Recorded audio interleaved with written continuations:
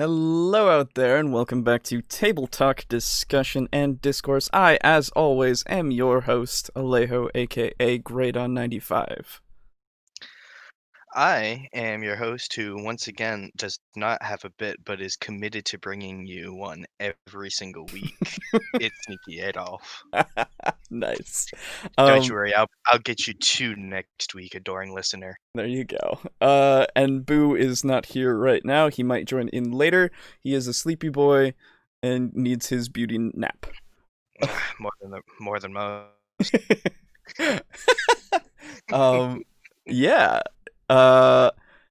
So today we have come back to D&D with another dumb video by XP to level 3. Oh, I wouldn't quite say it's dumb. Well, the title itself has dumb in it. That's what I mean. Not that the video itself is dumb. I think the video itself is fine from what I can remember. But then again, I've been burned before. Yeah, I'm pretty sure I saw this before, and I recall for the first 3 quarters, Mm-hmm. when I watched it, I was like, yeah. And then I got to like the 75% mark and I started going like, no. Mm-hmm. And then around the 85% mark, I clicked away. Oh, okay. As does seem to be the case with most taking 20 at speed level 3. It's everything that isn't the guides to the classes that I'm like. Yeah, the dude, I wish he did more of the guide videos. Those were Me too. fantastic. Yeah, they're fucking great. I assume he's still gonna be doing them. It's just I hope so. he just hasn't yet. Even if he's doing like guides to the classes while laying down on the floor, as does seem to be his shtick now, it could still be like a weird take on it and could still be super fun. But yeah, let us get into it. This is Intelligence is Dumb D&D 5e. Here we go. That's an oxymoron, you say as you click on the video, realizing that it is I, the true moron. What's up? Back at it again with another clickbaity topic title. So recently, I've been playing Dungeons and Dragons, and I've been talking with my players, and I was like, hey guys, why do you all have such low intelligence? And they were like, just picked it. And I was like, huh, that's strange. And then recently I was also making some characters of my own. I was just, making characters. And I was like, man, I'm just gonna put the low stat in intelligence. And then it kind of clicked in my head. And this isn't, Jacob trying to be like new hot take. This isn't supposed to be like a hot take. This is just like an observation. If you just look at my channel, it just looks like I just want to shit all over this game. It's not. I just have a lot of ideas. So I was thinking about it, and I really. Okay, so first, you don't have to apologize to Wizards of the Coast.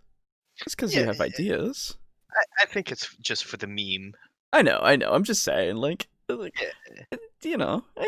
one of those things. You don't need to do it. That being said, at least he is self-aware. Oh, yeah. He's like, another clickbait title. Now, I want to see when this came out, because I think this came out before all the other ones, to be fair. Yeah, this is fairly old, I think. Yeah, let me just search right here. Intel. That'll get me what I need. Nope. Int? There we go. 11 months ago. Yeah, so, and then if I just search dumb, I should find a bunch of, yep. Yeah, 7 months, and then 9 months, and then 4 months. And it wasn't until the more recent ones that he started getting into the more sketchy territory. Yeah, the more this, I don't know about this. Yeah, Dispel Magic was 4 weeks ago, like, fucking all this shit. Yeah, he went, more of the observational and like started going more into the hot takes. Exactly. And he even has like a little series that goes over hot takes. And I don't know, I haven't watched it, but I've seen that he has like 3 videos on that where he's like, people send me your hot takes and I'll read them. I haven't seen what he does with them, but I assume he like dissuades from them. ostensibly would read them. Well, I mean, other than that, I mean, it's got to be more than that, right? Like, reacts to them in some way, and then perhaps presents a counterpoint. I don't know, or agrees. Yeah, but I don't know. I'll look into them at some point and see if they're of any use. But yes, let's continue. Realized that we don't really use intelligence that much. Unless you're like a wizard or an artificer, intelligence is just like...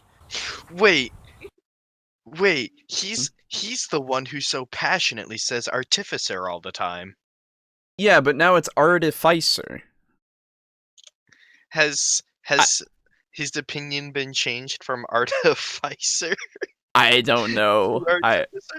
I don't know, man. This is again long ago, and now he says artificer. Yeah. No, he said artificer even before this. What changed in this one? Yeah. I think I remember he was going over another class, and he said it in that class's video.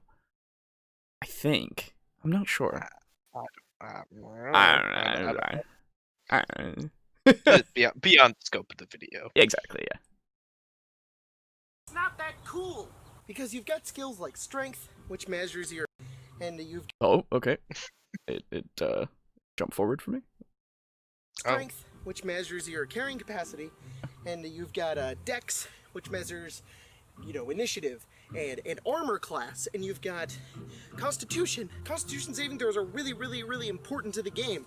Almost a lot of spells and a lot of monsters require Constitution saving throws. And it also, measures your hit points. Wisdom also affects perception and some of the most valuable skills in the game, like medicine and insight. You know how many players use insight and charisma. Charisma's the people like you skill. Everybody tries to have good charisma, at least.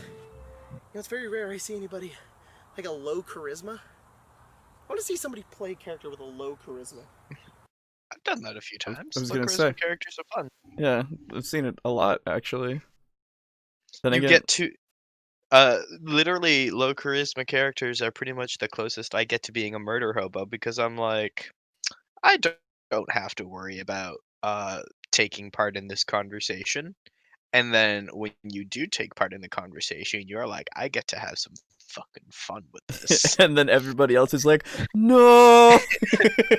Like, I believe we talked in an earlier episode, Mhm. particularly about splitting the party, I think it was, Mhm.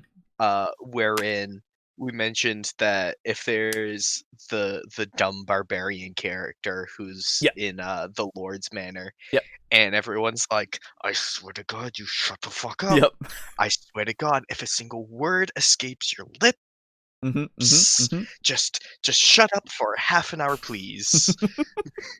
And then you're in the Lord's Manor, and then everything goes well, as like he's just standing there picking his nose, watching. And then as you guys are dismissed, he takes his finger out of his nose and goes, actually, and you get to watch every single player around the table go,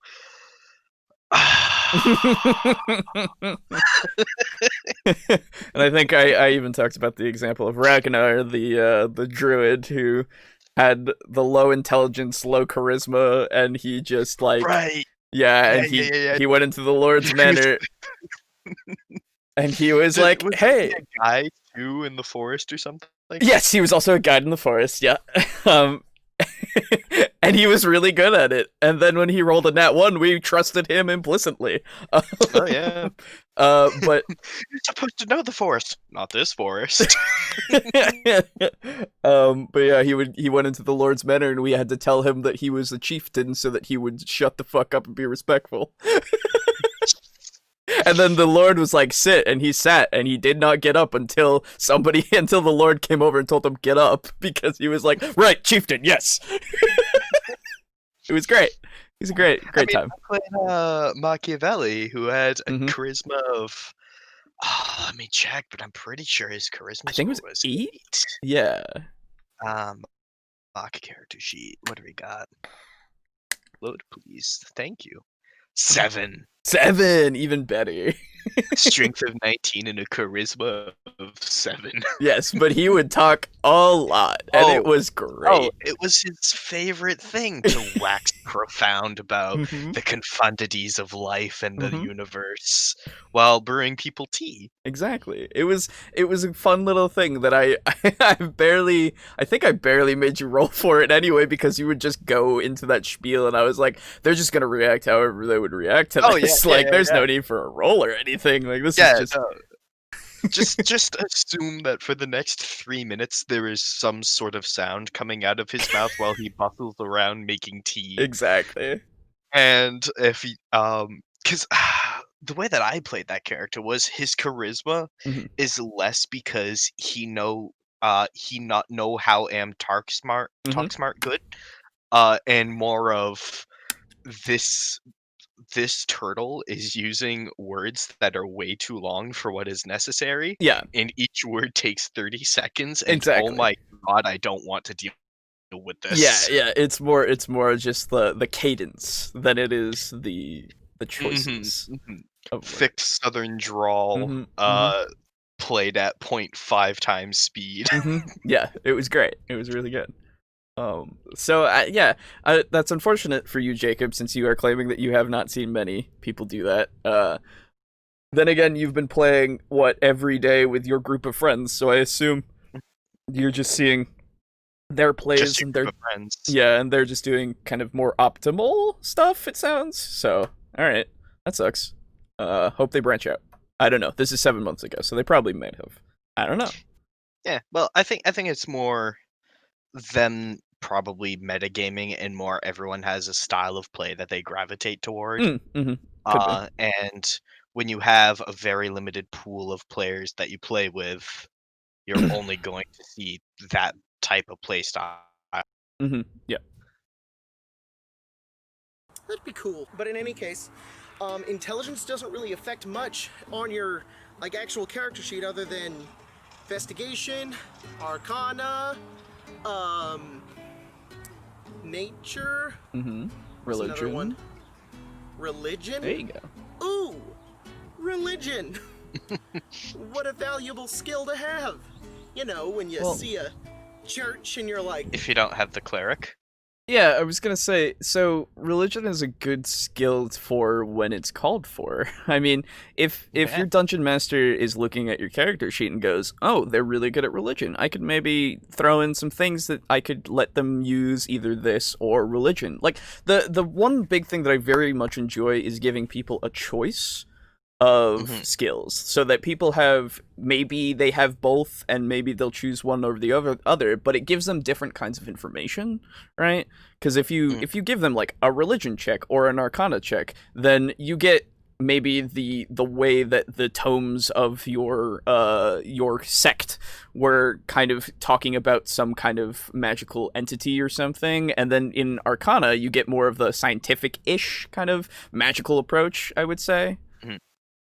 Yeah, you do also have potential for there's been this shady cult that has been influencing the town's directions in a sort of Illuminati sort of way, that we think that this is the right direction to take the town.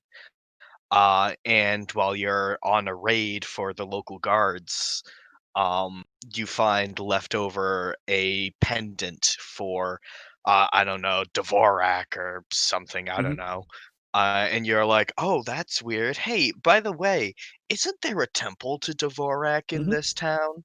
And then that's your next lead. Exactly. Yeah. It's a valuable skill to have. Though, I mean, obviously, I don't know if he's just being more jokey about it or not. I don't know, but it seems that he doesn't value religion as much. Heretic! I wonder what that is. But you're really just doing it for the roleplay? Logan was actually telling me, it's like a roleplay skill. You have high intelligence, you have to roleplay that you're smart. And it's all of them are roleplay skills. If you have a high charisma, you gotta play up that high charisma. If you have a high strength, you play up the high strength. It's the same thing as every other skill. Why doesn't intelligence have some kind of really cool, like, passive, awesome stat in the game other than being a wizard and being able to read fast. So I was thinking, I was like, I typically actually do give something if someone has really high passive perception. Right. Then as they're traveling, I'll be like, oh hey, by the way, you recognize that plant down by the river as this, Oh yeah. uh, and it's really good for cooking. Well, Or okay. oh, So there's this which is good for poultices. yeah, it's one of those things of intelligence used to be way more valuable than it is now. Citing 3.5 as we do.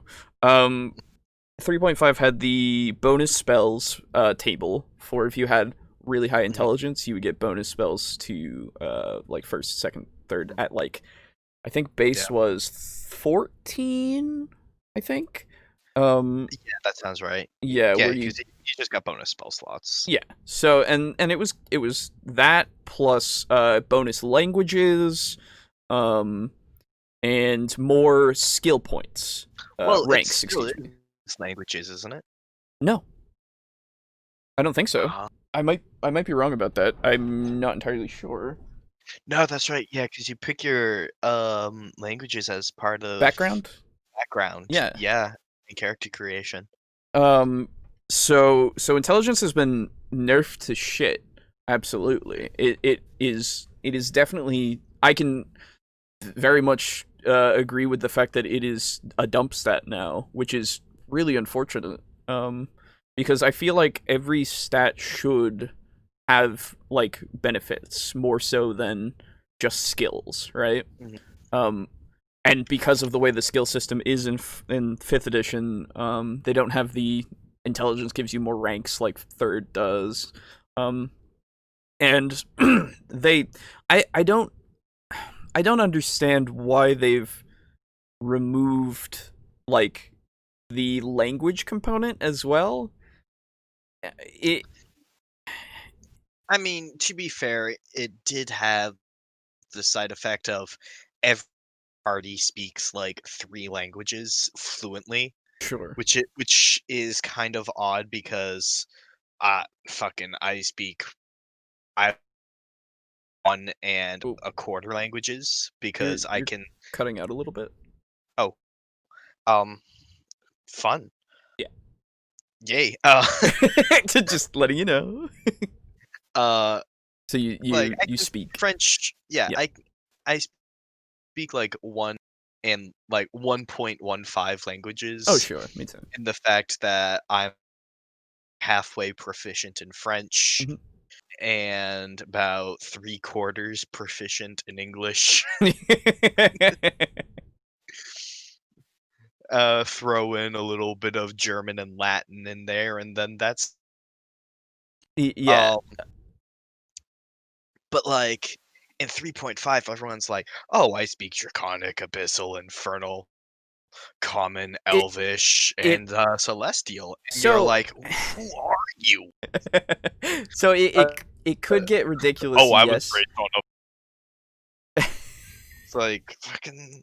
Why do you know this? So I would say that that is heavily like you could taper that easily, right? Where the DM's like, okay, you're in this area, you would be able to know these languages. Um so that there's not that whole creep of, you know, all of this like I know it unfortunately would limit the ability of having that bonus like because if you had a +4 to your intelligence you could get 4 more languages and that shit's like ridiculous, yes, but it's also I feel they are exceptional because you have an 18 intelligence that is 8 Yeah. points above the base 10 which every commoner has, right? Yeah, you're 4 standard deviations from the mean. That literally Exactly. puts you at less than 1% of the population. Exactly. So I never saw it as anything that was too ridiculous because I was just like, yeah, okay, Yeah. you're exceptional people. Like this is fair enough. Yeah. Yeah, because like what is it?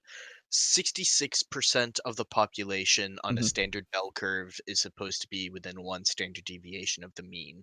Sure. 98% is supposed to be within 2 standard deviations, and 0.5% is within 3 standard deviations. Sure. If I recall, fucking let me look up bell curves real quick. Yeah, go for it. Which is why when your character have a fire of +6, it's like, yeesh, that's half Thor Bjornsson levels. Standard deviation. Oh, go on. I was gonna say, I'm just looking for.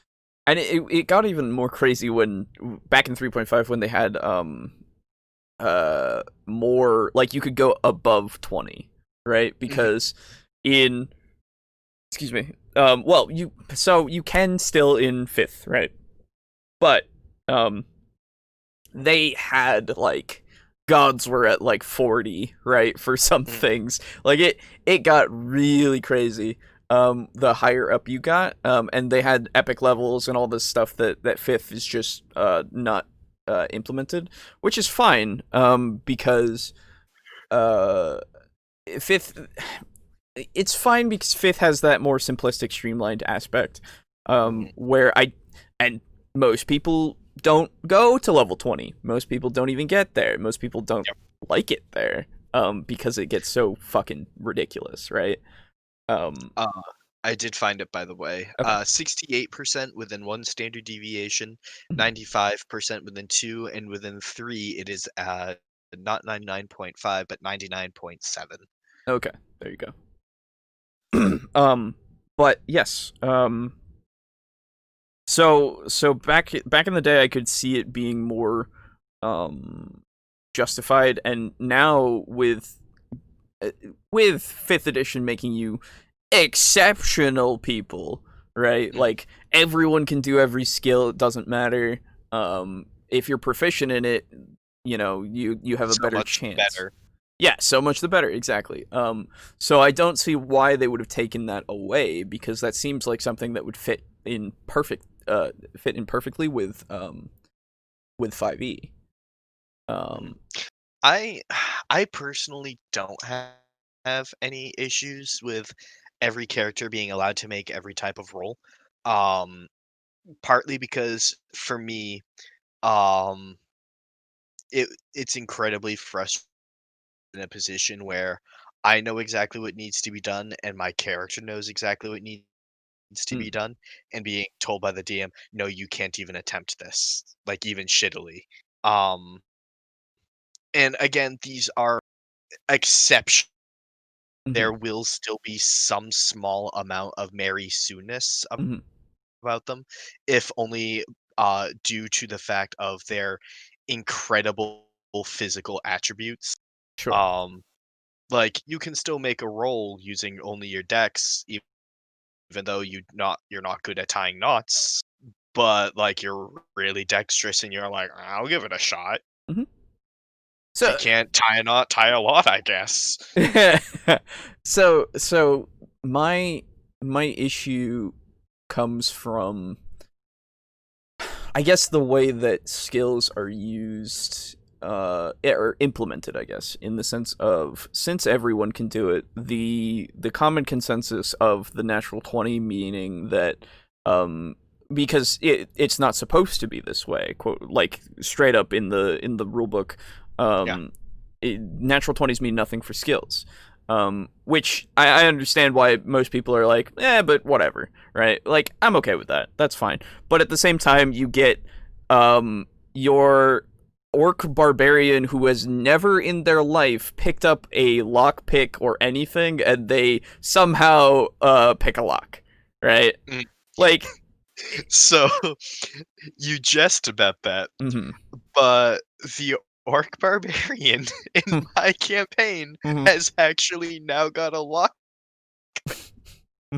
because he net 20 to lock. I mean, and I described it the way I described it as was you you try using a bit of straw that you pick up off the ground, and then that doesn't work, so you start, like, jiggling the lock, like, with your hand, and after a while of, like, shaking it up and down, it finally just kinda breaks in your hand, and you have successfully picked the lock. So let me actually take it back. Lockpicking isn't technically a skill itself. It is a tool proficiency that anyone could learn. Let me instead go for the wizard who has a strength of 0 being able to use their athletics to jump across a ravine that they otherwise could not. Yeah. I'll go with that more so. That becomes kind of ridiculous. And like again, I understand exceptional people, and you could maybe, I don't know, describe it differently so that it works out. If you really want it to, but at the same time, I think there should be some limitations so that you have people relying on each other more so, because if you have everyone able to do anything, then why would you rely on anyone else to do something specifically? I know they're better at it, right? Hence does come the important part of anyone is able to, if they're incredibly lucky, probable to. Sure, that's fair enough. But I think, honestly, most people kind of give it to them, you know? Yeah. The way I read this on Reddit the other day, and I wish I had the link in front of me. But there's a certain style you can take with nat 20s and crit successes, which is and it's sort of something I've been doing for a while now. The lockpick, in case being an example of this. Sure. It does not mean you succeed at exactly what you are trying at, but it does mean that you are more the best possible outcome, and that is not the same thing. So, trying to pick the lock, for instance, as an example, you don't pick the lock because it's ridiculous that you would pick a straw, having never touched a lock before in your life. Sure. But best possible instance is you're trying to open this lock, like jiggling it with your hands, and eventually you just kind of snap the lock. Sure. The lock is open. Sure. You've achieved your goal, not the way you imagined though. A wizard jumping over a cliff, for instance, is still gonna fall if he had, but he may fall in a tree. Okay. So I would say, for me personally, I think that if I were to give that barbarian a chance at picking a lock, I would ask them how they go about doing it, and then I would call for a roll that I think would make sense for that. So, in the sense of, because like, no matter, I mean, no, so that's not true. If they have the dexterity, right, then they can absolutely attempt it. If they describe that they are taking something that is small and trying to pick into the lock and move the tumblers like that, then I would be like, oh, absolutely, okay, go for it, try it out. I should also mention this orc does, because of a certain magical item as well as a good dex bonus, has a total of +4 to dex. Okay. So absolutely, if they're at that point, then I would say sure. Because it kind of, for me, has to make sense within the role as well. Because if let's say the wizard, sorry, let's not use the wizard again. Let's use what's not dexterous. Everything needs dex, but what's not usually dexterous? You could make the case for fighters, barbarians. Yeah, but they all can use it really well. They can use it really well. Barbarian, you think shirtless, big weapon, hit me. Yeah, that's basically why I took the barbarian aspect. Warlock. So, they're another caster. Okay, so let's say specifically then the barbarian did not put anything into dex. They have 10 in dex just base because they're just like fuck it, don't need the dex, right? If they nat 20 something dexterous, you can describe it that way so that it makes sense that they used their dexterity and they got it that way, right? I wouldn't personally have said that they broke the luck with like a strength kind of sounding thing, just because they were trying not to use their strength. They were trying to be dexterous, you know. Yeah. But I understand why you would put it that way in that context. It's just one of those things where I don't know, when I very much want it to be more of an instance where people will ask their characters, like have their characters ask the other characters to help them, so that you have that more bonding kind of moment where they know that maybe they should leave this to this guy who's been proven to do it more often, and then if they can't do it, then they show him up, you know? Like, I don't know. Sometimes too, you don't relying of always having your party around isn't necessarily the soundest either, Sure. because there will be times when you are caught out. Absolutely, and in those cases, you do whatever you try. You can try whatever you try to do. Absolutely. It's not. I'm not saying like if the situation itself changes, then you should just not try. Right? That's not what I'm saying. I'm just saying like in those certain situations where you have that ability to rely on somebody who's like more reliable than you are at doing something, then I feel like the incentive should be there, right? So I guess I'm both okay and not okay with everyone being able to do everything, you know? As with most things, both benefits and drawbacks. Exactly. Yeah. Anyway. What can we do to make intelligence a little bit more cool? Why can't we do something, you know, kind of interesting with the stat? Well, I was looking to the older editions. What did the older editions do with intelligence? Intelligence affected your skill points. Ranks. Do you remember? Yeah, do you dude. remember 3.5? Or those of you that still play 3.5 in Pathfinder, you're just like, yeah, Jacob, I do that all the time. Starfinder does it. Intelligence affects your skills. It makes sense. The bigger that brain is, the more you can learn stuff. You know, in 5th edition you have proficiencies, and, you know, that makes the game a lot simpler, and that's really, really great. But what I really liked about those old editions is that you could really, really focus your skills into something that you liked. Hell yeah, dude. Yeah, exactly. Plus 13 to move silently, my guy. Exactly. Like, this is the other part of when I was hoping to get to this. This is the other part of why I'm okay with everyone doing everything, but I want there to be that ability to focus, right? Because it makes it more rewarding for you to go, my big brain went, I want to move silently really, really well, so I really fucking thought about how to place my feet in such a way, and I've practiced, and I've got this down now as a tactic to do. Yeah, you know how to do the foxtrot. Exactly, right? Like, you're rewarded for doing that kind of specialty thing, and 5th edition doesn't have that. It unless you implement it, right?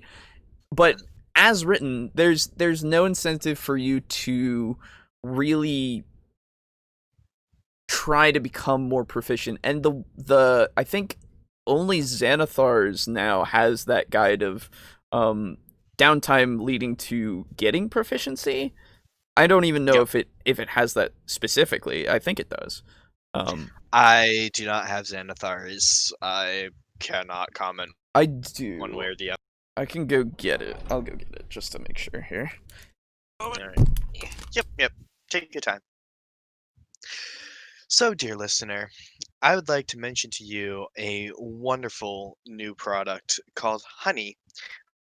Honey is a money-saving applet that allows you to save up to 10% on objects all throughout you can buy from the convenience and safety of your computer indoors. Basically, go on to Amazon.com and Honey will automatically Oh my god, you fucking no! Find for you. So, I'll I'm gonna ruin our chances with honey, right now. For maybe the eternity. I had honey for a while, and it gave me savings on one thing, and then it never did again. And I've seen many people say that. So, dunno. But I'll put that seed of doubt out there so that you know that we are not sponsored. But we are sponsored. No. If we were sponsored, I would make a big deal out of it. That is true. Yep. I would hear about it in the Discord almost immediately. I am quite excitable. And next response would be, cool, when do I get my Don't worry, I would make sure.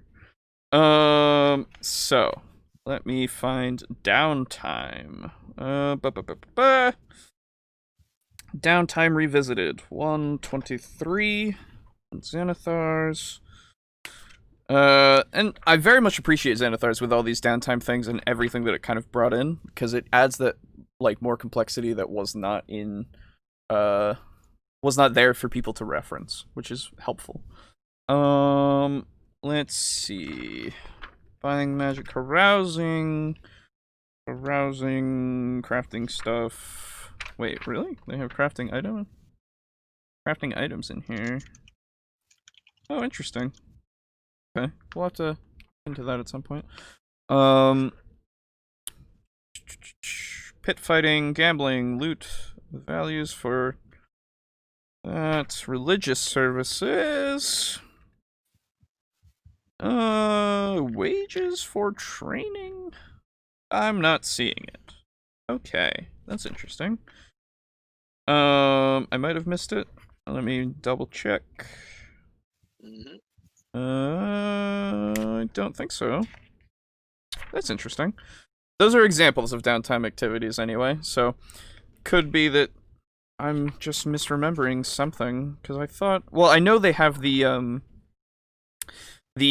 tools, skills to use with tools to augment, which was interesting, as far as I remember. And... yeah, okay, so I guess not. But I would say, personally, that if you're spending downtime trying to improve... and I did this for a character. He wanted to learn how to make dice and become more proficient in dice. And I was like, okay, yeah, it'll take you a while. It'll take you a few months probably, for you to really kind of get into it, to get that base level of knowledge.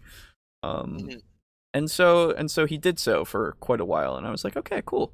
And after a while, he was able to make them, and he knew he was going to start making dice that were weighted, I think, and also, of course, as is the natural progression.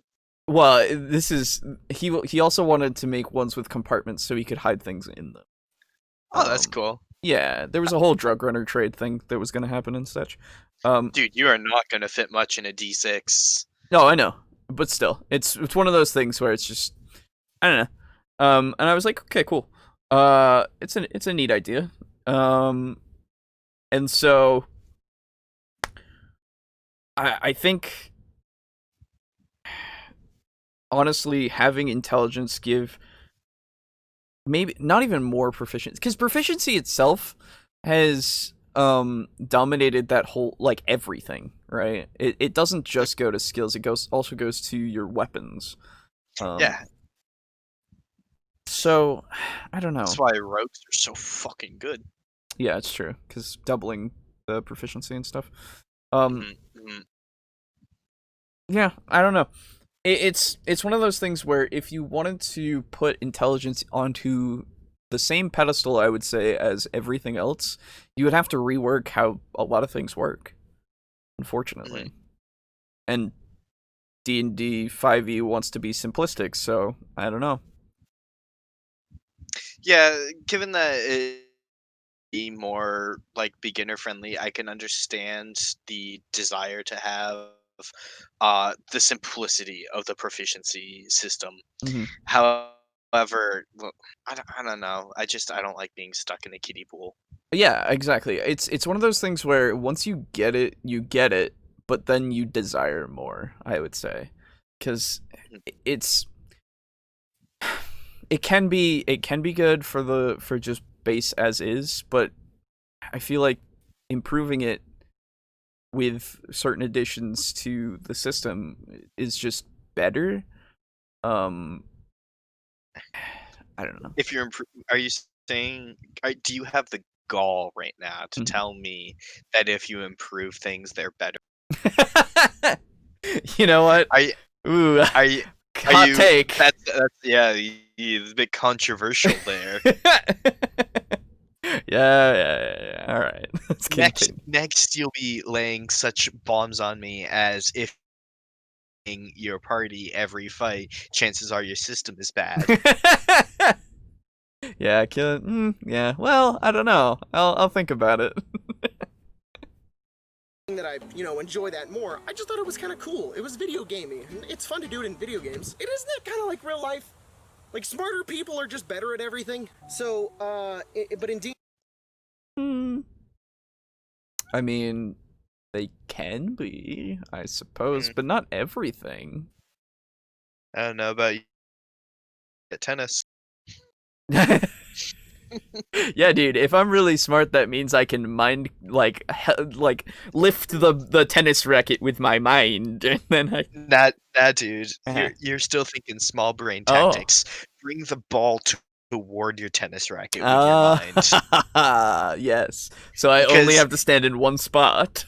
Exactly. It's not about like reflecting the tennis right. ball. That's going to take like that reversing of inertia is going to take too much mental power, and you'll be drained after 3 or 4 volleys. At least for me with my smooth brain. But if you can curve the ball toward a certain point where you know it's going to be, and then just fucking whale it with your racket, then like there you go. Yeah, absolutely. Or even as the opponent is about ready to hit it with their racket, just make it take a quick dive. Yeah, exactly, dude. Never play tennis against a psionic. No, God no. It's more of just kind of a roleplay stat, or you're better at investigation, you're more like Sherlock Holmes, or you have better fact knowledge is all it really is. Wisdom is a more important skill in terms of of numbers. I'm not really trying to make this like a numbers I would say game. IRL too. Being clever is more important than being intelligent. Like, that is solely how I make my way through college. Is I don't know anything that I write about, but I'm good at finding things to back me up. There you go. Like, I don't know what's right or wrong, but I know where I can find it. That will get you through college. Yep, that's fair enough. Where it's like, it doesn't matter unless you have numbers on your sheet. It's more like there are some players who don't realize what the skill can do unless it has numbers on your sheet. Because, sure, you and I, we're cool D&D players. We know how to make intelligence work. Thanks, Jacob. But you and me against the world. Thanks, Jacob. I'm glad you think we're cool. I called him Jacob because he is my friend. Exactly. I mean, he just confided with us. To be fair. Yeah. Like, come on. Jacob was at my birthday party last week. Oh, wow. Yeah. Sometimes I get newer players who are like, what the fuck is the point? It's like, well, you're a fighter. Oh, okay. It skips for me. Okay. Newer players who are like, what the fuck is the point of this stat? It's like, well, you're a fighter, so I guess you don't need intelligence. Doesn't matter. Just put an 8 in it, and you're dumb. You could be like Grog. You just be like, I can't read. And then you can't read. Isn't that just a funny trait? Getting back on track to what I was talking about, I came all the way out. You know who was a really cool fighter character that had no intelligence and didn't know how to... Who? Sir Davos. Oh, you cut out. Sir Davos. Oh, yeah. That's true. Like, he didn't know how to read, but he was one of the characters in that show. Yeah. Oh man. Remember Ex-soldier when he was good? fought in multiple wars. Remember when Game of Thrones was good, man? It's so hard to look back and really think about it, but I can remember a few seasons where the writing was good and I actually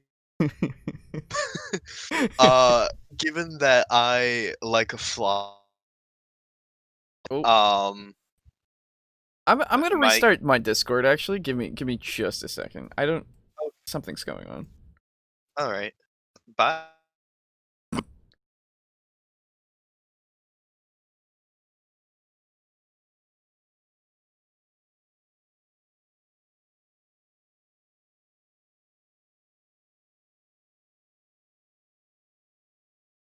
Okay. Hola. Oh, there we go. Okay. Hola skinks. Hola skinks. Yeah, I don't know. Something's going on with it where it's not lighting up and such sometimes, and I don't know. Weird. Yeah. Anyway. So, given that I, like a fly, am drawn to shit, Oh. I watched the first 2 seasons of Game of Thrones before deciding I did not care. Sure. Like, it was alright, but whatever. I Mhm. didn't really care about a lot of the characters. And then I was like, I'll give it another chance, I guess. Mhm. And I got through season 3 and halfway through season 4. Sure. And that was my first attempt at Game of Thrones. Because it was good enough to, like, kind of keep me going, to keep me invested. And unless if I was doing 7-hour binge watches, not a thought in my mind about Game of Thrones. Give me a second. I'm gonna change the region. Maybe that'll help with fucking everything. Okay. Now we are in the south. I said now all us gangs. So from 7-hour sessions, a Game of No, not a it's not helped with your end. You're still cutting out. now, no, don't make me repeat myself now, boy. Well, So unfortunately, I'm gonna have to because you keep cutting out. it's still lighting up on my end. Yeah, I don't know, man. It's Discord's being weird today, I guess. Oh. Don't leave me. Oh. Hello? Hello. Hello. Hello. So hopefully, I don't know, do something. Eh. What was I gonna say? Yeah, so really didn't care about watching it, and then season 8 was awful. I was like, from episode 1, borrowed my friend's HBO subscription, started powering through it. And I actually really liked it the second go around. Oh, sure. Got to season 8, that was a wonderful slog. It like a death march where you're feeling the burn and you're like, you know, this hurts, but do it, boyos. Are you okay? I'm sorry. Are you downloading anything at all, or is something? No. Is something? Because every few words, man. Every few words. Hold on. Okay. I don't know if it's my. Let me try this. Okay. I don't know. I'll just go around generically, like generally closing things, and Yeah, I'm not downloading anything. Yeah, I don't know, man. I just, for me as well, like it. I don't know. Let me open and subsequently close Origin. That sometimes helps. Okay. Yep. Good. Deleted that thing off my fucking system. Fucking piece of malware. Yep. Bad. Close that. Can't close Chrome. Close that. Alright, that's the best I can do for you. Yeah, it's. I mean, we're just gonna have to deal with it, unfortunately. I think so. Anyway. Okay, so having now lost sight, I watched Game of Thrones. Didn't like it the first time. Liked it better the second.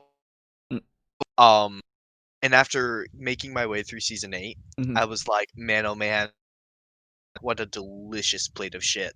And I was like, I'm gonna do the opposite of what most people do, which is they rewatch the first 2 seasons, uh, and instead, I'm gonna start watching the 8th season uh, again. oh, Oh boy, was it deliciously bad. oh no. And I lasted 15 minutes. Yeah, yeah, yeah. God, fucking. I saw the wall fall and I was like, I don't care. Because I know this doesn't matter. Yeah. Yeah. I have no idea what relevance that is to the video that we are watching because Well, I've started and stopped this point so many we times. we were talking about low intelligence characters and Davos being a good fighter, low intelligence character. Yes, and you mentioned remember when Game of Thrones was good. Yes, yeah. We could talk all day about that. Oh man, we I could. would be so down for starting another podcast about Game of Thrones. Like actually. Yeah, that's fair. Maybe. I don't know. We'll see what we might just branch out into other media just from this one, honestly. We could make TableTalk about storytelling in general. Yeah, we could. And in general, and then we could fillet Lord of the Rings even more. Ooh, yeah. Ooh. Always good. Mm. Always a good time. I'll actually have reason to finish the 3rd book. Oh man, I remember finishing that once, like a long while ago. Loved the first 2 books, and like the 3rd book was such a fucking slog.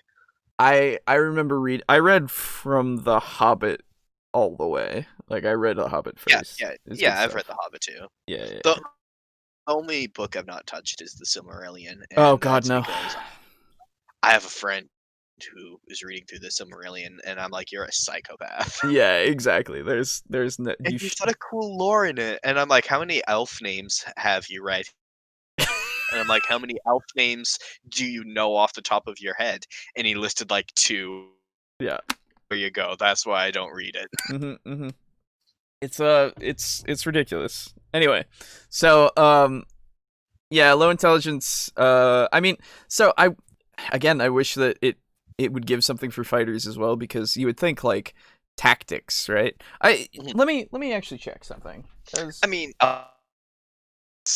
use intelligence. Sorry, what? Eldritch Knights use intelligence. That's true, they do. But if we're thinking generic fighter, or sorry, not magical fighter. I thought, and I might be incorrect, but true intelligence is that the real magic was the friends we made along the way. Ah, yes, of course. Let me look at and all the orphans we made. Yes. Okay, so I would think, right, that it would go into either intelligence or wisdom would go into Battle Master and that DC, but it doesn't. So never mind. Because you would think. I mean, you can always make sort of like a Napoleon-esque character. Oh, sure. Who has battle tactics and siege warfare for like the past decade. Mm-hmm. And then, unfortunately, because siege warfare is dungeon crawling, he's like, what is this? It's true. Set up a skirmishing line versus a rust monster. Yeah, exactly. And so I mean, I don't know. Intelligence is one of those things that I feel like whatever 6th edition, whenever that comes, because it's probably going to at some point. I hope they do something with it again, because man, I miss it. The park and the tree to tell you should try giving people extra proficiencies with their intelligence modifier. Hey Jacob, that sounds really dumb. Basically, my idea would be you have an 18 intelligence, you have a +4, you could use each of those points, those 4, to get an extra skill proficiency, or tool proficiency, or even a language. You would just be smarter, and it would literally mean something on your character sheet other than being able to go, oh look, Moradin. I know that guy. But Jacob, what if you have a negative? What if you have an 8 and you're stupid? Well, by my thing here, you would have to lose a proficiency. Now, I know that's like, don't, this is 5th edition. We don't give anybody negatives anymore. Yeah, which sucks. Stupid. Like, This is a safe space against negative modifiers. ew. Oh no. No, but I think honestly the idea of having it like it so I think it would be better to have it give more proficiency. Maybe I don't know. It's one of those things where you'd have to like look through it and practice how that happens. Yeah, I'm fine with giving C's. I think that's pretty cool because it's more or less the lesser, I guess you could say, to more ranks. Yep. It's as close to that as. I'm pretty 50-50 on away from players. I probably wouldn't use that baseline for a 5th edition campaign because when you think of 5th edition campaign, you think the words 5th edition sort of come with a, I guess you could say, expectation or a certain mental of what your power level is more or less going to be. If you want to make something more and less like, oh, we're uber strong, absolutely take proficiencies away.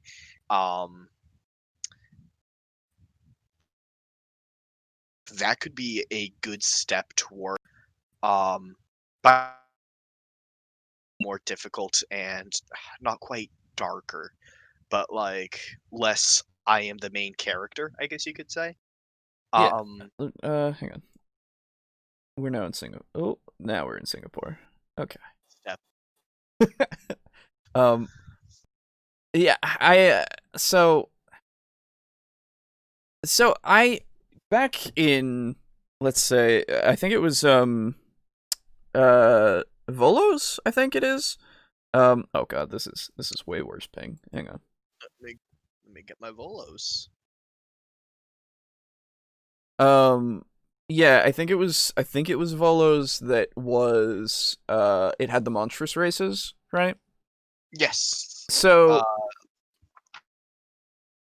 yeah, because that's when they had the Tabaxi. Yes, and they have orcs in there as well. And orcs they were the only thing that got a negative. Which was a -2 intelligence, a -2, I believe. And then they changed it again when they put out Ravnica. And I think Ravnica orcs don't get a negative at all. But yeah, correct me if I'm wrong about that. I'm looking at page 150, and they have no negatives. Lizardmen? No, lizardmen don't. Yeah, only increases. Kenku only increases. Goliaths. Furbolgs only increases. Asimar only increases. They don't really do negatives. Oh, Tritons. Maybe they'll have a negative. No, they don't. Maybe they'll have a negative. Nope. Is it not that book that had orcs and hobgoblins? Nope. Really?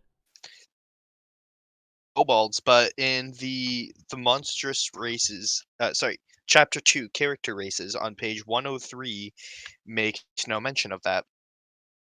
I could have they do talk about kobolds and stuff in here, Yeah. But I don't think they had them as a playable race. Let me check. I swear I remember this. Hold on. Let me also get my But them, I think, PDF. they talk about them right after hags, I thought, because it's beholders, giants, hags. Character races. Monster. Let me check monster. Yeah, it was. 20. Yeah. Oh, orc traits. Here we go. Yeah. Kobold Okay. traits. Go. They they consider them monstrous, which is weird that That's what I said. aren't considered fucking monstrous. Only increases. Hobgoblin increases for both. Oops. Called strength score reduced by. Okay, you cut out a bit. Go on. 19. Strength score reduced by 2. Yeah. Okay.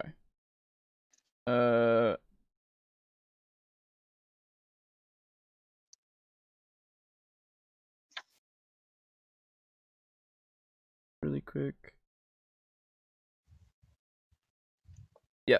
Kobolds had that reduction. I thought. Yeah, orcs. There we go. Yeah, Intelligence reduced by 2. Yeah.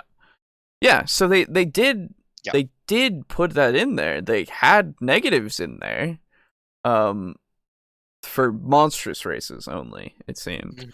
And we played 3.5, so I was used to the idea of specific races are better at specific things, so they get the negatives and stuff. And I was like, okay, fine. When I saw 5th edition for the first time, I was like, everyone is just better? Okay. Yeah. Everyone has that good old base 10 or base whatever they roll. Yep. And then from there on, things. You could also do that. Everyone has base 10 in every stat, and the only pluses that they get are what they get via You could, I guess, yeah. personal, but it's also an option. Well, that would be so point buy is usually Yes. the way that goes, yeah, with the base 8s and then buy from there to a max of, what is it, 14? I think so, yeah. I've used point buy in 5th edition once. Yeah, I rarely see it. Yeah, it was a in I remade mock because I wanted to see the difference. 3.5 war turtle monk. I almost said war turtle. Yeah, I know. I heard you. Yeah. Between a 3.5 turtle monk and a 5e turtle monk. Right. Yeah, I don't know. I think that it's fine if you start giving negatives. I feel like it's fine if things are taken away. It just makes it so that you use things like it just means that you aren't like you just aren't as good at something, which is fine. Did you mean can be not above average in something? Right? Exactly. Like it's so I don't know. I understand that 5th edition is super like power oriented for the characters and stuff, but at the same time, I also think that's boring. Like, I don't know. It's fine. It works, and I don't know. I play 5th edition, and it's fine. It's just there's some things about it that I'm just like, doesn't need to be this way, but okay. I don't know. Hopefully, we'll skip from 5th edition straight to 7th. Oh, uh-huh. And 7th can be 3.5 times. Times 2. No negatives.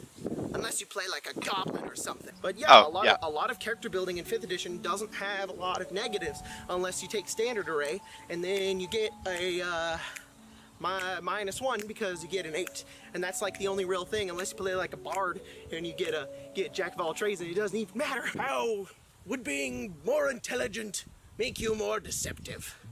And it's like, well, okay. It doesn't necessarily have to do with the fact that you're more charismatic. It has to do with the fact that you're more like, you know how it works. Your brain's bigger. You understand it, you know? Smarter people tend to understand that kind of stuff. The big-brained people, they get it, you know? They're all on Reddit, and they Okay, before we go into Reddit, Jesus. No, I was gonna say I agree with this because you're able to analyze and see more of the social cues, and you're able to take advantage of that, right? Like that makes sense to me if you're making your deception better. Sure. Deception is one of those things where I'm all right with using various types of skills in order to succeed at the check. Oh, sure. If you're appealing to more of like, oh, my character has a lot of street smarts, then like especially if you know the area well and you're like, oh well, 2 streets over selling the good stuff, then like yeah, go for wisdom. If you're trying to like appeal to some guards or something by attempting to be a noble, then like if you're really putting on an act to like impersonate a noble, go for intelligence. Yeah. Because that determines how well you're putting on an air or doing an accent from the region that the noble is from, stuff like that.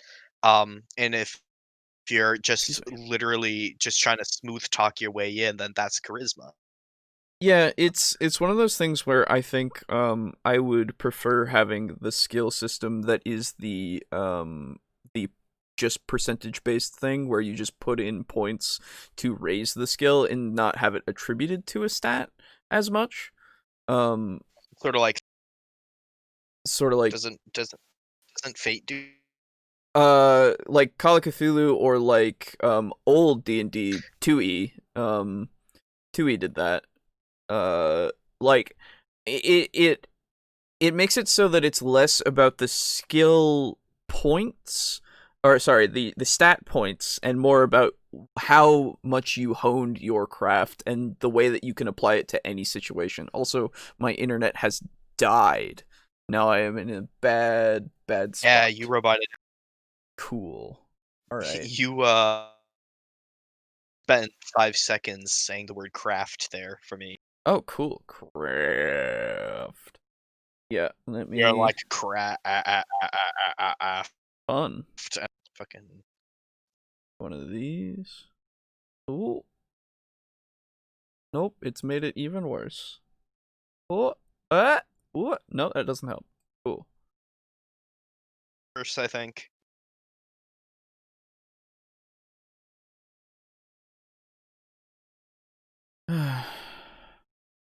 Hang on.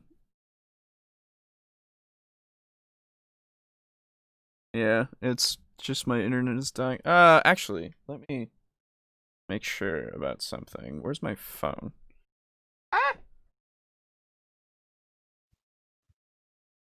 Because it might be that. Oh no, we're better now.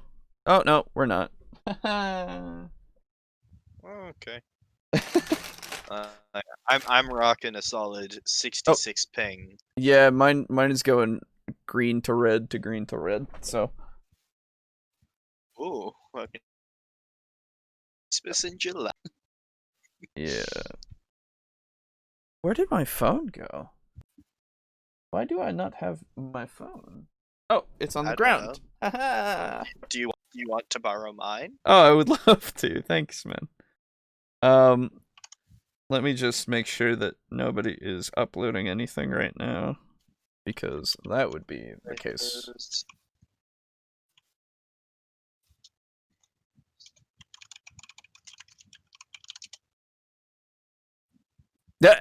No, no.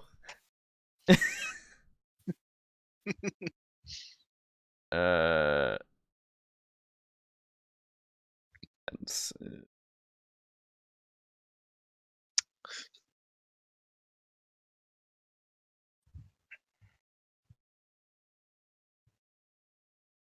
Okay, better now. But yes. What was I saying? I don't remember. Clue. Cool. Let's continue. everything. but in any case, it just means you're more skillful. It just means you understand how to do things more. I remember now. Going into the using skills as using the putting in points and doing the Yes. percentage things. I think, like, I don't remember entirely, so someone can correct me if I'm wrong. I'm sorry, let's right. But in 2E, I don't think it was strictly based on a stat. It was you had a certain number of points because of your intelligence that you could put into the skill. So it did rely on a stat to get you those points, but I think it more so was just a situational thing. Like, it was, you had wrestling or like survival, or sorry, not survival, tracking through forests or something.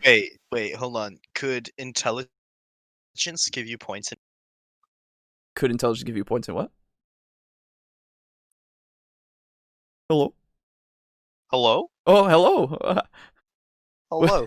Could intelligence give you points into wrestling? Well, it was like ranks, but it was point. I think, I'm not entirely sure. I would have to do How some digging. But how does intelligence give you points into wrestling? Do you just watch a lot of so, and then pull a suplex out your ass? well, it's one of those things that I would again go, how does intelligence give you ranks to anything, you know? Guys, I've been personally trained by Stone Cold Steve Austin. It's weird.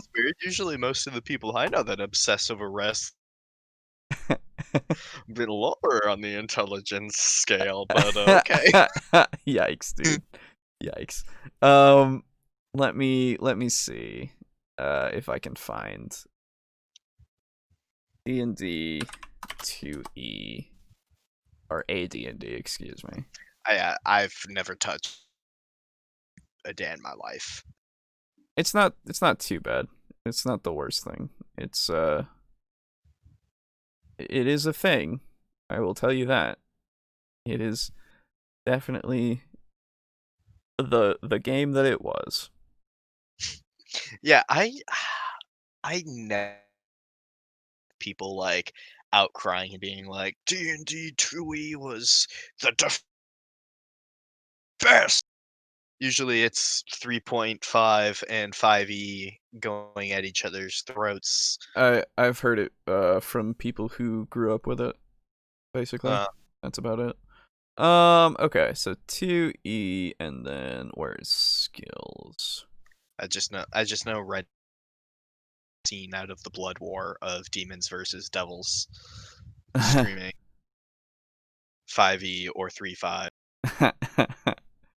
Let's see. I think it's 74. Hold on. Apologies, those of you listening. This is important. Fortunately, here we go. Secondary skills. Wait. No. That's not it. Oh, here we go. Non-weapon proficiency groups. There we go. Yeah, they had stuff like appraising, disguising, gem cutting, like a bunch of weird stuff that was for rogue specific. They had general proficiencies and then those that were for specific classes. And these were they had like a whole slot system basically, and I think it was the amount of intelligence you had depended on how many slots you had basically for skills. That might have been it. I don't remember. I don't want to read through all of this because it's a lot of like it feels like a wall of text just from looking at these books because there's no color in the background. It's just a white page with some red text, but it's mostly just black on white, and I can't look at that for too long without going, I need to do something else. But yes. So I don't know. It to me at least, I remember it being less because of a primary stat and more because of the amount of skill points you put into it. Mm-hmm. And that I think is a better option just so that you can use them in those more generalized factions instead of like it's always charisma. No, it's sometimes using your knowledge of the area, like you said, to then go into how you would deceive somebody that way. I don't know. Yeah, like that is one of the things I do think 5e did well is allow. Granted, it is an optional rule; it is not wrong. But using different, it encourages, I guess, creative use of Sorry, you cut out which a you could bunch. get. What? Like, so you use Oh boy. and this isn't my end this time. I'm green. But using different skills, or sorry, different stats for different skills is what you were saying? Yeah. Yes, that's one of the things I think 5e did well. As far as I remember, the only time where they do that is for intimidation. They mention intimidation as an example. Let me check my PHP. Not necessarily.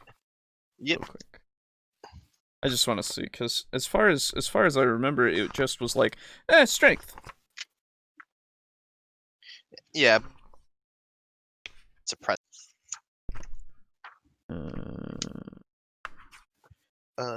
Part 2, using ability scores 174. Yep. Hiding. Charisma. Yep. Check rolls and damage. Finding a Charisma. hidden object. I'm not seeing it, but I know it's there somewhere. Oh, here we go. Skills with different abilities on page 175. Normally, your proficiency in a skill applies only to a specific kind of ability check. Proficiency in athletics, for example, usually applies to strength checks. In some situations, though, your proficiency might reasonably apply to a different kind of check. In such cases, the DM might ask for a check with using an unusual combination of ability and skill, or you might ask your DM if you can apply a proficiency to a different check. For example, if you have to swim from an offshore island to the mainland, your DM might call for a Constitution check to see if you have the stamina to make it that far. In this case, your DM might allow you to apply your proficiency in athletics and ask for a Constitution athletics check. So if you're proficient in athletics, you apply your proficiencies bonus to the Constitution check just as you would normally do for a strength athletics check. Similarly, when your half-orc barbarian uses a display of raw strength to intimidate an enemy, your DM might ask for a strength intimidation check even though intimidation is normally associated with charisma. Yes. Okay. It is just an example. Yes, fair enough. Okay, yeah, that's fair. Then I would say good. That is good. So yeah, I guess it's not as much of a problem if they have the example being, hey, you could do it with whatever. Okay. It encourages creativity. Yes, which is good. It encourages play to their strengths. Mm-hmm. So they'll be like, hey, like I'm really strong. Can I try to like brute force my way past it? And for me, it's almost sort of reminiscent of Shadowrun. Oh, sure, yeah. In that regard, where it's like I may not be good at this, but I remember Mike's character he wasn't good at, but he was good at brute forcing his way through things. Yeah, exactly. And it's sort of a play style I like of recognizing your limits, but also your skills, and going, how can my skills? Yeah, exactly. Yeah, so that's good. Good job. Good job, 5e. Good job. Yeah, but that's why I personally think every character should be allowed to roll every type of skill. Yeah, it makes more sense in that context, definitely, which is good. So I guess I'm more okay with it now than I was before. Again, I don't believe in like the half-orc barbarian who has strength being his really good score, using strength for every single role in the campaign. Oh no, of course not. Fuck that. Yeah. Like if it's relevant, they're like, oh, can I use my strength to try to do this? Like, that's fine, but yeah, definitely not a situation where, oh, can I lead with strength? It's like, no. Yeah, exactly. Yeah, it has to make sense in the moment. It has to make sense with the skill. Anyway. I'm not saying you have to read it in a book, but maybe your character can come up with a cool... Oh. Maybe your wizard has a really good intelligence, and they can prefer they have that. What I Oh kind god. of Oh to, god, it's but jumping maybe around your for me. character can come up with a cool reason as to how they know that. Maybe your wizard has a really good intelligence, and they get proficiency in athletics. Why the hell would they have that? What I kind of equate it to is that you're kind of like they're on the talented, gym gifted team. person. Like, Yeah. the ones doing oh fuck, what's it called? Doing flips, gymnastics. Oh yeah. Okay. At the college. Yeah, it's less about strength and more about your nimbleness. Yeah, well, they're like, they got in on a sports scholarship, and then like they also have, of course, studying at a facility of. Oh. I would also say you can rationalize any sort of like intelligence giving you a proficiency. I mean, it's not all just read it in a book. It's the fact that you maybe did read it in a book, but you went out and you applied, what you learned, and you learned from that or anything like that. I feel like it's fine. So I like the idea of getting more proficiencies. Overall. I do agree that need a buff. Yes. Yeah. When you were a kid, you would climb up trees and books, and you just learned how to do that. When you were a kid, you would climb up trees, and that's when you would read your books, and you just learned how to do that, just on the side, because you were that smart. There's ways you can explain it. And I think what it really does is it really gives stock to intelligence. It makes intelligence less of just like I want to be smart. And it's more of like hey, I can actually use this skill to be good at something. Maybe I should think about whether I want strength or intelligence. Maybe I should weigh the options between perception and having an extra skill point. And they figured that out in the old editions. That's how it used to work too. Intelligence is a really great stat, even in Fallout. Intelligence affects your XP. It's so good to have intelligence. Basically, I just want to make it that it's good to have every skill. And then it's also bad to not have a certain skill, because then it realistically gives your characters flaws, instead of just being able to be like, I'm going to roleplay that I'm dumb. And in any case, that's my rant. The real, I don't know why I decided to come out here and do this. The real big brain move is to take a low intelligence as your top. I am a dumb, but so is my character. Haha! I know exactly how this works. People are like, wow, you roleplay your character so well, and you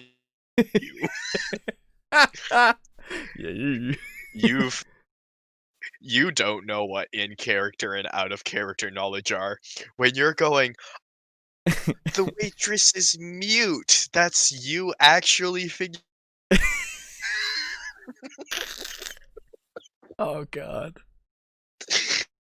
How long did it take me to figure out she was mute? Was it 3 months? Oh god, it was fuck. We weren't even in the town. No, yeah, it was later on when you guys had left that you figured out that she was mute. Yeah. It was, oh man. I fucking remember that moment. If you came to the realization, and we all were like, yeah, you didn't know that? And you were like, I just realized. And we're just like, what? I've been talking to her this whole time, and I figured she was just sarcastically like pointing at the board, and I'm like, all right, good enough, you're getting your point across. She has a chalkboard specifically that she writes things on, and then it's just like, well yeah, dude, it's a menu. Most taverns have something similar. I know. It's so funny. And then like when we're in the next town over, I'm like, guys, she's mute. Yep.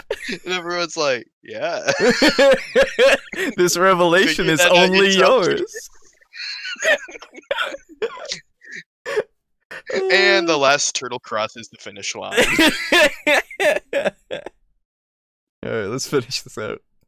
In any case, that's my rant. Yeah, no, it's already finished. Yeah. I don't know why I decided to come out here and do this. Yeah, okay, he just talks about that. Yeah. Alright. That's not bad. That is not a bad video. That is good. I give that the seal of approval. Yeah, it's like I think it's his oldest This Is Dumb video. Oh, such humble beginnings. When I was like, yeah, you know what? You're right. This is dumb.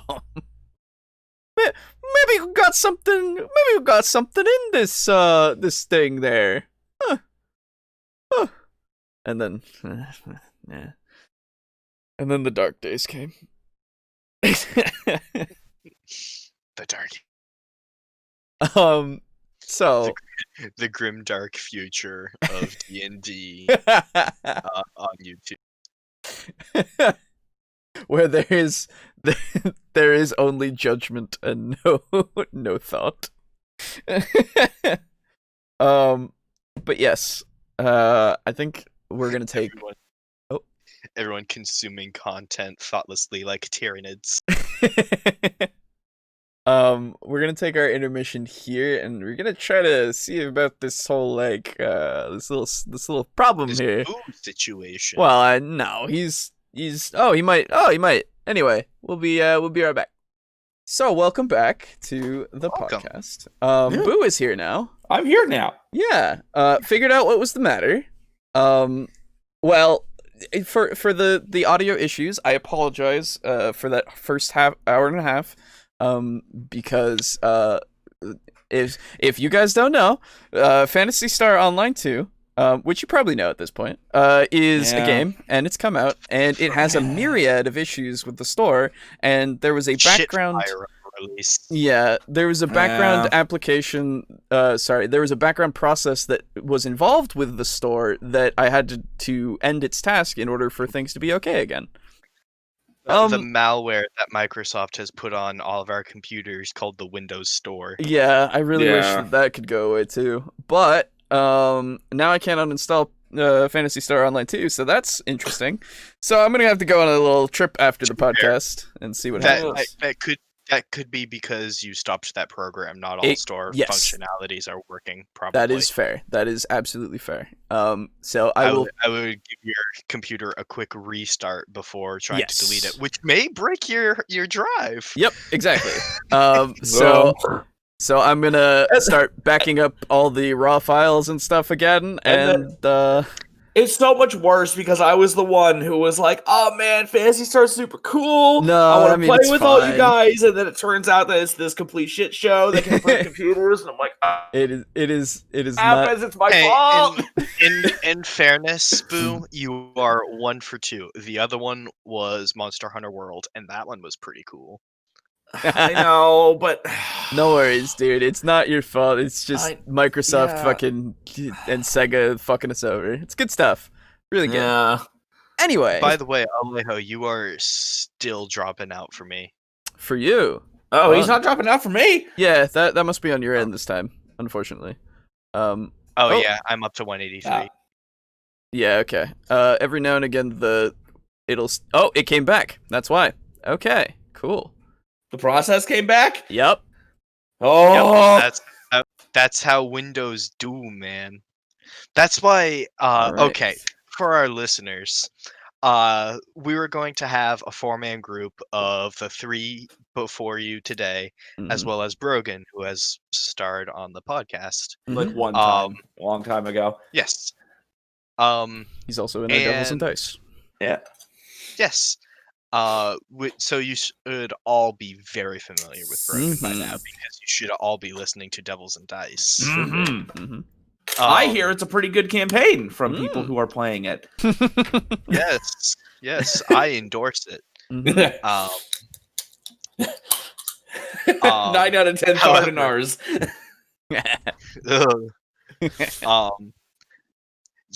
So my process also for you guys was tried installing it. Install stopped for some reason, so I had to restart it. and then on my second go through, my computer shut down for some fucking reason. Oh. Which Brogan had mentioned. Apparently happened to him. So I was like, okay, well, this is scary, but okay. Restarted it, and it didn't recognize the build as like the half patched version as like a valid build. So I had to restart it, and I'm like, it's just gonna make my computer restart again.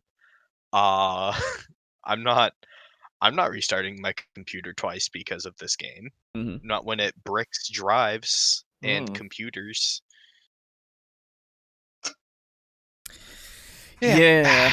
And then I still have that folder on my C drive, despite the fact that I was installing the game on my F drive that I'm not allowed to view. Oh my Jesus God. Christ! All right, well, all Perfect of that. game. A perfect game. Perfect launch. Nothing- 10 out of 10. nothing It just wrong about works. Dude, it's like Anthem on launch. Oh God, Oh. yeah. But yes, so we're going to now look at a video that is from the DM layer. And it came out rather recently. And it kind of piqued my interest just because it's Milestone versus XP leveling in D&D, which is better, which is an interesting thing to point out, because I think neither is better. I prefer doing Milestone. Because it's one less thing to fucking keep track of as a DM. Yes. And then because the fucking math of splitting XP, you got to remember what XP is worth what, how much XP do you get if you bypass a thing, how much if it escapes but you still defeat it. Well, it's so I use a nice little calculation thing from Kobold Fight Club, if people out there also know. Yeah, Kobold Fight Club is very nice. Helps with XP management as well as helping with balancing for specific CRs, which is cool. And so that's fine with me. I have used Kobold Fight Club. Yeah, it's cool. And I highly recommend it. For this week. No. Kobold Fight Club. I mean, hey, if they wanted to, that'd be cool.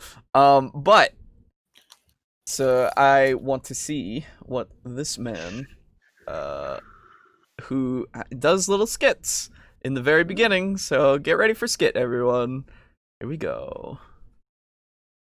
I start killing all the cute little kobolds. Hey, those are my cousins. And experience points are experience points. The more stuff we kill, the higher level we get. That's right. Stabby time. Actually, haven't we been using milestone leveling for this entire campaign? What? That can't be right. Yeah, my yearly merit increase is based on my kill count. This is bullcrap.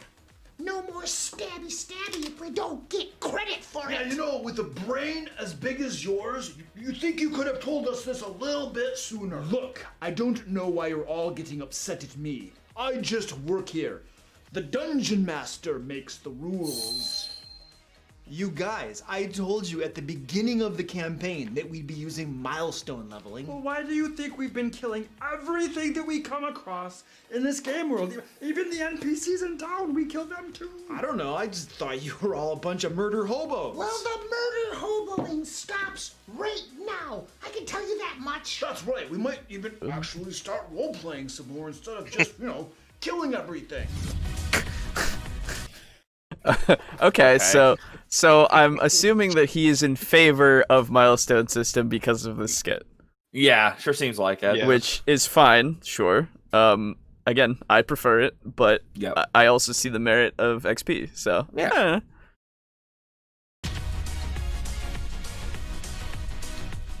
Welcome to the DM layer. Oh I'm God, the Mark, hair! Dungeon Master since high school.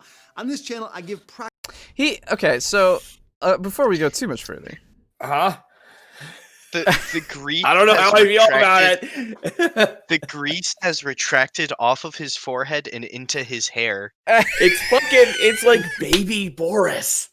Oh God, It is, dude. Oh no. So he opens a lot of these videos by saying that he's been a DM since high school, which in like one or two he says, well, I don't think it really matters how long I've DM'd. And in that one, I was like, yeah, it doesn't really at this point. I feel like you've been, like, I understand that you have experience. You can just say that you've been playing for so many years if you want to. Yeah. But at the same time, or alternatively, not open every video by saying, "Hey guys, look at how big my DM dick is." Yeah, exactly. Like, I don't think there's a need for it unless somebody asks it of you. You know, like, I understand, like, that just means you've been playing for a long time, but that just long doesn't mean much. It can mean that you have more experience, but that doesn't necessarily mean that you are an authority because of that. Yeah, like, for example, if you guys are enjoying fucking Devils and Dice, guess how long I've technically been playing D&D? Yeah, exactly. Yeah. Probably a grand total of, like, a year. Yeah, exactly. So, like... Or also, alternatively, look at Ginny D's channel. Yeah! Yeah, she is she's like brand fucking new. She's inexperienced, and she still made a decent video. Yeah. Where she didn't go, I've only played for a little bit. Well, maybe I think she did. No, she did. She did go into that. Yeah. But she didn't, like, she doesn't... Yeah, she didn't make it like, oh, I've only played for a little bit, so blah, blah, blah, blah, blah. Right. It's not the reasoning, I guess. It's more so just a fact that was shared for that one thing. And I assume, but I'd have to go in and see, that all of her videos don't specifically state that. If I remember right, she was like, these are things that I have trouble with in the role-playing, and it's like, oh, I've only been playing for a little bit, so I'm inexperienced as to how to separate myself from my character. Exactly. It was for context. Yeah. So, not even really a reason, is just... Well, I mean, it was a reason, but you know what I mean. It was for context, specifically. Yeah. In general, if I am on YouTube and I see a video, granted this could be because most of the videos I watch are from XP to level 3, RuneSmith, Taking 20, and Z Bashu, and Joecat. But, like, I typically assume that if you're making D&D videos or podcasts, that you've been playing the game for a bit. Yeah. Of course, creators like Ginny D exist, which that is not necessarily true. Yeah. But that's why I typically take a metric of, it's less important to me how long you've been playing, because you can play poorly for a long time. Yeah, exactly. And more important, what do you say in your video? Yes, it is more. It is more about the content that is being produced, because with Ginny D, I want to see her grow as a player or as a DM. You know, it's interesting to see those inexperienced ones become more experienced over time, because you'll see them change and grow. It gives you almost a feeling of, oh, that kid's on the right path. Yeah, exactly. I feel like an old man. I think she's... I think she's older than me. Yeah, I was gonna say. I don't know. Well, I mean, you can still be the. It was like me in Monster Hunter. It's like, oh man, I was the one who played this the longest, and all of a sudden, Alejo is way better than me. Like, fuck. It's like, God damn it, I'm supposed to be the grizzled veteran. But now it's like, oh, I'm the grizzled veteran, but oh man, my muscles are getting stiff. I'm gonna have to pass it on to the younger generation now. But it is very nice to see it being such a popular thing that has grown, and that people will continue to enjoy and continue to learn about and learn from, and hopefully not have shitty takes on. But hey, if they stop doing that, we'll stop having a podcast. No, that's not true. We'll continue. But anyway, the purpose of our podcast is to hopefully become irrelevant. No. But so long as we are here, rest assured we are suffering. Yeah. Please and thank you for suffering with us. We hope we make it at least somewhat entertaining. Every bad video that comes out, I go, great, now I have to watch this and then watch it again and then talk about it for 3 hours. Yeah. Yay! See, that's the thing. At least with a bad video, it's like, that was shit. I'm never watching that again. But once I'm on the podcast, it's like, oh, great, I gotta talk about this for like 6 hours now. Yeah. I go, I'm man, so what a bad sorry. video. And I click away, and then like an hour and a half later, I get a little boop, and I'm like, oh hey, a Discord notification. I open it, and it's that video appearing in the source list, and I'm like, no. Yeah. Oh no, I'm so sorry.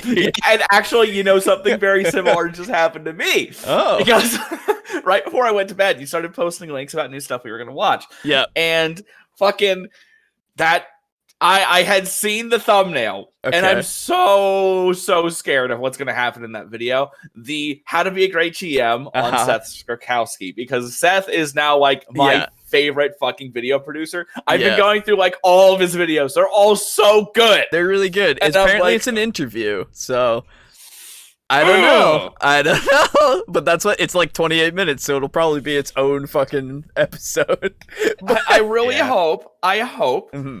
that guy brings out his writer side of things and less of his gamer side of things. Yes. Because he's a good writer, just a very, very domineering GM and gamer. Mm-hmm, mm-hmm. But yeah. I'm wondering what size butcher knife he'll have under the chair for when he suspects Seth of cheating in an RPG. But we going 18-inch? We going 21.5? He's bringing just a fucking broadsword. Yeah, it's true. Is it gonna be full tang? Like, what are we talking? Of course, you fucking nerd. By the way, actually, real quick, where do we post the campaign? I have a friend in real life who wants to see the campaign. I just want a link, if possible. Or just like on YouTube, what could they search? Just Devils and Dice. They can search Devils and Dice TableTalk. It should. Okay. Let me. I can do it right now and see if I can find it. Via. Sorry. No, Didn't absolutely. mean to interrupt. This is good for anybody who's interested in the we don't have to do it right now, Alejo. All of our loyal listeners already watch it. Oh, that's true. Yeah. Because they can find, and they already know to find it at youtube.com/ all of those letters, because we don't have enough subs to get a custom URL yet. It's on our YouTube channel. Sad face. Yeah, one day, all right, so if I search... And then when I get the Call of Cthulhu campaign going, that's going to be even better. Oh my god. Thank you for giving that source for newcomers to the podcast. It is. So if you search Devils and Dice Table Talk, you will find it. Table Talk's like space between table and talk? No. Okay. No space. Okay. Yeah. I highly doubt it would matter. I will do it again with that. It does not matter. Sure. Okay. But yes, it is. It's hard to be found because if I just do Table Talk, that's something. Ooh. That's so many other things. How many sessions do we have again? I feel like it's like 9. This is we did 10. We've done 10. Okay. That is including session 0 as well. So that's 11, I guess. Okay. So no, not including session 0. So not including session 0, it's 10. Yeah. Okay. But yeah, if I put Table Talk D and D in the search bar, it comes up. Okay, that's fine. More so the Devils and Dice thing than our actual podcast. What? That's strange. That's really weird. Okay. Yeah. And I'm looking at in a private tab, so that's interesting. Well, I'll have to go and do some stuff to the tags. Anyway, gotta fucking shove my shit to the bottom. Well, no, I have everything has the same. I think it's just that I think that's more popular, honestly. Yeah. It's fine. Anyway, let's continue on with the thing that people will not watch as much. The hair. It's sure like we shouldn't just start playing D&D right now. Oh, you're right. All right. Yeah, right. It's like, oh, I get my shit together. Anyway, Rogue is not here. let's continue on. Extra advice that you can implement at your game table. Today in the lair, we're going to talk about the pros and cons of both milestone Oh god, the leveling jump and cuts. XP leveling, and I'll tell you what I use in my games and why. Oh, and don't forget, I have live streams Mondays and Wednesdays on Twitch and Fridays on YouTube. If you have any questions about this topic or any others, or just want to hang out, feel free to swing on by. There is a link to my Twitch channel conveniently placed below, down there somewhere. Experience point leveling. Okay, this is the tried and true, the old school method. This is how they did things back in the day when D&D was a new, cutting-edge technology, and all the cool kids...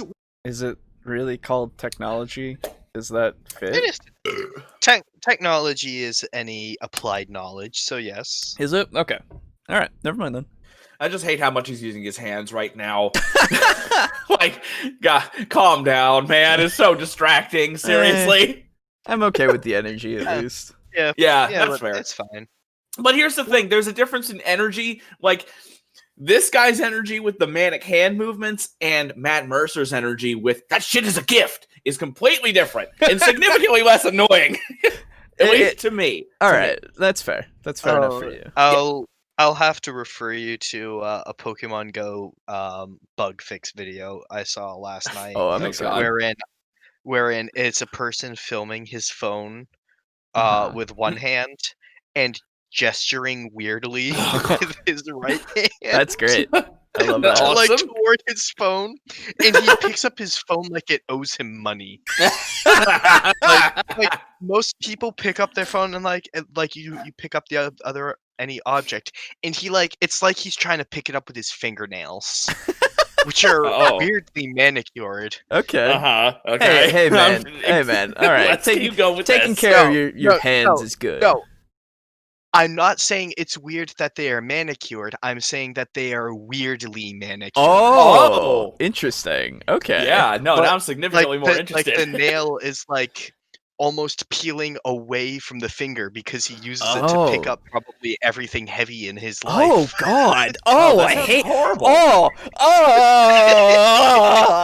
Oh no! I hate that. The Krangoo, dude. I hate it. Okay, Yeah, me too. well, let's Jesus. continue, please. Mm-hmm. lining up to play it. Okay, I don't know about the cool kids part, but it was definitely cutting edge. The basic idea with experience point leveling is that with every creature you defeat, usually by you get experience points or XP. And then when you have accumulated enough experience points, I hate this Kickstarter music. Yeah, it's like the music in the background. Music in the Oh yeah, God. It's like I understand like using royalty-free music from like Kevin MacLeod in your videos so that you can or McLeod? Yes. I don't remember.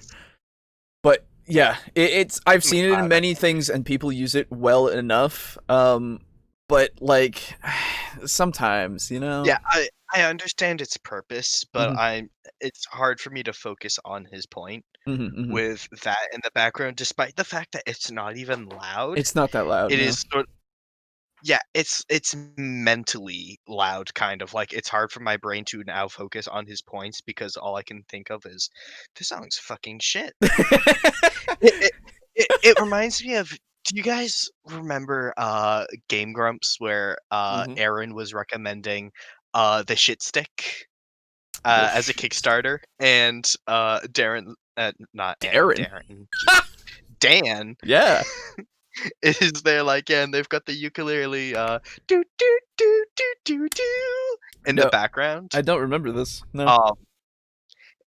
I'll send you guys a Game Grumps animated of it. I'm pretty sure there's one. Okay. I just remember my favorite thing of the Game Grumps was Goof Troop Poop. That's just me. Oh, way back.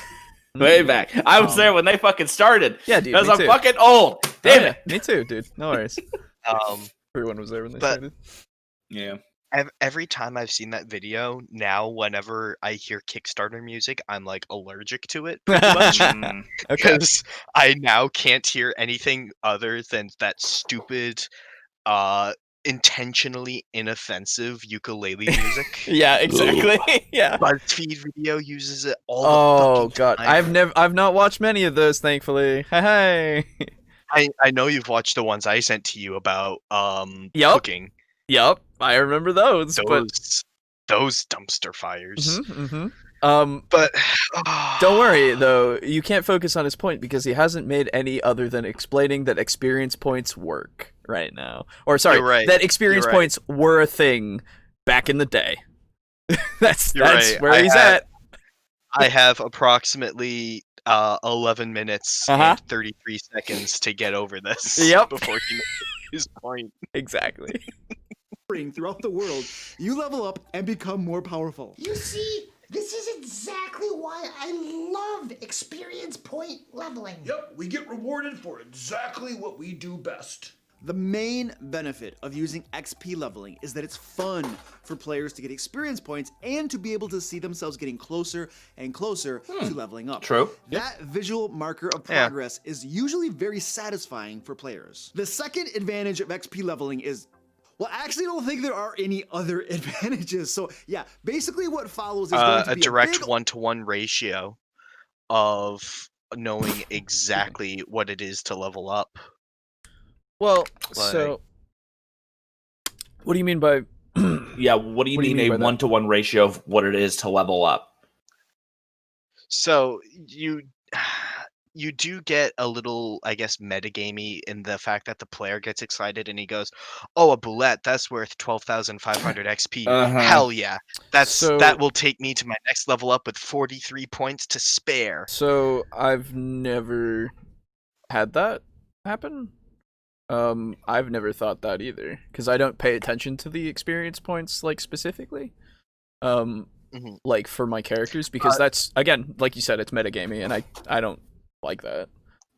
Well, the character's not going to get excited going, "Oh, as soon as I get this bullet, I'm going to be more powerful." But even for myself, I don't think about it because I'd rather just get there when I get the experience points, right? Because because I usually am given experience points just after the fact, like way after the fact, and I just go, "Oh, where am I? Oh, okay. Hold up, sweet. Yeah, I'll only need this much," and then I get to that point, and I'm like, "Oh, I'm getting close. Sick. Hopefully, in another few sessions." You know.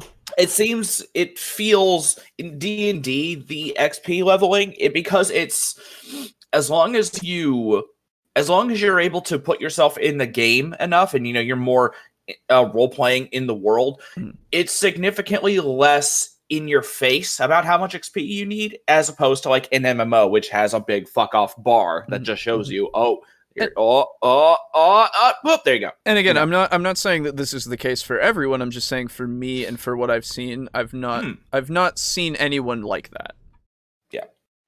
Granted, my experience with experience point level up is very limited. I've used it in one campaign that I've been in. And I was thinking about doing it in the Devils and Dice campaign. It's like, let's try doing experience. Like, oh, really? It's like, never mind. Just immediately, nope. I remember, we were just talking so much easier. We were talking about it, and we were just like, nah. I respect XP leveling for the ease of knowing, okay, this is when we're supposed to level up. And I like that it contributes to that. However, I think that despite the fact that it gives one boon, it offers 3 drawbacks. Yeah, absolutely. The fact that people will try to grind XP. Yep. Well, actually, it offers that issue, which then stems in multiple flavors, I guess you could say. Exactly, yeah. One is murder hoboing. Yeah. 2 is going, okay, guys, we need to find... I really like to fight ogres. And you're like, why do you like to fight ogres? And they're like, my character hates ogres, when in the real reason is because ogres are worth a disproportionately large amount of XP. Well, if they know it, right? Like... Yeah. And then the third reason is the fact that players will fucking scrounge XP. Like, little 2 or 3 XP little drip because I stole that cup. Yeah. They'll it's like, they'll hey, I ask stole for a copper piece from that orphan. How much XP was that? Yeah, they'll ask for more XP from different situations just for the XP. I know that much. Yeah, that's fair. Yeah. And I don't want to deal with that. Oh, absolutely. I'm not saying that I've encountered it. I just I don't see it, but also so I would say that if you're out there and you're a player, the only time where I would say that you should look at monsters is just to see the art and see things that you can transform into if you're a druid or summon. Those are the only times where I would say look at their stat block, right? Those things. Whereas honestly, I would say to keep that out of your mind, to keep that just nagging little thing of experience points out of your mind, if you're in an XP system, then you just don't even pay attention to it, right? Yeah. And this is something else that I would say to DMs, because some DMs over-explain and start giving too much information about a monster to players that shouldn't even know anything about them, right? In the sense of their exact stats, right? Yeah. They're Oh yeah. Yeah, it can become something like, yes, I get that you're excited about how difficult this could have been because of what they have and all this shit, but I shouldn't know that, right? I shouldn't know about that even after the fact, because then it just kind of goes into my mind of even though I'm not going to think about it actively, it's still going to be, if we encounter another one of these, I know more than I should, and now I have to think about actively not using that information. You gotta think about not thinking about it. Yeah, exactly. Yeah, I will show my players stat blocks of bosses that they defeat. Sure. Because they will never face that boss again. And that's fair enough. Yeah. And it's precisely because they'll never face it again. Yeah, I don't exactly. mind my players seeing notes that are no longer relevant. And that I'm fine with. Yeah. And also because how would I put this? I do like to share some info of what they're fighting while they're fighting it. For instance, if there's a creature that has a psychic scream, right? Sure. If they've already been hit by a couple of those, and I've described it as it screams and they get a splitting headache or something. Yep. Then even Matt Mercer does it too. He's and it's then going to follow up with a psychic scream. Yeah, exactly. Okay, everyone make me an intelligence saving throw. Well, and again, I would say if you've already described it, if you've already gone through the motions and you've given them enough to know what it is, then afterwards I'd be yeah, okay, fine. Yeah. And also because I want to flex because the monsters I make are cool. That's fair. But yeah, so I would say that those are ways to keep you from thinking about the XP or giving away too much details and stuff. Just there's an element of trust that you need to go, yeah, we got this and it'll help us later on, and wow, I did it, we did it, wow. Maybe if we fight another one of those, I'll be more tactical about it because of what I learned in character. I don't know. I learned that it likes to dig through the earth. Mr. Mage Man, have move earth. Yeah, exactly. List of disadvantages for XP leveling, and if I missed a benefit, please let me know. The biggest disadvantage of XP leveling is that it encourages players to just go around killing everything they see. Let me be clear, murder hoboing is not a thing of the past. It is quite alive and well, and I can't help but feel that XP leveling is at least partially to blame. I mean, come on, you're incentivizing murder. What do you think is going to happen? When the primary way players get closer to leveling is by killing stuff, you can expect them to kill stuff. Okay. So, make NPCs worth negative XP. Yeah, I was gonna say you could do something of if you're gonna break down how much experience you give, or if you're gonna give them reasons to why they get experience, then make it so that you don't give them experience for killing random innocents. Yeah. Right. Or look at me, Mr. DM man. I cleaved a chicken on the street in half with my two-handed broadsword because I just casually walked up to it and chopped it in half. Do I get my 5 XP? No, dumbass. No, you see now the guards to come. Flock of chickens that are in the farmyard next to it, they all fucking hulk out and they come fucking kick the fuck out of you. Please take 3d 100 damage.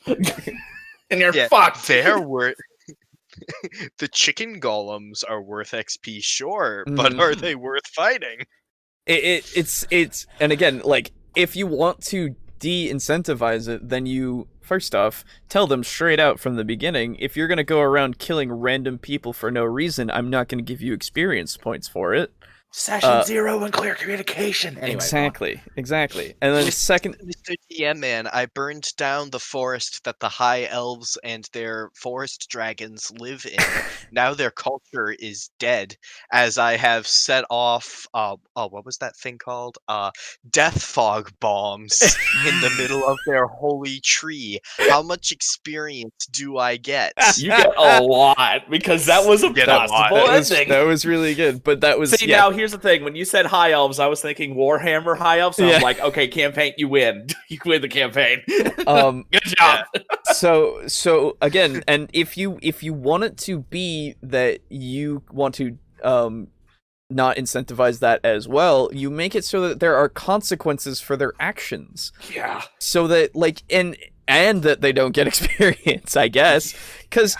Like, I understand if they did it for a reason in that, like, coincides with the narrative that's going on, or it makes sense for them as characters, sure, they burned down the forest and killed all the elves. Great, that's great, they did it. But if they did it for no reason other than, we just wanted to kill all of them because we need the experience, then you make it so that, I don't know, the spirits of the damned now are coming. The fucking revenants that they have now created, as well you as... just made an entire species into revenants that all fucking hate you. Yeah. You're fucked. Army of revenants. Like, legitimately, there are so many things that you can do to get that point across, and then they'll go, what the fuck, man? And you go, what the fuck, man?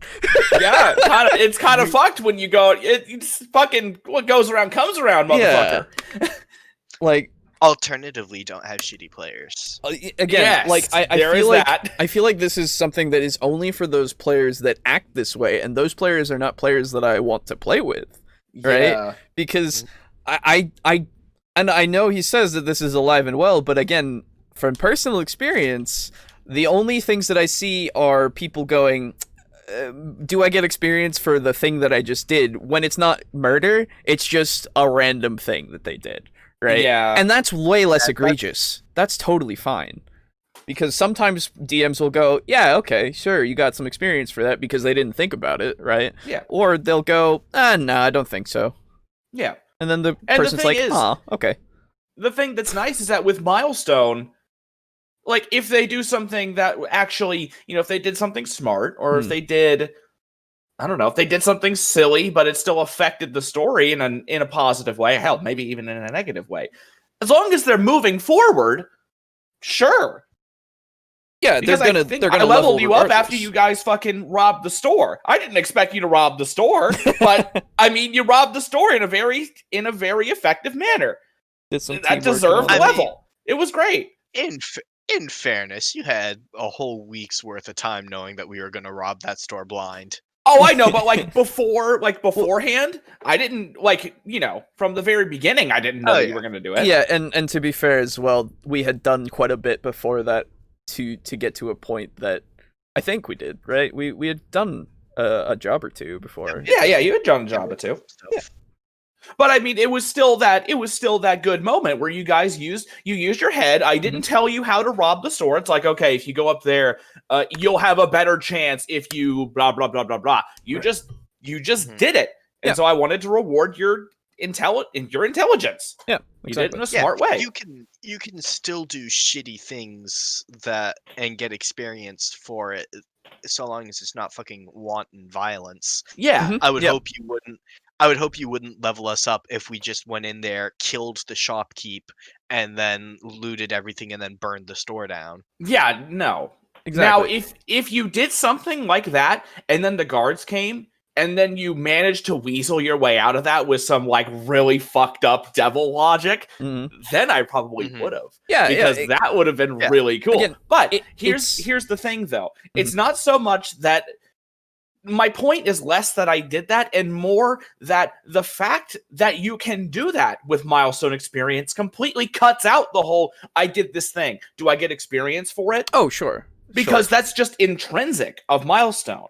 Yeah. It's just they don't have to ask. It doesn't take them out of the game and like, oh, now I need to ask about my experience, you know? Yeah, exactly. And like it's one of those cases of if you're going to be doing horrible things during the campaign but you're not doing it for a no reason, right? It's chaotic evil but not chaotic stupid.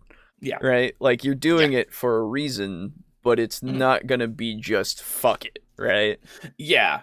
It's a matter of positive progress should be rewarded. Yes.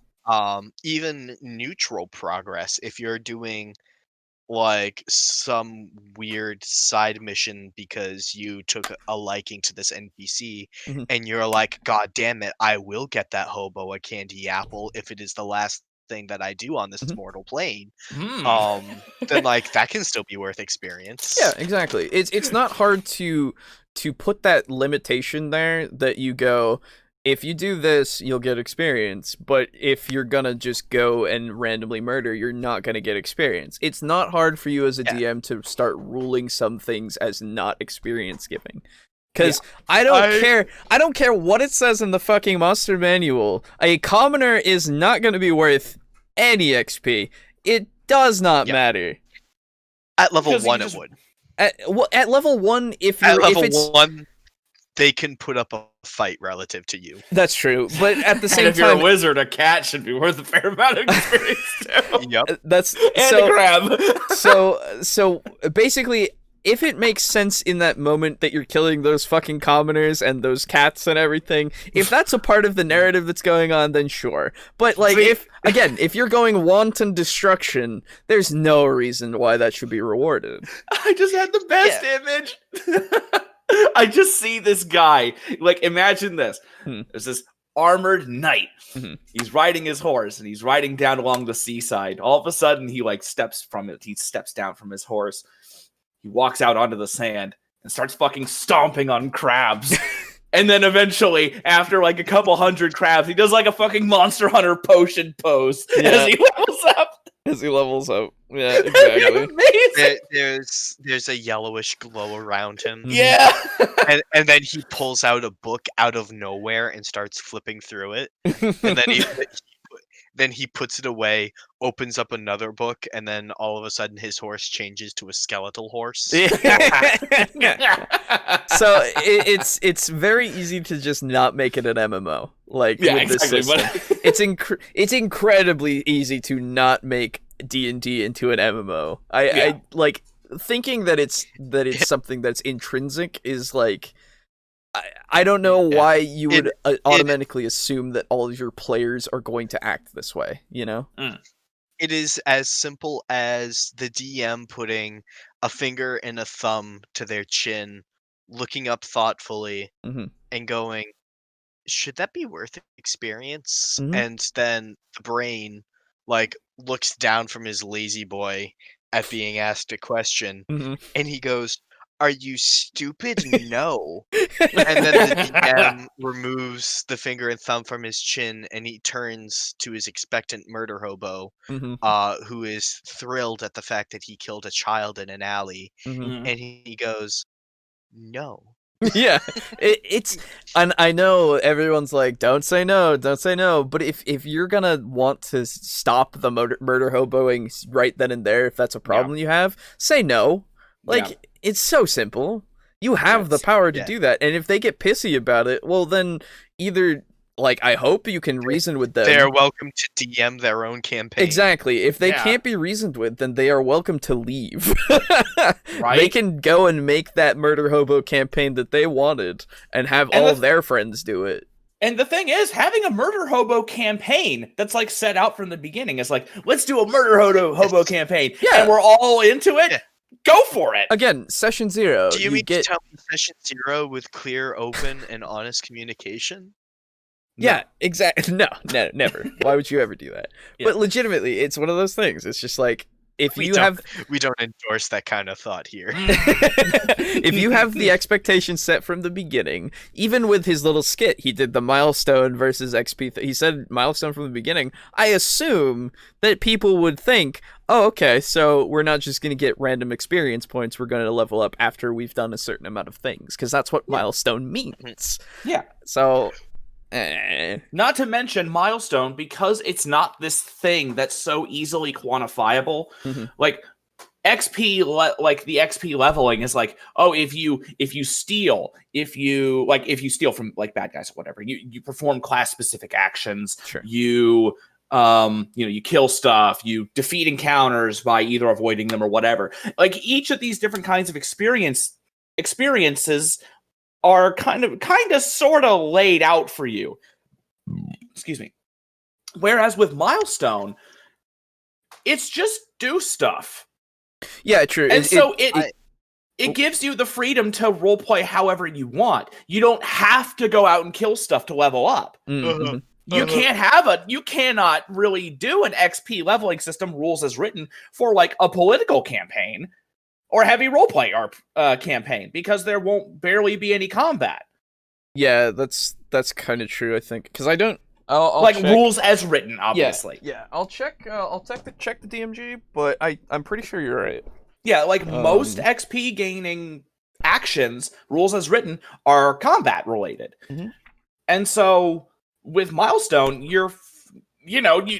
Rogan probably got experience because he made a pact with Tharnanar. Yeah, exactly. And then you got experience for fucking like having a successful conversation with this Potter.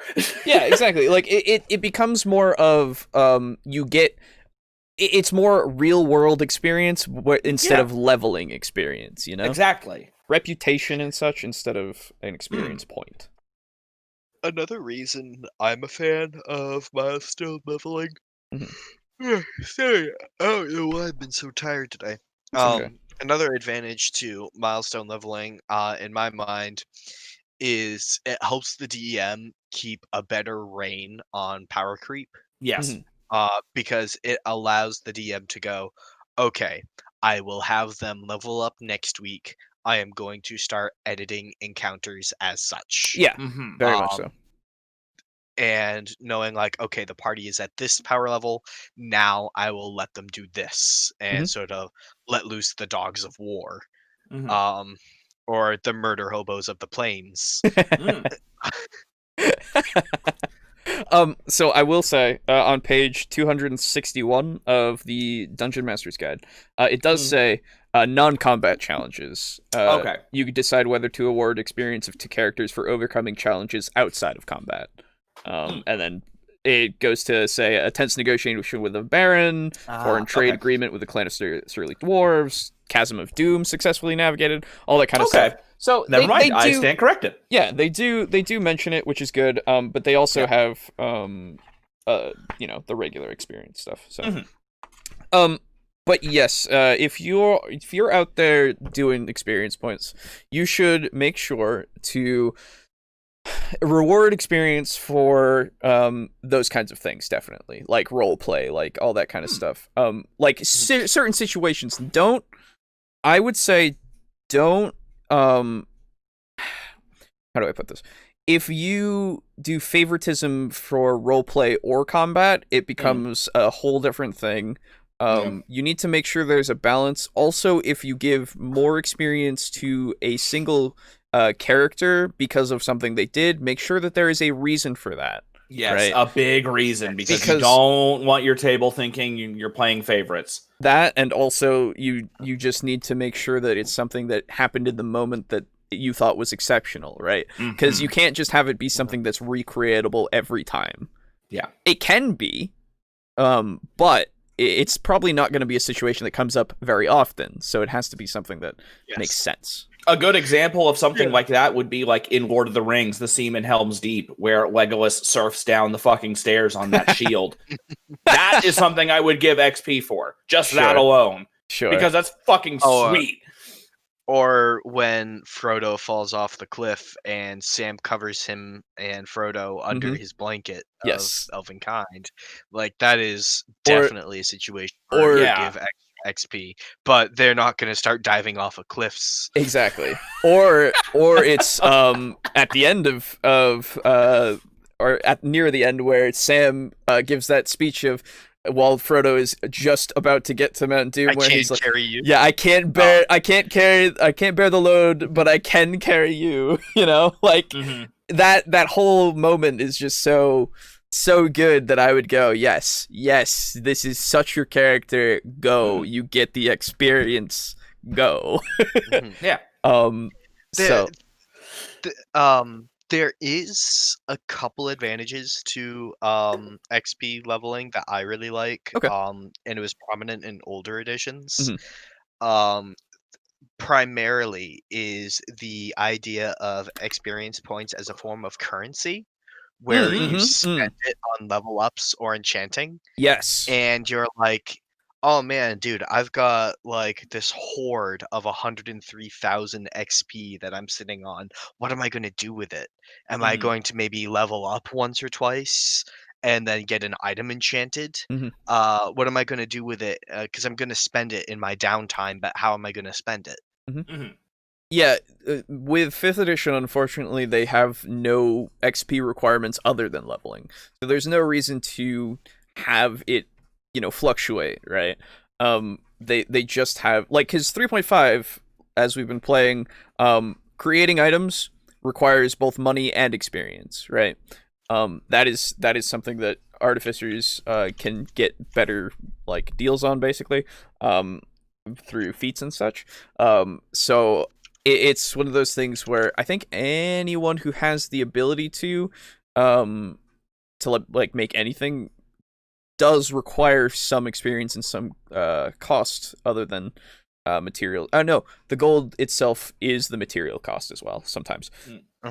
But you have no incentive to do something like that in 5th edition. So there's that. Unfortunately, that is something that unless you put that in as like a thing for your game, there's nothing there that 5th edition has, unfortunately. Plus, they also don't have the same monster attacks like they did in older editions. Like banshees and wights could steal XP. They could fucking drain levels. Yeah, and shit. level drain. Didn't some vampires also have that? Yes, it was a vampiric. I think it was their main drain. Vampiric drains were literally you lose a level and you lose like constitution. Oof, I think. Yeah, it was. This shit was bad. It was really bad. There was a lot more. It was a lot harder to live. Yeah, because you face a wight in 3.5 and you go, oh shit, and you face a wight in 5e and you're like, oh, it's got life drain. Yep. Yeah. It's not that I don't like the combat in 5e. I think it's fine. That it just feels a lot less like there's a lot less stakes, I guess. Which I think that's more of a personal thing, honestly. I don't think it's anything wrong with the system because I think it works for the system. I just think without having things really matter anymore, like if you fought a wight at level 10, right, in 3.5, that thing could still be fucking bad if you got hit, right? Because you could lose a level and shit, right? But now it'd be like, whatever. Yeah, it's just I'll just hit it with my sword. It doesn't do magical damage, but guess what? I can just power through it, right? So I don't know. It's fine. Yeah, it's like I threw an Alep at my party. Okay. I think they were level 2 or it was level 2, and after the dungeon they were level 3. Mhm. And it was one of those things where they had one person who could reliably do holy damage against Sure. it, Yeah. and it was the paladin. Unfortunately, the paladin had no con and spent 3/4 of the combat fucking dazed. Oh no. So will-o-wisps that were disguised as lamps are attacking them and blinking on and off of invisibility and doing like bombing run tactics basically. There's the Alep who's in the center of the room and is like melding in and out of objects and existence, and they're like, "Where's the paladin?" She's like off in the corner drooling, and everyone's like, "Shit!" Yeah, that's another thing of like. Yeah, of course they're still able to power through because fucking hit point pools of Yeah. ghosts are mournfully low. Yes. And you can because to get absolutely the- power through with non-magical weapons. Yeah, but you're not supposed to. It's one of those things. Well, I know it's kind of weird. The other thing that I would say, how do you? This is again, we're on the topic of monsters at the moment. So, damage, radiant damage. Do you think that should be doing more damage to things that are unholy / ethereal? Do you think it should be more of a vulnerability and not for things that are ethereal, but things that are undead certainly. Yeah, particularly that's what I mean. because my paladin or I should say my player's paladin specifically serves Meridia, who hates undead. Yeah, like I would say, because I had Yulon who was of Kelemvor, who also fucking hates undead. But it's one of those things where you would think that every god kind of hates undead except for the ones who are about it, right? And those ones would like give you the little additional damage against it because radiant damage, right? You'd think it's an undead abomination. That thing should go the fuck away. I think the difference in undead would be how they came about, because I believe that there is a very distinct difference between like a zombie or some kind of horrible monster raised by a necromancer and the restless spirit of a girl who burned to death in her house. Yes. Yeah, okay, fair enough. Very different. Very true. There's a difference between a zombie and a noon wraith. Exactly. Yeah. So I know that now. Hey. But yeah, I think that's where I draw that line. Like if it's undead that just came about via unfortunate circumstances, then I would say no. And if it's undead that came about because of dark magic, then absolutely yes. So then let me posit this. Holy water. Holy water just works against undead, I believe. How do you feel about that? Same exact thing. Which god blessed it. Okay. All right. That's fair. That's a good point, yeah. Yeah, it's one of those things where it becomes a kind of interesting kind of conundrum there, because then you have to think about the god itself, like how this person came to be, or sorry, how this entity came to be, all this kind of stuff. You have to take into all that into account, which is neat. And if you're willing to do it, then your complexity is good, and I like it. And if you're not willing to do it, that's also fine, and I am okay with it. because if you don't want to be complex about it, that it just simplifies things. Yeah, and exactly. that can be helpful.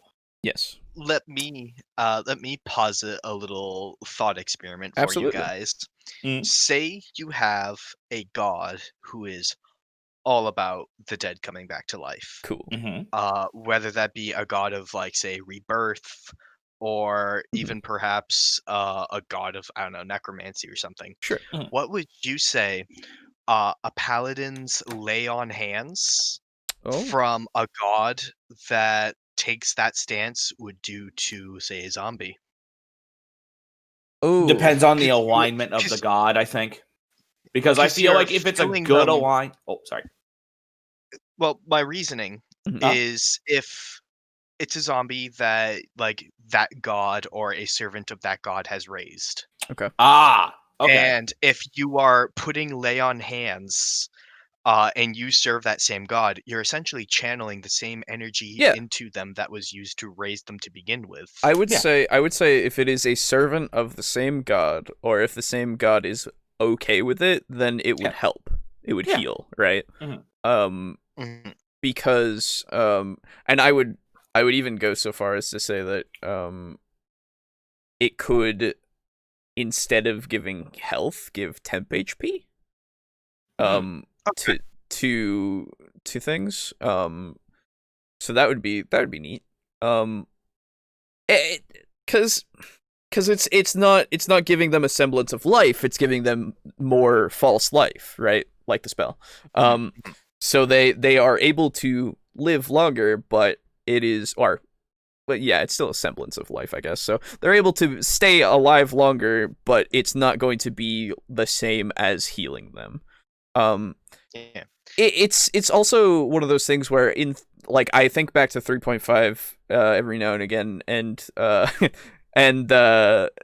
necromancy or any kind of necrotic damage would heal undead all the time, and harm would.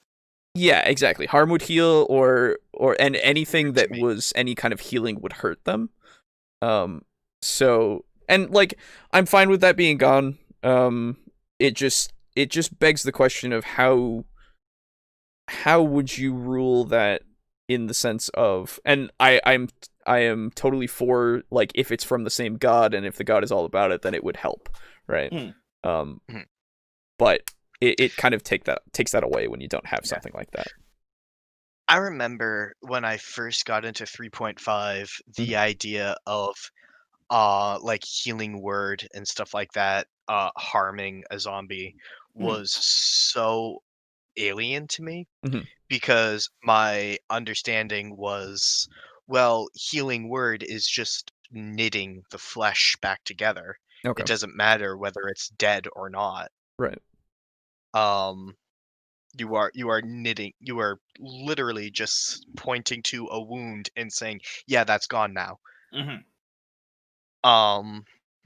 But as I got more familiar with holy damage and radiant damage and stuff like that, I was like, oh yeah, okay, this makes sense. However, it is still bonkers to me, despite the fact that spells like harm or inflict wounds are considered necrotic energy, because it's just straight up damaging the flesh.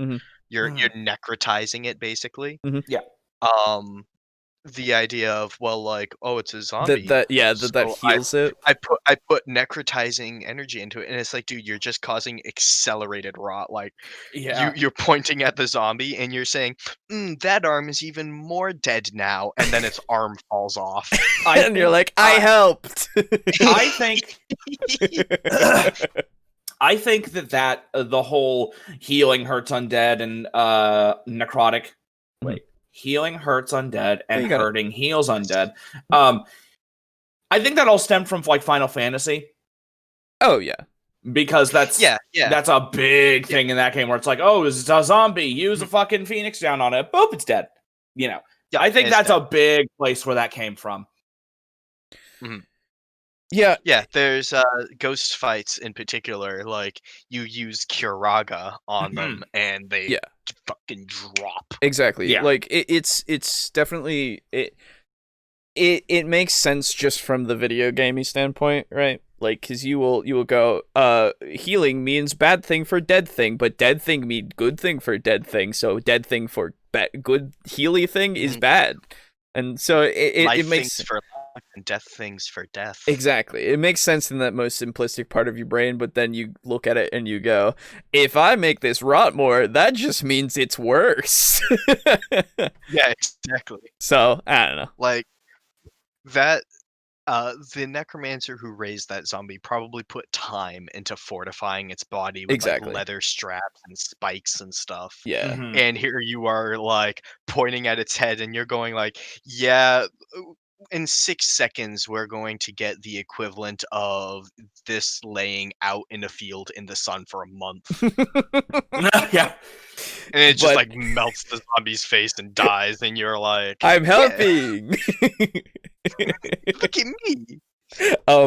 So yeah, I think honestly there should be an implementation of something like that that's written that will like kind of help with that, because I like the idea of, if the god is cool with it, hey, why don't you heal undead, basically, like, in a way, right?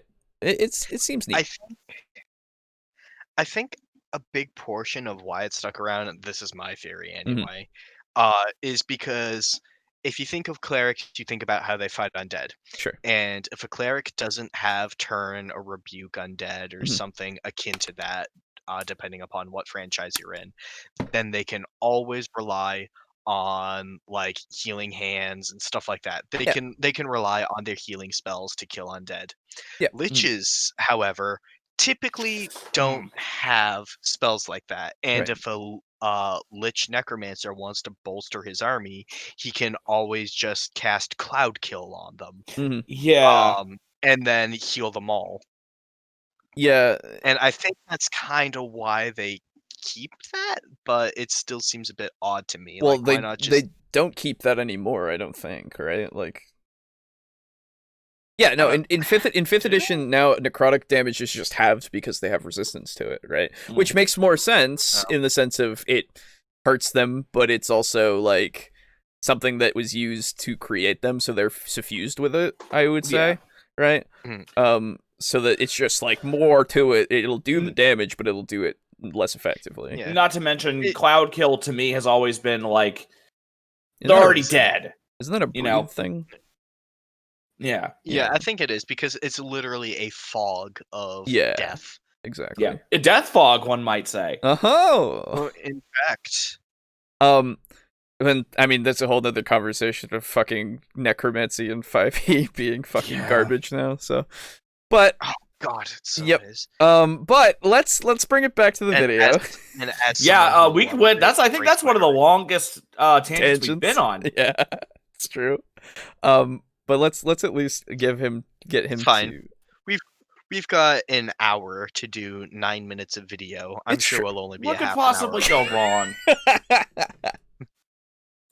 By the rules, they get XP by just overcoming enemies, not just by killing them. But come on, how many groups of players do you know that just knock bad guys out and turn them over to the authorities? Yeah, that's what I thought. And yes, a dungeon master. Yeah. That's fair. That's a fair point. Like, it would be interesting to see a party that does that. That would be like, yeah, we're just gonna knock everybody out and tie them up and put them on their horse and fucking take them back to town, you know? Put them in the jail. That would be actually really interesting to see that. Party of monks who all want to be non-lethal. Yeah, exactly. Anything like that. They're all like Aang, except for the one guy who's looking back to his ancestors, and Kyoshi's like, sometimes a bitch gotta die. Sometimes a bitch gotta die. Now, see, here's my problem with that. In front of their squad. I only have one problem with that. When you say a whole bunch of monks trying to be non-lethal, the first image that pops into my head is that scene from fucking Kung Pao, where the main character's trying to train and he has all his friends beat the shit out of him. And it's like, was that the signal? Was crying and whining the signal? And like, I can see it. And I fucking love hate it. Jesus.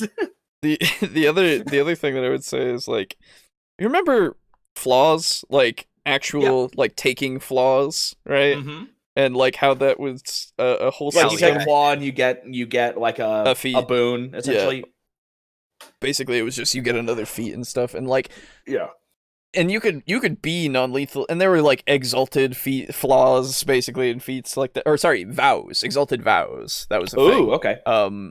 There was a book of exalted vows, and those, like, one of them was like, I will always be impoverished, or I will always be non-lethal, or I will never hurt an animal, you know, stuff like that. It was interesting stuff that you could just take, and basically it gave you a boon, right? But you acted like that. It was nice little things to supplement the idea of a character. Of your character. Supplement your character, but also give you the incentive to have your character act a different way.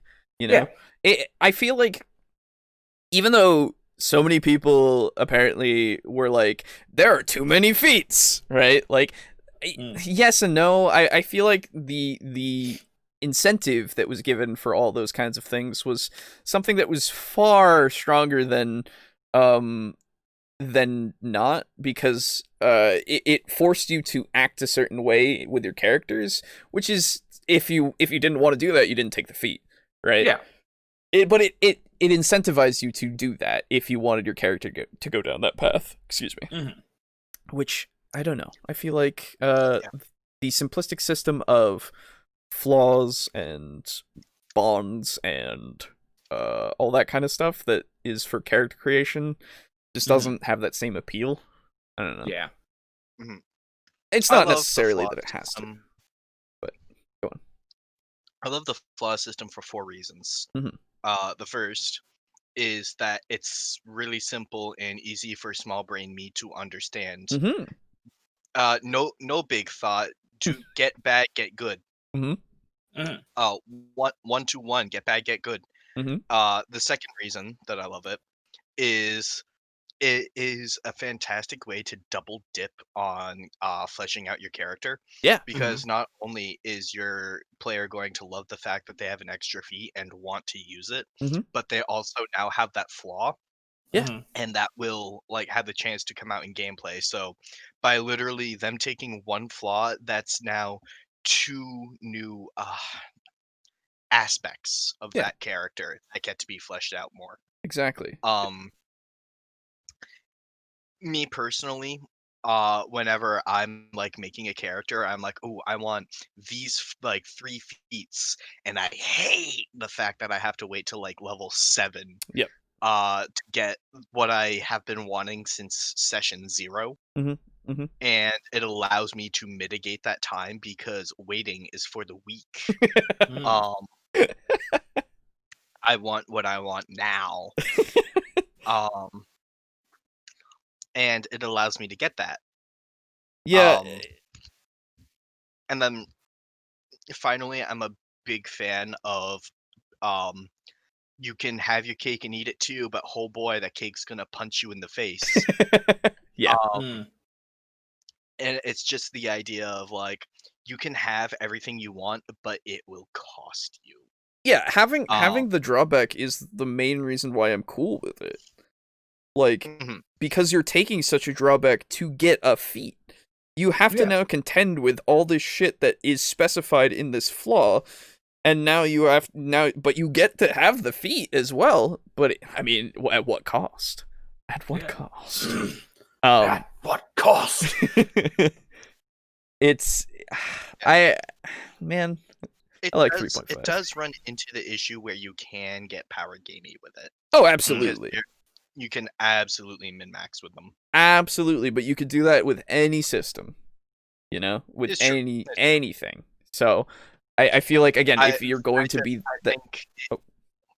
I just think it adds another layer of metagamey, power gamey possibility. Sure. And it can turn players who would not necessarily be power gamey initially, and it can sort of turn them towards that path. It potentially could. I will agree with that. I'm not gonna say it will. I'm just gonna say potentially. Oh yeah, no, it's definitely not guaranteed. Yeah. Anyway, let's continue. Can award experience points for things like role-playing their traits and flaws, diplomatically talking their way by the guards, disarming traps, solving puzzles, and using class abilities. But how many dungeon masters do you know that go to all the extra effort to do that? Trust me, there aren't that many. I do it. The one that I'm playing under does it. Oh, sorry, no. The 3 that I was playing under did it. Everyone that I've played under did it. Like, Hello. Yeah, I'm here. Yeah, like, we I'm exist. Sorry. I'm sorry. Okay, so I would love to know. We're here. Yeah, I would love to know, because he says very few. I would love to have the influence and the reach to ask if that's true, you know? Like, to get a poll of, like, a bunch of people to, like, actually figure that out, because I don't think that's true. I feel like many dungeon masters want to reward their players for all this shit that they do, and they will go out of their way to reward their players for the shit that they do. Yeah. You know? Because it's like, hey, I thought that was pretty cool, and I think you should think that was pretty cool too. Have some experience. No. It's very strange. And also too, like, as a DM, if you're putting work into creating your world, yeah, and the characters in it, and the maps for the dungeons and stuff like that, you're putting in a lot of work into your world. And if your players are taking the time to creatively solve issues, that, at least personally, makes me feel like, wow, they're putting thought into this world, and they want to experiment with it and play in it and see what they can do and fuck with things and see like what happens. Exactly. And the fact that they're putting thought into my world that I have put a lot of thought into is intensely rewarding. Yeah. And I'm more likely to, if we were using the XP system, do that. I also ascribe to the more controversial inspiration system, and I will give them little tidbits, little nuggets here and there if they do something particularly well or creatively. Yeah, again, incentives are definitely something that every DM uses. Like, I don't know, man. This is a very strange opinion to hold. Yeah. Your dog rolls over, you give it a treat. Yeah, exactly. Yeah. You fucking Pavlov the shit out of your players, okay? Like, yeah, you train them like how I've said this before. You train your players Train them like the animals they are. Yeah, because I think it's a player issue where it's like a lot of times it's a very famous thing where players overcomplicate shit. Oh, sure. And so sometimes you are forced to do that. It's like, hey, if you open the door and you don't fucking try to burn it down and like dig through the wall or dig through the floor or fucking climb over it, maybe you'll get a treat if you just do the thing. Nah, dude. Gotta burn down that door. In the cave. Hey, gotta take 2 hours. That was mentioned solely as like a satirical idea. I know. It's so but everyone was on board with it. And then I'm like, oh, it was like, oh, okay. I guess. I was also like, sure. I love that. That's one of my favorite things in RPGs is when things just go batshit. Yeah, it's great. And again, you incentivize, even if that's not exactly how things should go, you incentivize it, you know? Yeah. It makes them think. I think that makes me laugh every time. Yeah, I think that honestly, it's these people who have so much experience that they've seen this. Like, they see the people that go and they've played for so long that now or maybe they haven't played for so long, but they've played with so many people that have done this, I guess, somehow, you know, and that now are like XP hungry and all this shit, and that's why they do this. They say these kind of generalizations, and they apparently they themselves also are like this, because he's also kind of implicating that he doesn't give experience for this kind of stuff. Which, I mean, I don't know, because he hasn't said he has or has not, but it's the implication where I'm like, so you also think that you do this more so, or are you exempt from this? I don't know. Yeah, who knows? I don't know, man. Here we go. And do you know why? Because it's a lot of work. That's why. And oh, fuck you. Putting work in is bad. Okay. It's so hard. Sorry. I've created a world that I just don't care about. I just made 2 paths. One goes into the forest and one goes on the road, and hey, when you go on the path of the forest, it'll disappear after you go through there. And man, then, oh man. Like, you want to search that cave. Oh man. Roll a D4 to find out where you fucking search. It, like, legitimately, if you're not gonna put any effort into your campaign, why should I care? Yeah. Why would anyone? And also, if you're not going to put any effort into your campaign, why would I want to play in your world? Exactly. Like, if your world is just the stage play, it's literally the cardboard cutouts that everyone drags onto the set, and then they drag them off, and there's no mention of the world at all, then man, I'm so bored. Great. Cool. In fairness, yeah. There is that old idiom of there are two paths in the forest, they both have the same troll on them. True. So, but yes, that's fair, but you can still at least put some effort into it. Yeah. You know?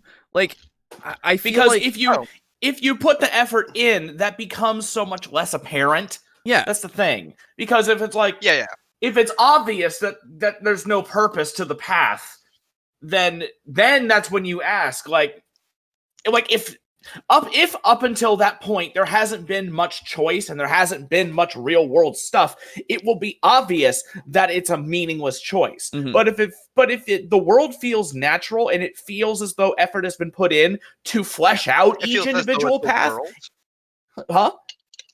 It feels as though it's a world. Yeah, it feels as though it's a world, and it feels like it's gonna fucking like your choice will matter.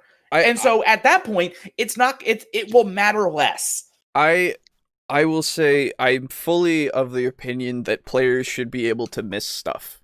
Yeah. There's no absolutely. There's no reason why you should just be so lazy to go, this path will lead to the troll and so will this path. Yeah. Like unless that is a necessary story thing. Well, even so. Yeah. I don't know. Like like all paths, I feel like you should, instead of forcing two paths to lead to the troll, you should have those paths hint at the troll maybe, or like make sure that the troll is known about and that the troll is a problem, and if they take care of it, there's incentive for them to destroy the troll. There's incentive for them to take care of it. But they don't have to go and take out the troll. Yeah.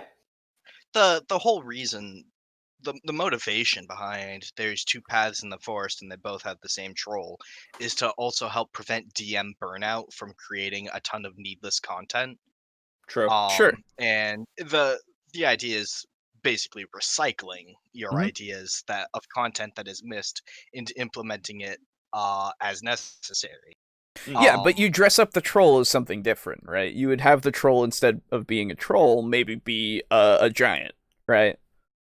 Yeah, exactly. Like, yeah. Or they take the path that doesn't have the troll and they don't have combat. Mm-hmm. However, you're still like, well, I statted out this troll. Okay, it's in this dungeon here because it was captured off the forest by these people, and they have it chained up basically in a room defending the room. So I would say you totally can do that, but I don't think that that's entirely necessary. Again, like I said, I feel like players should be able to miss out on things. And if you really, really want to use the troll, then sure, go for it. But I personally don't think that the troll is going to be around for that much longer unless somebody has, like, left and never sees the troll, other than, so for this example, right, if there is a troll, if anybody else other than the adventurers see the troll, they're either going to die or they're going to run away and alert somebody. Right? And if they go and they alert somebody, then a bounty gets put on the troll, right? And then you can have the second path that leads to the troll that way. Or if they don't care about that troll still, they're like, it's not worth our time, the bounty's too little, or we just don't want to fight a troll, then somebody else is going to go fight that troll, right? And they're going to either kill it, or they could capture it, sure, and use it in that area later on. But I don't think that there's a reason for them to go and find that specific troll again, Unless specifically you put it in their way. It can be a troll or something. Right. Basically, the point I'm making is, if you're taking the time to stat something out and you're putting work into it, make sure it gets used, and that can be the way you originally intend, or it can just be sitting in a folder, like I have in my binder, that is called Unresolved Combats. And that's something that I can just put in later into the campaign if I'm like, man, oh man, I need something I can throw at them here. And then I'll like flip through that to get either inspiration or see if I can put it in. Okay. As it is now, you know that Cannoneer boss fight that we talked about, Yeah. that I worked on for 2 days? Yep. It's looking like they're taking the southeast exit to the city instead of the southwest. So That's fair enough. so yeah. I mean, so again, I have two minds about it, right? I understand and can sympathize with using something that you put a lot of work into and wanting to use it, right? But I also have the idea of they just won't fight that, and that's just not something that'll come up, right? Yeah, I doubt I'll ever throw a Cannoneer at them again. Exactly. Or have reason to. So, like, again, I think that there is definitely precedent. If you want to use something that you've worked on, sure, then you can try to throw it in there. But it's weird to. I feel like the whole thing of the 2 paths leading to the troll thing is kind of misleading, because it seems, just from face value, just hearing that going like, well, Yeah, make choices not matter. Exactly. So it's one of those things. Yeah. I don't know. Anyway. Last I checked, Dungeon Masters are already working their happy little butts off to prep games for their players. Goofing around with special XP awards just adds to all of that work. No, it doesn't. Oh my god. No. So now this is when, because we've been on tangents for so long. Yeah. He's talking about milestones right now, right? No, he's still talking about experience. Okay.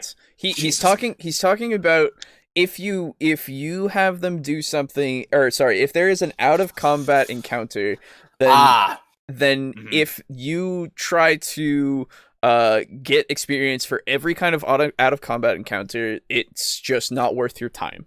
It's not worth the effort, because you have way too much to keep track of. Which, by the way, I will agree to a certain extent. If you're doing that for every little thing, then what are you doing? Yeah. I'm sorry. If I stepped on a rat, I don't get experience for that, you know?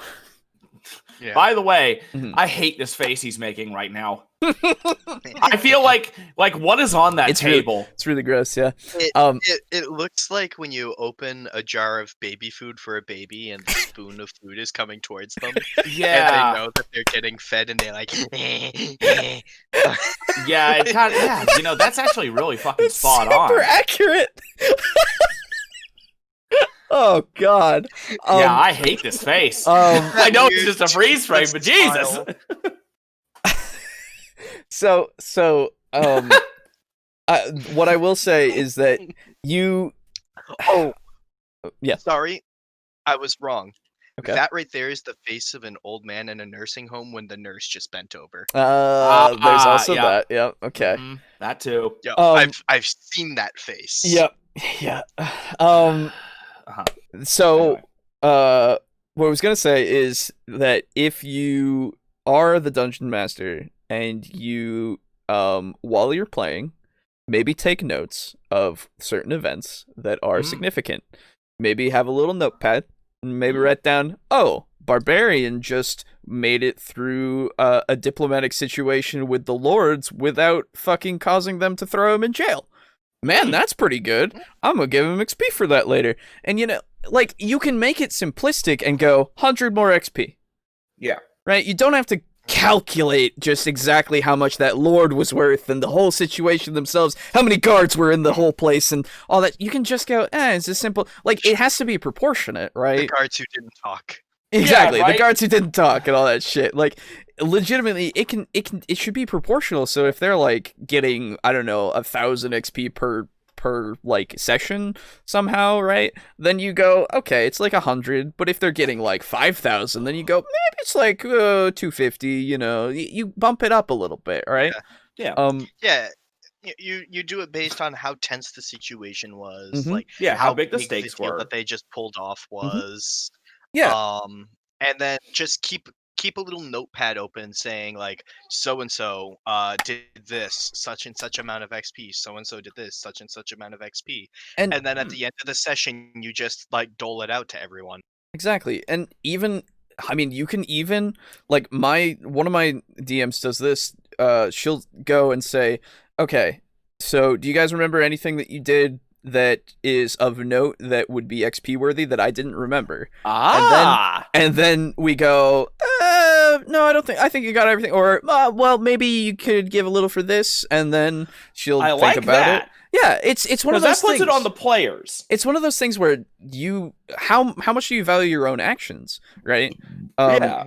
Or at least do you ascribe value to your actions, right? That haven't been ascribed already, right? And then you get hit with that guy who, oh boy, he has a fucking list.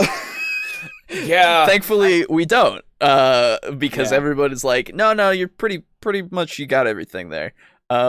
And so it's as long as you have the good, honest players, the good, honest, God-fearing players. Exactly. God-fearing. Yes. Yeah, God-fearing. No, the DM themselves aren't God. Anyway, I've heard so many Kringu stories about the DM self-inserting themselves as the god. Oh God, I don't. Oh, it's so bad. Oh no. That's why I changed my name in the group chat. Like in the group chat for our group, everyone is nicknamed like what their players are. Right. And I got changed from God, and like I changed myself to Mr. DM Man. There you go.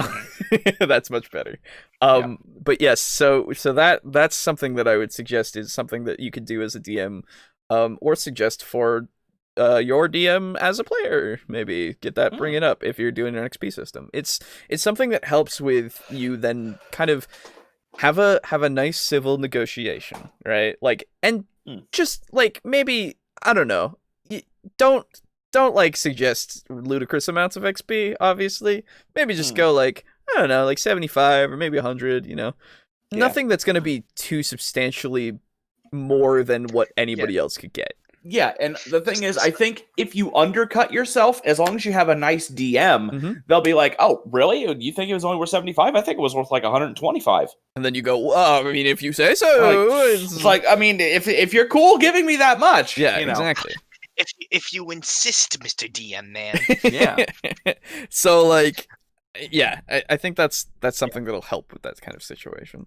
Yeah. Such is sort of the nature of XP leveling. It does something that I think is really cool in the fact that not everyone hits the same level at the same time. I think that naturally, as people would adventure, people are going to get stronger and sort of hit levels at slightly different times. They should all be within like 3 or 4 days or a week or two at most of each other. And that is something that XP leveling does allow to happen. Yeah. However, it can also encourage players to subconsciously or even consciously try to race for that next level. Oh, sure. Yeah. And you start getting less cooperative tactics and more competitive tactics. Well, that's the other thing that I would say. With experience, giving experience to your party should be equal, regardless of what happens, I think. Depending on who's there at the time, I would say. Well... So, like, if you have a party of 4, 3 of them are asleep at the inn, and a rogue goes off to the castle and has a big fuck-off stealth mission. Then... Sure. In that case, I would say that they get their own pool, yeah. But what I'm saying is something that could help with decreasing that whole race to do that is the things that people do can contribute to the party's experience points that then gets divvied out, right? If the barbarian is there dutifully staying silent like he should be while they're negotiating with the Lord, then he gets a share of XP. And like, if anybody gets some little extra, like, if you want to make it so that because of what, if you want to make it more of a cooperative thing, anyone who does anything exceptional, their little extra also goes into the pool, and then it gets divided among them, right? So that everyone can contribute something that benefits all of them, right? It's a little bit of communism in there. Yeah, someone says like, "Oh, hey, I want to pry open the door using this." Mm-hmm. And you're like, "Oh, there you go. That's pretty good." And then someone says, "Oh, I'll assist." You go, "Okay, you both get XP." Well, I'm not even saying just that. I'm saying like for the party in general. If you want to make it a little more simplistic. Yeah, as a whole. Literally put it in the pool and then divide it out. That way you can, like, it makes it so that yes, you were specifically noted for doing this, but it helped out the entirety of the party, right? And It leads to more high five moments. Exactly, right? Like once you start doing that kind of thing, I feel like it could help with if you need that kind of help with your party, as well as like it's just in general cool, I think. I don't know. That's just a thought that I've had about it. Yeah, you could absolutely do that. There's nothing invalid about that. Yeah. Orange is down here. He's being adorable. Orange wants to be in camera. Such a big tubber. He's like, he's as big as my torso is. Orange, say hi to camera. It's just Hi, stretched. Hi everybody. I'm so adorable. No, I can it see looks hairs flying up into the sort of air. like it's missing fur. Where? Both That legs. bottom leg? No. The one on the back. Sorry, the one that's lowest is the back right, and the one that's second lowest is back left. So they're they're disproportionate, right? They look slightly disproportionate. That's Yeah, all. yeah. No, I'm not saying that the foot is different. I'm saying the back right one, looks like that's bare skin and almost like you can see veins. Doesn't look like that to me, I don't think. And the back left one, the one that's slightly higher, Yeah. looks almost mangy around the ankle area. That I will agree with. That one. It could just be like itchy. Yeah, And they tend to lick and bite, and the fur Yeah, starts having it's trouble true. coming back. Yeah. Yeah. I mean, I've had cats all my life that have done that, so. Oh yeah, there you go. I've had a roommate whose cat did that a lot. Oh, is it the one that I'm thinking of? River, yeah. Yeah. Okay. Air right now. Okay, Orange. Now, I could give you a rant about not being a lazy dungeon master like the guy in the video up in this card did, but I'll spare you that. In fact, I'll recommend that you spend your precious time on more important things, fellow dungeon masters. Oh, and by the way, do you know what you get when you start awarding XP for things besides just killing stuff? You know, accomplishing objectives and stuff? You're basically rewarding players for making progress in the game. Hey, And, positive that's progress pretty should be much what rewarded. milestone leveling does. And another point here fair too enough, is I that guess. when you're rewarding XP individually based on what a player does, such as role playing and disarming traps, That's you will literally what I said invariably earlier. have some players who are killing it and doing a great job, and thus getting more XP than others. Now, I don't know. So yeah, that is something. Hands, fuck me. That is something that I will say. Yeah, if- that is if- an unfortunate side. It is Accidental Renaissance painting. Yeah, So It's very Guy Fieri. right? so Jesus. So mad. the Oh, no, he's an animated guy. He is. So that is like we've said, unfortunate side effect, but like I said, there's some ways to mitigate it. I would say personally, doing that to like get that little pool, if you're gonna do it, get that little pool going, and then like divvy it out from like everybody doing, because that way it helps everyone, and it's not gonna be that disproportionate thing, right? Yeah. I don't know. I feel like that would mitigate that problem for me at least. So know if players tend to take that as being unfair or not, but I can tell you that when I gave more XP to some players than others on a routine basis, I kind of felt sleazy about it. I wasn't trying to play favorites, but some players were clearly getting more XP due to, well, just being more involved in the game and being better at role-playing. Sure. then don't do it. Yeah. like you can incentivize them in a different way. Like I don't like inspiration, but do the inspiration system, right? Like do that instead of giving them more experience, right? Or hell, you can have a thing where it's like, oh, you pick that really hard lock, you get like so and so experience. Next session, oh, you picked that really hard lock. Well, you kind of did just do that last session, and last session technically was only like 20 minutes ago, so we'll say you don't get it this time. Yeah. Sure, yeah. Similar to the thing in Call of Cthulhu and skill-based systems where you have or in Call of Cthulhu, I don't know about other skill-based systems, where it's like, oh, you get a check on your skill, but if you don't have that development phase, then the check remains, and you can't double up on checks. Oh, yeah, okay. They could do something similar to that. You can also do like some games as a service do, where it's like, oh boy, you're earning a lot of XP. Why don't we slow the amount of XP that you can earn for a while and give you a debuff on XP earned? Fallout 76. No. Actually, no, I think that was Anthem that did that. Maybe. And then give sort of catch-up XP for people who have been falling behind and are finally putting their phone down. And saying and getting involved, and like they can like catch up a bit quicker. So you do run the risk of encouraging them to play the system.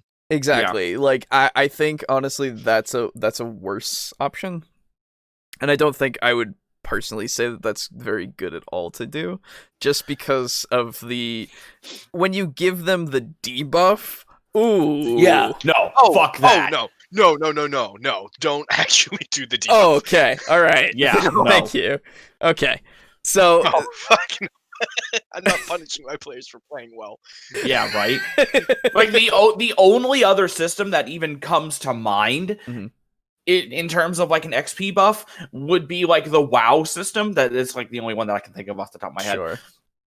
Where like rested XP, where it's like, oh, you haven't played in a week, you can go ahead and have rested XP and you get like double or just increased XP for this set period of time, but that can't really, so at least off the top of my head, that can't really be applied to fucking D&D. Yeah, translating that kind of stuff to D&D is kind of weird, because then it becomes more of a game system instead of like it is a game, yes, but there is also that role-playing aspect, and if you have no control over any kind of thing that, like, if the buff itself is not something that can be given universally, or repeatedly, I guess, in a way that's reliable and not detrimental overall, I think it's not great to do.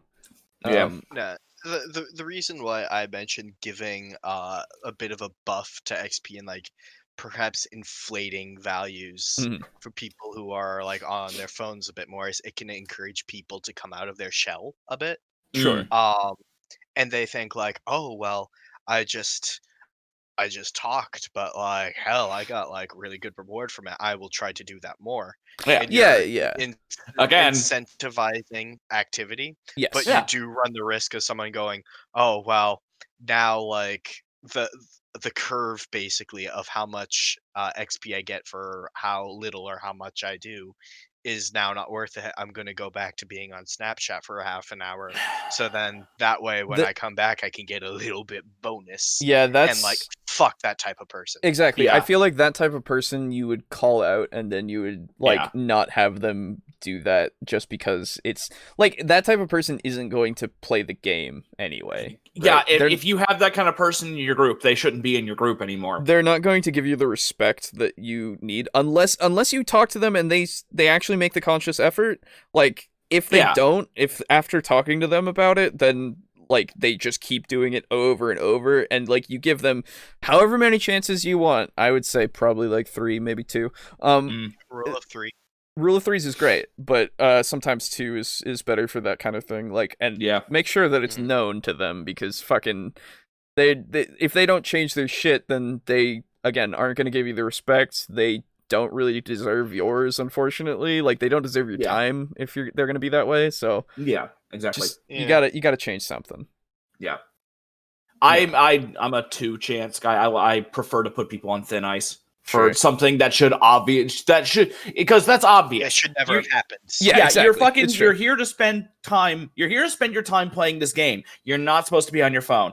Get off your phone or get out of my table. It's definitely one of those things of like, if like I try not to be on anything else just because that's how I am, but also unless it's something that's important, right? Yeah. Then I won't look at it because it's not. Yeah, if it's relevant. Yeah, if like, it's a you're relevant dealing thing, with like if you need a to look up spell or an stat obscure block or something. ruling or Yeah, something, yeah, that's yeah. fine.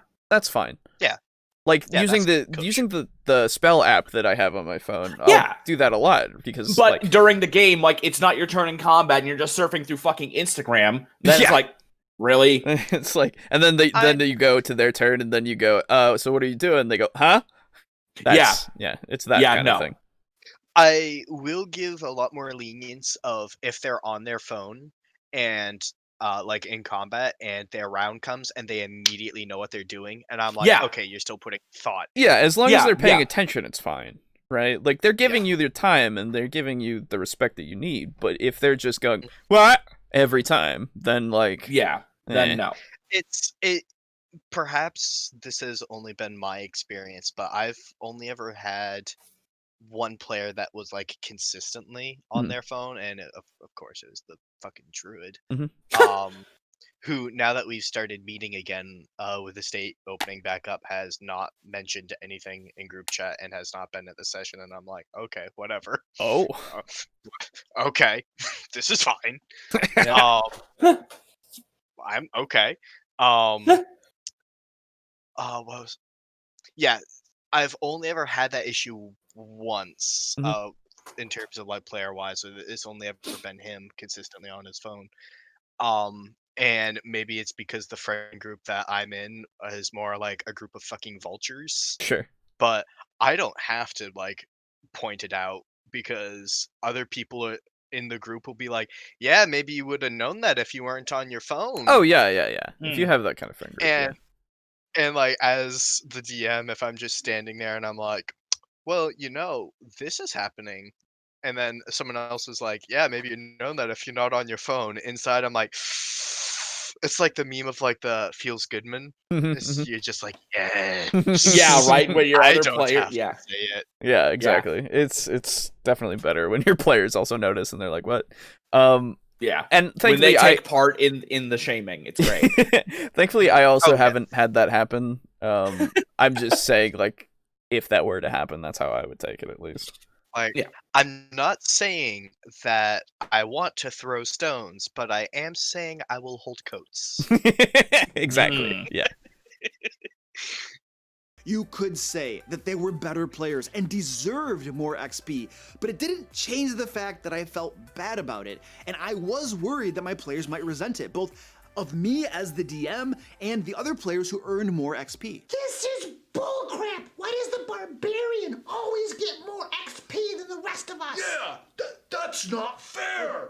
It's not my fault that I'm just a better role player than the rest of you. That's right. It has nothing to do with improprieties in the office. So...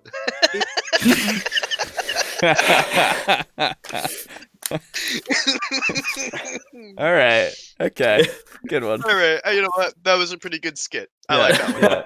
That was a good one. His skits aren't that bad, to be fair. And like, if I had the player as the barbarian going, it's not my fault. I'm just better at this stuff than you. I'd be like, shut up, dude. Shut the fuck up. You're not. No. Shut up. But then, like, you text them secretly, yes, you are, keep it up. Yeah, exactly. It's like, keep it up. Daddy will take care of you. You're not supposed to let them know. You're not supposed to let them know that I love you the most. It's like that comic of the two twins walk up to the mother and they're like, Mommy, which one of us do you love more? Yep. And the mother gets down on her knees and she hugs them both. Yep. And she's like, Mommy loves you each equally but differently. And one of the other children goes off to play, and she keeps the other child behind, and her face grows dark, and she goes, it's you. Yeah, I've seen that. It's so good. Anyway.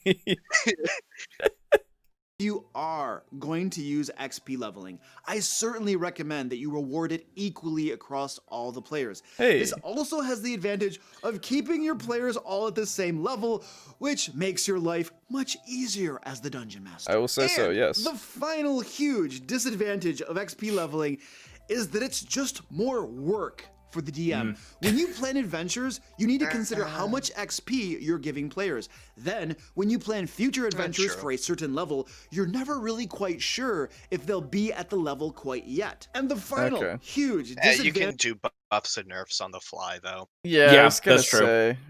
But yeah, I think that's the hardest. Like, for me, that would be the hardest part. Not to mention, I'm shit at math.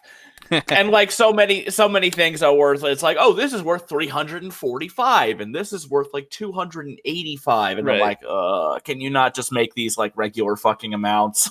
Like, and I hate the math, and fucking yeah, that is a thing where it's like, oh, how much do I give them? And but yeah, again, it's something that's easily solved by just being like, okay, this is worth this, this is worth this, this is worth this, boom, done. And like I will just say that is basically valid. I'm fine with that point, honestly. Yeah. Like it's definitely more annoying, I guess. It's more work. It is more work, and it's fair enough. It's not the whole no work for additional experience thing that I have a problem with. That I do. This is like, yes, it is more unnecessary work, I would say. Yes. You can alternatively do a hybridized version, which is I call what I do Milestone, but I think by definition what I do is more of a hybridization.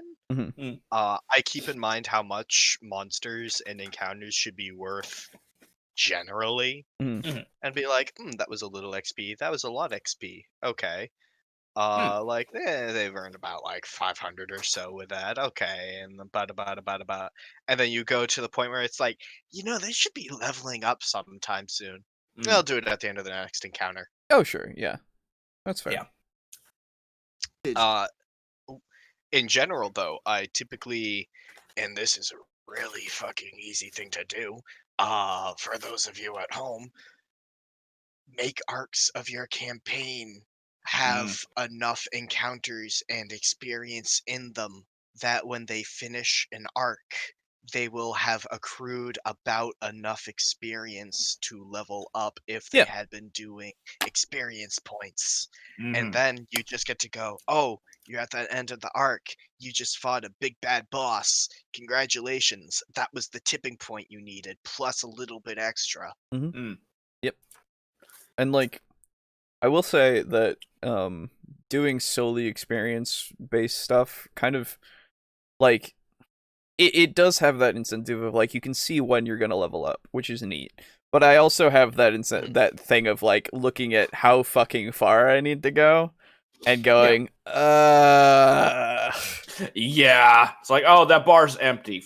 Fuck. Like, well, not even if it's like halfway and it's been like, I don't know, 4 sessions, I'm like, you know, like it's gonna take another 4, maybe 5, you know, and like it's definitely something that's like, that's just, I think that's more like a personal like gripe, because I don't know, but I would rather not know and just be told when to level up, because I'm like, I just don't want to see that reminder of like, you're so far. Yeah. But yeah, I don't know. Yeah. I personally don't have that issue. I like to just see bar go big up. That's fair. XP leveling is that it's just more work for the DM. When you plan adventures, you need to consider how much XP you're giving players. Then, when you plan future adventures for a certain level, you're never really quite sure if they'll be at that level quite yet, or perhaps beyond that level. Unless, of course, you want to do a lot of math or wait until the last moment to plan each adventure. Oh, I actually just thought of a bonus disadvantage. When I used to use XP, I constantly had players forget to add the XP they earned to their character sheets. And then they'd be like, oh, Mr. DM, do you know how much XP I got the last game session? So it's like I give you XP and then they forget to put it on their character sheet. Like, what do you want from me? Yeah. 0. You Yeah, earned fucking 0, bud. yeah, like you should. So I'm 2 minds about this. You should keep track of it, absolutely, but there should also be like something that is taken of like notes. Yeah, like Yeah, because I don't know if it's an uncommon thing because our group has always had it. The party scribe. Yeah. Is that an uncommon thing? Because I feel like Well, it's not even just that. I feel like notes should be taken by the DM and also the players, right? Like if the DM is going to give out experience, maybe make a note of that. DM has the master copy. Exactly. Of the notes. Exactly. But I mean, like, has the player copy. But the thing, like in that scenario where the DM doesn't know exactly how much XP they would have gotten, it would be nice to have that player who's like, "Hey, scribe, how much did you earn last time?" Well, see, just in case I didn't do it. That I wouldn't put upon the party scribe. That is not his job to know. Yeah, that is true. It's more his job to know his character's experience, not the whole party. But sometimes party scribes like to write down like everything that they hear. If he wants to, more power to him. Yeah, absolutely. I'm not saying like put it on them. Right. I'm just saying kind of check with them. Okay, fair enough. Yeah. But so yeah, I would say like fucking maybe like because we from the thing that I'm in, we have a channel specifically in the Discord that is an experience points channel where you can look back and see the experience points that you had. If you didn't remember to check that thing and then put them in and then maybe leave a little note for yourself on it by like reacting to it, with like a little thing, oh man. And like several times people have been like, oh fuck, I forgot to add this experience, but they go and they look at it and they go and like actually know where it is and put it in. Nice. So that's cool. That's a good system. Yeah, it's definitely a good system, and I'm super for it. And if you have something like that, maybe like a text chat, either through Discord or through some people use WhatsApp, a bunch of kind of different group kind of chat things.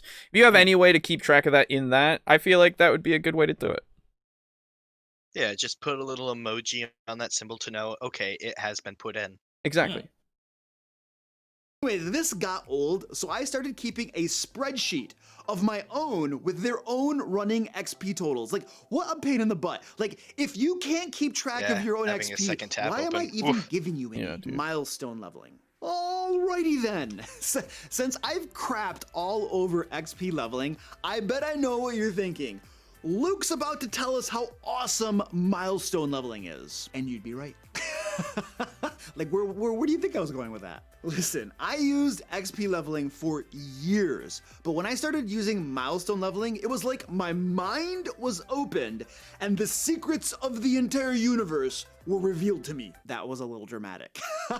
But I'm serious, it was awesome to start using milestone leveling. Or I just began to see how great milestone leveling really is. But before I tell you how awesome it is, let's hit on its glaring drawback.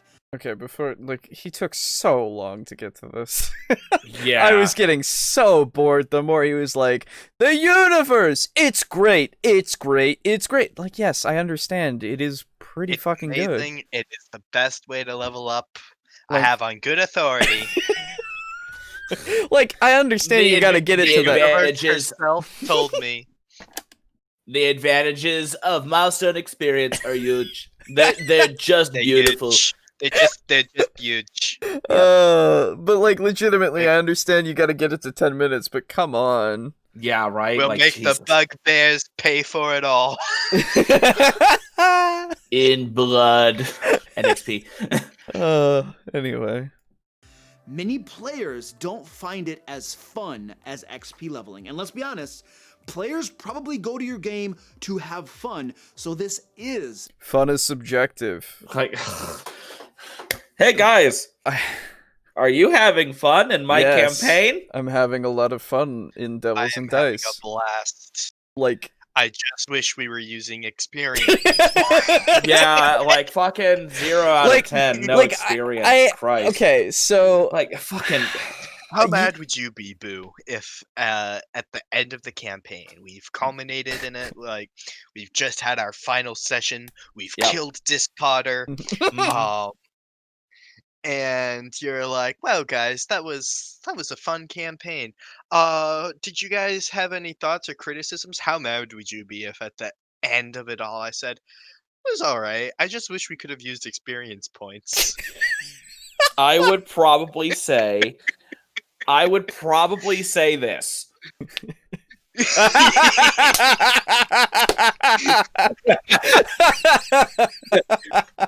That's what I would say. That's appropriate. I would leave the room. No, Very good. I wouldn't give. Honestly, totally fair. I would be like, you know what I would say is like, why? Does that add anything? And then I would need an explanation to be like, oh, okay. Still not going to do it. Yeah. Boy, oh boy, if only you had mentioned that 78 sessions ago. Yeah, right? Yeah, exactly. It's one of those session things. 0. It's fucking. It's like I posited that in session 0. Do we want to do it? Yeah, exactly. We were all like, nah. Yeah, it's just like no milestones. Everyone unanimously agreed milestone. Like Yeah, right. So like, it's one of those things where he goes, your players are here to have fun, and if you suggest a rule that maybe they don't like, they're not going to have as much fun. It's like, yeah, right. It's like okay, I'm sorry, but you probably talked about it. I fucking hope in session 0. yeah. like- if you had one, Like if you get to that point where they're just like, this isn't as fun as experience points. It's like we're a little late for that, buddy. We're a little, You know, I fucking feel past like that. It. I Yeah, feel like some wrinkles are adding to his hair growth, and thus are less used for think. I don't know. His hair is less like set. Like on the right side, you'll see that there's no Yeah. hairs like fraying. It's Yeah, true. yeah. It's true. Like, but God, I hate it so much. It's so distracting. It's like when the thing. Here's what it is for me. When I play fucking Monster Hunter, I usually go for the fucking horrible pompadour because it looks so fucking stupid. And then when I see a person actually have it, I'm like, That's not. I do that as a joke, man. You're doing it for real. Yeah, I don't know. I know I'm being mean, but fuck. yeah. It's whatever. But legitimately, I would say, fucking, you can't expect everything to be something that everyone likes. Yeah, like You are crafting a world, and sometimes some people are gonna go, "Oh man, I didn't like that," but some other Yeah. people are gonna go, "I like that a lot." Like, yeah. you have no control over what somebody else is gonna feel about your game, right? And Yeah. if they like experience points more than milestone, great, good for them. You're not using it. Like, Yeah, right? What do you expect? Why are you like? If this is a sticking point, then why did you agree to it? I don't like. Like, I assume no one's gonna have so much of a problem that it's going to be that much of a sticking point. Like, and if they are way more into experience points, then I don't know about you, but you can play multiple campaigns at once. And maybe Yeah, one right? of them has an experience point, or you could maybe DM your own campaign and use experience points. Not to mention when you have a group of dedicated players, all of whom are relatively experienced and they're all having fun. Once you've played in someone's world for a little bit, you start getting the itch. It's like, man, I want to do this too because I love your world, but I want to make my own world too, and I want to invite you into it as well. Oh sure. And then when I do it, could we do XP leveling? Like, sure. Yeah, exactly. Like Like, if you That has happened to me that has happened to me so many times. Yeah. Yeah, even in this fucking podcast, every now and again you'll be like, "Oh man, now I want to make a character that's like this," or Yeah, "Oh I was man, like, I want to man, run a it's game like, like man, that."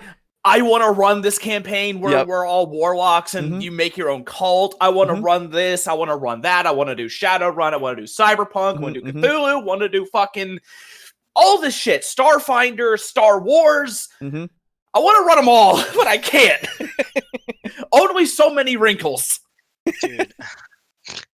I was playing Vermintide 2 today, and I was like, boy, I would like to play an Age of Sigmar RPG. Yeah, I know, fuck me, I want to do absolutely. it, but I That'd know be that we super probably cool. wouldn't be Skaven, so I'd be like, ugh! And then I can't make like a fucking like chaotic good Skaven because they're all bad shit. Oh yeah, All of them. absolutely. It doesn't work with them because that's their whole thing. So they're Yeah. all fucking irredeemably evil. Yeah. So yeah, I don't know. I don't know about this guy. So like fucking. Anyway. Important consideration. That said, I do know lots of players who prefer milestone leveling too, so this is really just a matter of personal preference. Oh. The first advantage of milestone leveling is that by rewarding players for accomplishing objectives in the campaign or story, it encourages players to not just kill everything they see. It makes them think beyond just death and bloodshed when leveling is no longer tied to those things. Milestone leveling helps dungeon masters combat all the murder hoboing going on in their games. It's that old Well, I'm gonna say this. If somebody's gonna be a murder hobo, they're gonna be a murder hobo regardless. It's true. Yeah. Like, just because you didn't give them experience for it does not mean they won't go, I still want to kill him, though. Yeah, that's like it's a very video game thing where it's like if it's not about the experience, it's about seeing what happens. Because in games like Infamous, you have the option to be good or evil. Oh yeah. And so oftentimes those are some of the very few games that I would actually play through twice, where I get the good ending and the bad ending. Yep. Because neither side really rewards you with anything more powerful than the other. They both have their super abilities, and it's just a different play style. And so it's more just the ability to act out. I would say that potentially a way to combat murder hoboing and milestone isn't working if that player is into like violent video games or video games that let you act out. That's a great way to kind of like I don't even know. That's a good way to just do that in a controlled environment that won't really fuck up the campaign if their murder herboing is fucking up the campaign.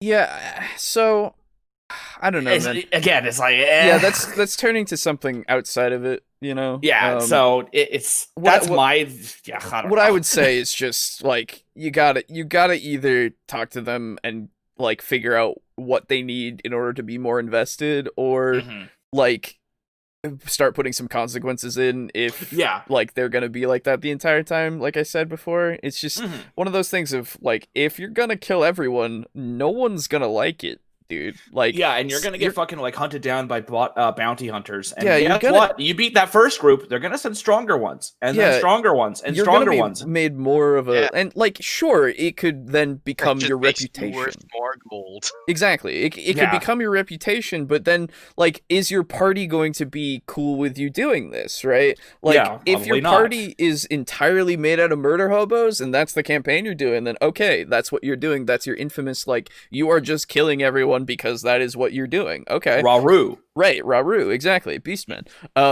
But if your party isn't like that and that's not the point of the game, then they're probably gonna go, I'm gonna sell you out to maybe get free gold or something. Yeah, right. Like if you have a murder hobo in a group of like, I don't know, like hell, even like neutral goods or chaotic goods, they're gonna be like, no, we're gonna fucking knock you out in your sleep, tie you up, and turn you in. Yeah, like any alignment would be like, you're killing a bunch of people and you're now worth a lot of money, and also like it'll help us with reputation and shit. Yeah, I'm gonna turn you the fuck in. Goodbye, character.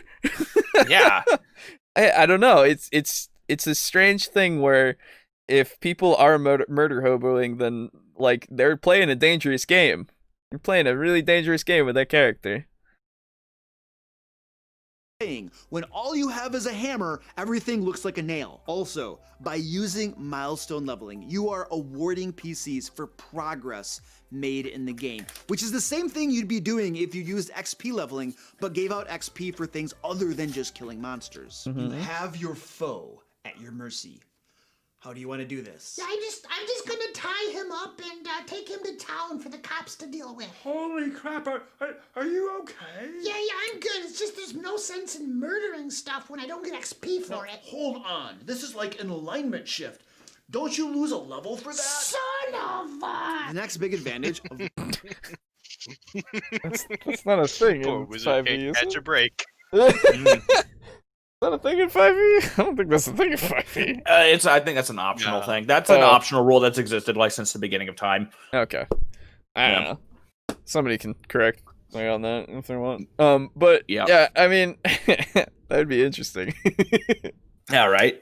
Milestone leveling is that it helps keep players on track. When the players know that they gain a level by accomplishing an objective or milestone in the campaign, they will work toward accomplishing it. And most of the time, I just straight up tell my players what they need to do to gain a level. When you defeat the frost giant threat, you gain level 13. And then when you end the fire giant threat, that's level 14. Okay, that's a little too transparent. Yeah. That's way no, not a little. That's way too transparent for me. I'm not gonna just tell you. It's like, oh, if you go find out what fucking killed Baphomet, you'll get to level 6. Like, no, that's not gonna happen. That's not that. It's definitely one of like, I wouldn't do it personally. Yeah. I can see why you would do it if you want to keep people on track, but I don't. You would hope that your story is interesting enough that they just stay on track to begin with. The incentive is supposed to just be there already and not just laid out for people. Like, it just kind of takes away the curtain for you, right? Like, you're the Wizard of Oz, you're the man behind the curtain, but then you just poke your head out and you're like, by the way, do what I say and you'll get experience and level up. Yeah, like... and everything will be okay. Make sure to do it, because otherwise I won't level you up. I mean, hell, this is even, like... You can do that in game so easily. It's like it's like, oh, there's frost giants outside, and the guard captain's like, hey, we'll fucking award you like a holding in the territory if you go fucking deal with these frost giants. So there's your in-game motivation, and then you don't have to say, oh, you did that, and now you get a level because you're like fucking barons of the territory or something. Yeah, kind of a natural thing. Suddenly understand every internship offer I've ever received that was offering me experience for pay. It all makes sense. Oh my god, you're right. Guys, I could have been level 5 by now. Oh, I could be casting Fireball. Joke's on you, I've been level 6 for fucking years. Oh, shit. You don't really go past it, to be fair. You're never really gonna, like, I'll be honest, I don't think I've seen anyone past level 6. It's true. Because like at level 6, that's when you have to go out and start shivving people. That's when you get more experience. It just becomes like, I'm comfortable staying level 6. Dude, my steel toes are only rated for so many crabs. The fucking item durability. Oh man. Dude.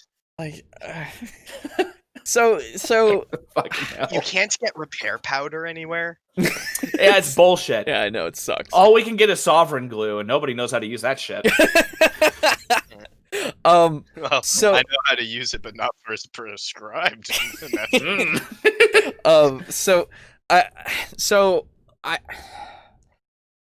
once, as someone who does more open world stuff, right? Doesn't really do a structured, this is the story. I do more of a, you are making the story and I will react to what you want to do. Transparency like that would so ruin it for what I would be doing. Yeah. I like, how am I supposed to, instead of saying outright, like, you will level from this, I will just give you the, like, I will, instead of doing that, give you the options that are there, and it doesn't matter, like, it might get you to the next level, it might not, but there are some things that are clear cut, like, hey, you've gotten to such a point, you've taken your little band, you've rescued as many people as you could, you went into the cave, you got the thing that Alona told you to get, and now you've made contact and peace with the humans. That's a fucking milestone, dude. Like, stuff like that is super obvious, right? And even your players are gonna go, yeah, okay, now we got there. You don't need to go, well, once you get the thing that Alona told you to go get and go make contact with the humans, and then make peace with them, then you'll get a level. It's like it's just so unnecessary.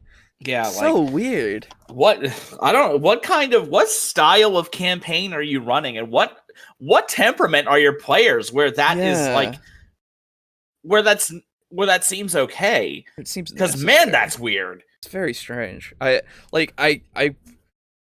giving away just that information is so metagame. Like it's so strange to think. Like I don't know. I hate it. Yeah. It's okay to reveal that information to them. Allowing them to know what their objectives are gives them back that sense of control. Well, then you can you can literally just like they can figure out their own objectives. I assume they have brains. Like if you have a I think that they can make objectives for themselves just fine. Yeah, there's that, but also like if you have a storyline going, I'm sure that they can follow. Oh, if we kill the big bad of this arc, we'll definitely gain a level. Yeah, and I mean, now here's the thing. Hopefully they're not. Get that. Hopefully they're not saying that aloud. Yeah, but like, yeah, that should be so obvious. Sorry, I didn't mean to interrupt you, Aiden. I think there's a tiny bit of lag. Yeah.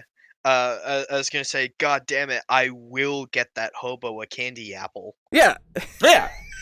I don't care if it gives me XP or not. He's getting that fucking apple. Exactly. Is that a reference to My Hero Academia or no? I'm just curious. No. Okay. I thought it was Airy in the candy apple at the festival. My bad. No. No. I remember his story of that for his characters there. But yeah, it's like it like makes my skin crawl a bit because it's just like it's such an alien concept. Yeah, I like revealing so much like out of character information. Oh. The players need to know what to do next. If they're not told, they won't know.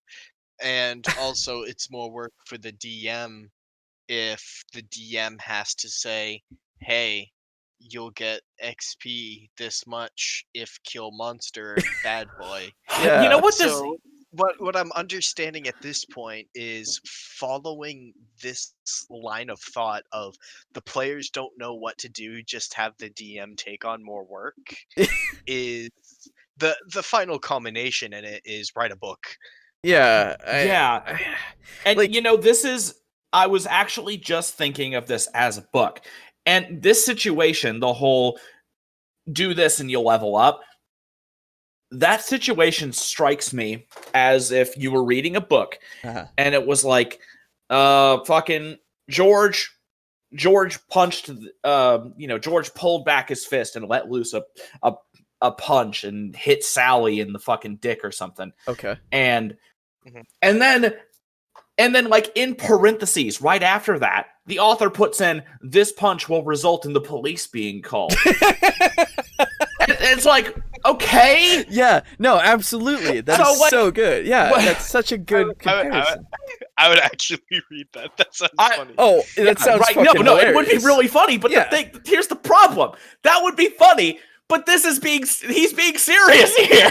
I know. That's the problem. It's like it's just you look up to the sky and you're like, hey, omniscient being that controls our entire world, what do we do next? Like how do your players not have any sort of sense of like what they want to do? I assume they're autonomous. Like We ain't found shit. You know what? Call of Cthulhu has an actual system for something like this. It's called the idea roll. Okay. And fucking, it's like, because in Call of Cthulhu, it's an investigative game, sometimes the players miss a clue or they misinterpret a clue, more importantly. Yeah. And they're like, okay, we're stuck. Like, in the DM calls for the idea roll, or players, I think they can call for it as well. They can ask to do one. Mm-hmm. Now, the important thing about an idea roll is that the idea roll is something that can't fail. Right. So you make the idea roll and the DM will steer you in the right direction. However, if you fuck it up, something bad will happen. Essentially, kind of like a pushed roll. An example that Seth Skorkowski gives in his Cthulhu, and I think it's actually from the book as well. The example that he uses is the players, they need to go to a bookshop, and they've seen the people there, and they don't know that they're part of a cult. So, you make the idea roll, and you do it. You make the roll, and it's like, okay, you remember that the people, like, you read this note. It's like, oh yeah, I remember this guy. He works at the bookshop. That must mean, like, this clue links him to the cult. So we'll go find him. We'll stake the place out, yada, yada, yada. And if you fail the roll, it's, well, you guys kind of hit a dead end, and you spend a few weeks poring over, like, books and not transmissions, fucking, I don't know, correspondence. There we go. Oh, yeah. You're poring over correspondence and books and notes, trying to find some link between the cult and, whatever it is that you're working with. And you eventually wind up, just out of desperation, you go to the bookstore, and then you're flipping through pages of a book that might offer some assistance. And then when you look up, you suddenly see that someone's locking the door, and they're turning the open sign to close, and several robe figures are closing in with knives. So you have found the cult, but now you're in a significantly worse position. Right. Yeah. So that's what the do I attack if I know if I don't know if they'll give me XP? Well, here's in Call of Cthulhu, there is no XP, so fuck you. So basically what I would say in this situation that you could implement that is something like that is just have them make a knowledge, like a knowledge or an intelligence check, just to see if they can remember something, any kind of detail, right? Like if they're so lost, right? Yeah. If your players are so lost and not sidetracked to shit like every fucking party gets, if they are somehow without anything to do and also just unable to think of something to do, then I would have them roll for it and have them, like, maybe get some inspiration that way. Or maybe make, I don't know, I assume one of them has a god and is pretty pious. Maybe. I don't know. If they're not, then I can't use that. But maybe they made a pact with something. Oh, no, you can still super use it if they're not pious. It's true. You could still super use it. You could have a vision of... The god reaches down and says, hey, you know what? You kinda suck. But if there's any time to prove your loyalty, it's now. Do this. Yeah, exactly. And if you go do this, I'll level you up. Yeah, no, exactly. The god themselves goes, hey, man, you should do what I say, because fuck, you want XP, don't you? No, but it's what you need. It's something that I think you can get a morphine trip. I don't expect any party is going to get into this situation. I expect any party is going to either be on track or be so off track they're doing something else that's more interesting for them at the moment. And you can reel it back in narratively if you just make it so that maybe, I don't know, something that they find is related, or after they've done that, some new information pops up that they find somehow, they stumble upon. Like, you could do anything that isn't just so transparently you telling them where to go or what to do. Because at that point, they just go, all right, we're going into town, and then your DM goes, oh yeah, there's a shop, there's a few houses, there are people, there's a tavern, and I'm just gonna tell you guys, you're gonna want to go to the tavern. It's like, oh god,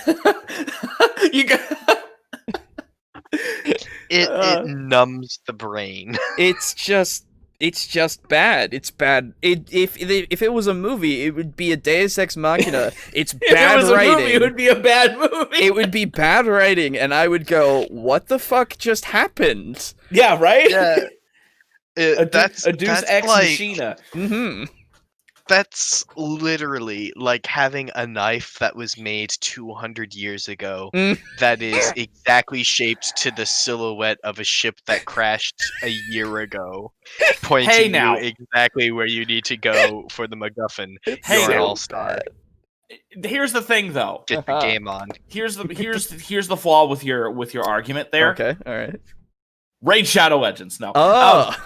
Oh, I already got the sponsorship in for this week. Yeah, Damn don't it, worry. fuck. Okay, He's sorry. fucking- Oh God. Alejo needed to go grab a book, so I started- But the Force. I mentioned that scene to someone who's a Star Wars fan, and he's like, God. "Hey, it's a movie about space wizards," and I never Don't. thought I'd meet someone who used that line unironically Are in you real life. kidding I thought me? it was a fucking copy pasta. No, dude, he's watched the video and he's gone, yeah, that makes sense. No. I looked at him and I'm like, so it's because it's a children's movie, and he's like, yeah, and I went, so does that justify shitty writing? Can't children have good writing too? He's like, well, it doesn't matter if children have good writing or not. I'm like, yes, it does. Yes, Because it does. What the fuck? it informs how they create stories when they grow up. And he went, huh, and he left. Oh my! I shit you not, he left, and I'm like, okay. Jesus. I bitch wanted right here. him to stay. I wanted him to stay because he's leaving, and I'm like, you're a fucking coward. Yeah. Like, And I give him no rest about it because I know this guy. yeah. When we go to the movies, he's one of the people who comes along, and he always wants to go to Taco Bell, and I'm like, hell yeah, let's go to Taco Bell. Hell yeah.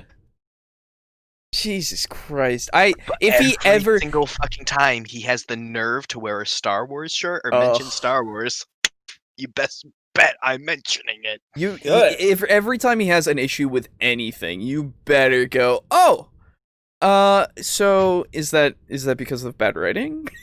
And like just No, that's not how I do things. I'll take the really what's it called when you're like looking down on someone, like not quite mansplaining, but, like, Domineering.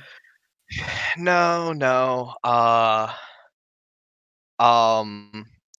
literally condescending. I prefer to take the condescending approach of, if he has an issue with any movie later on, I'll oversimplify the movie, and I'll be like, okay, it's a movie about Mr. Rogers for kids, Mark.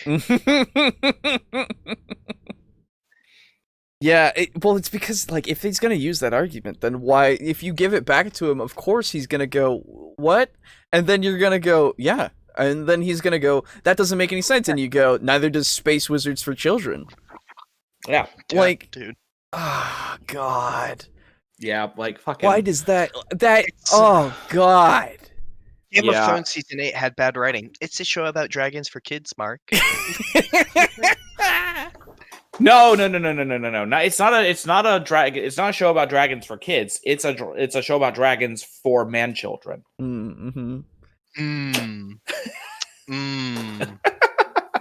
That'll hit him. Having liked the show can confirm. Yeah. No.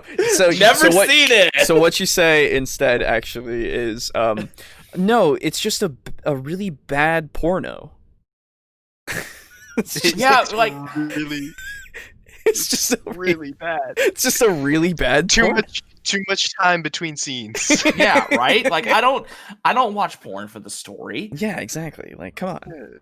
Anyway, I don't know, man. Those lemon stealing whores gotta go. We haven't looked at our lemon tree for the past 5 seconds. I wonder whatever has happened to it. Hey, you! All right, let's finish this video. Yeah. Isn't that? Oh, it's not playing for me again. Fucking hell. Here, wait. I'll see if I can get it. Yeah. Well, I'm just gonna refresh. I got it. Okay. Hold on. 2 seconds. The milestone. Okay. What the fucking? It's easier for. Sorry, gives I them missed. back that sense of control over their leveling that they would have otherwise had with XP leveling. And of course, when they know out of the gate what the milestone objective is, it's easier for them to work toward it. Really? Do you not? Your players have no fucking drive. I have to assume he's not actually telling. Like, you can't be just saying that, right? Like, I fucking hope to God. It's a game about dragons and dungeons for children. It's true. Continue. But like, Fucking mages and halls. legit Mazes and monsters. It's a far out game. Yeah. Exactly, dude. It just boggles my mind that you just don't give them the objective naturally. You don't have to point to the thing and then go, you have to go do this, otherwise you won't level up. I bet they literally go to a fucking quest post and are like, what is the main objective of this quest? Like treating it like exactly like an MMO quest. Exactly. Like, kill 10 boars. Which boars? Is it out in that field there or that field there? This game is so much more than that. Find 10 children who are hiding. Guess what? One of them Z-clipping into the fucking floor because it's a Bethesda RPG. Exactly.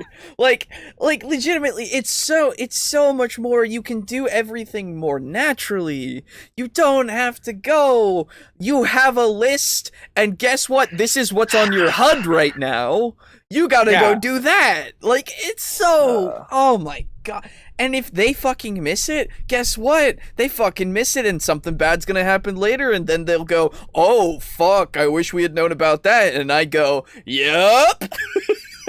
Too bad you didn't fucking read in the library, you sons of a bitches. You didn't talk to everyone, and that's unfortunate for you, because and you didn't talk to this one guy that you found annoying. You just kind of brushed him off, and guess what? He was going, hey, but help me though, and you were like, nah, dude. Yeah, you know that guy who's been tugging at your fucking robes? He might be helpful, maybe, possibly. Who knows? It's like, come Probably on. not. It's just... And that's the thing though, where you kind of have to have competent enough players. Yeah. Like us. Who would, if some fresh bullshit were thrown at them like later in the campaign, and you're like, well, yeah, it's because you didn't talk to Tharnanar, and it's like, yeah, because my character fucking hates him. Like, yeah, it needs to make sense in character too, and you have to kind of trust your players to be all right with the thought of missing content because of the actions that they themselves have done, instead of trying to spin it back that their failures are your fault. Exactly. Yeah, it's a living, breathing world. There's not like, I will go to the store, and guess what? The farmer in the field is gonna lose 5 cattle to a bunch of wolves. Because I didn't feel like going to do the thing just yet. Oh no! Like I needed to fucking go buy a potion. How was I supposed to know that the wolves were literally prowling right outside the fence as we were talking? It's just, it's one, like, there's been precedent there. Yeah, there's a quest out there that's like, sure, even posted on a bulletin board that's like, wolves in the area will pay bounty for 50 gold per head of wolf. Please, do it. And then we go, oh, that sounds neat. Maybe we'll do it later. And then consequences happen that later, hey, there's a fucking pack of 5 wolves and they've killed a bunch of shit. It's like, oh no, that's something that will happen regardless. I had a quest that I threw at my players where it was this crazy old man whose wife had died 30 years ago, but he still thought his wife was alive and making him stew, but he was making the stew himself. And he owned a bunch of sheep, and a griffin was coming down and stealing the sheep. And initially, he had posted on the sign that he would pay, I think it was 15 gold to have the issue of whoever was stealing his sheep taken care of. He wasn't sure if it was wolves or people or what, or werewolves or something. Right. He just wanted the issue taken care of, and he was paying 15 gold. The party held off on doing it for like 4 or 5 days in game time, and when they finally took care of it, guess what? That guy had lost like half his sheep.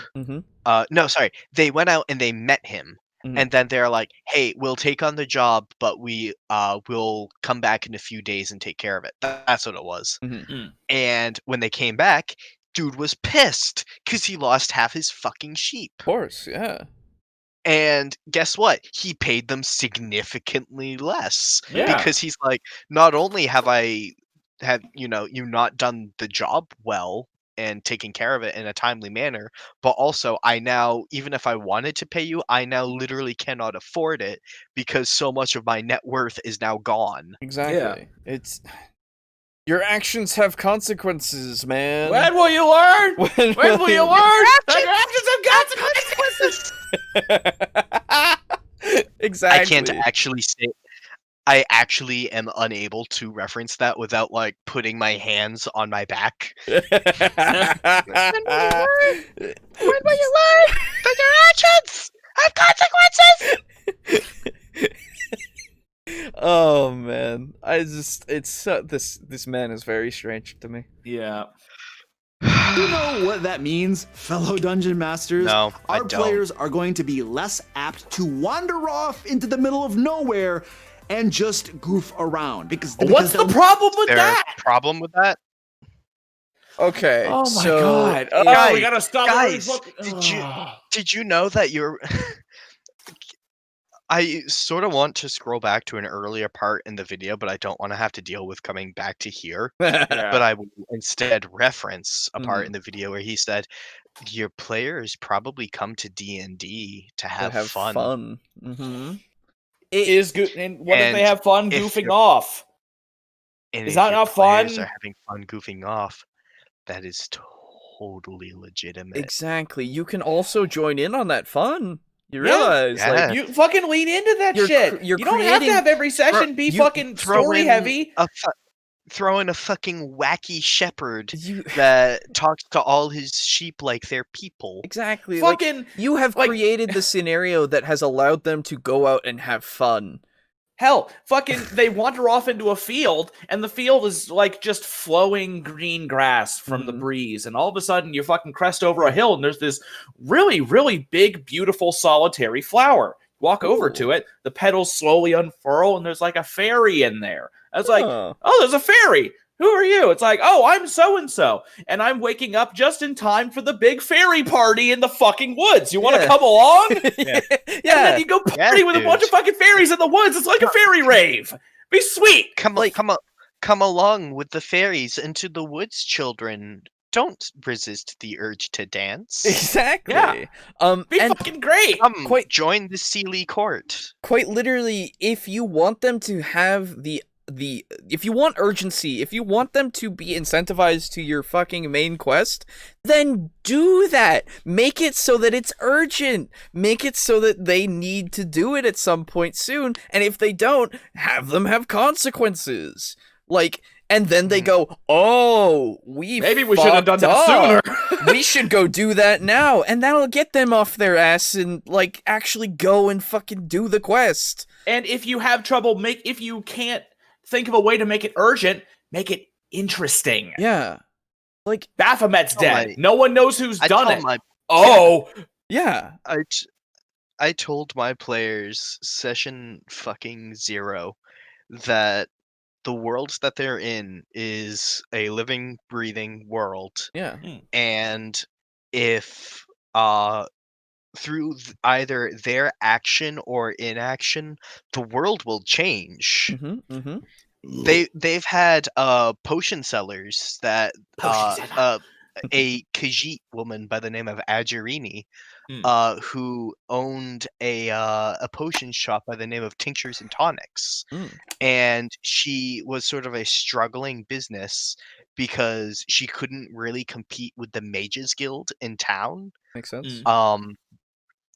And she revealed to the player that she was frustrated because she learned how to make really, really fucking good potions. But she shared with the players that she was frustrated because the only reason people ever went for her was, as she referred to them, people only ever come to my shop to buy pee-pee potions. Hell yeah. And when they found a recipe that a cultist had made for essentially, I called them prismatic powders, but they're basically potions that you snort. And they're super fucking strong. Yeah, they're super fucking strong. but they have drawbacks. There's green, silver, red, blue, gold, clear, purple, and black, and do things like restore HP to full, but their drawback is after 1 hour, take 1 point exhaustion. Silver is based on Quicksilver. Move speed doubled for 1 minute. Drawback, after 1 minute, move speed becomes 5 for 30 seconds. Right. Yeah. So it's red, got plus 2 strength for 1 minute. And then after 1 minute, minus 2 strength for 1 minute. Yeah. Yeah. Their potions are too strong for you. They had an encounter in a laboratory that was run by Malnox, the big bad evil guy, and they actually found a way because the chemists that were in there knew that they stood no real chance, and the chemists happened to live in Durmchapel, which is the town they're going to next, and this happened like a year ago. But when they like made their way through the lab, the chemist was like, "Hey, you know what? I have my own proprietary blend that I make. Here, take these." And he gave them like a bunch of them. Yeah. As well as a notebook saying how he made them. Oh.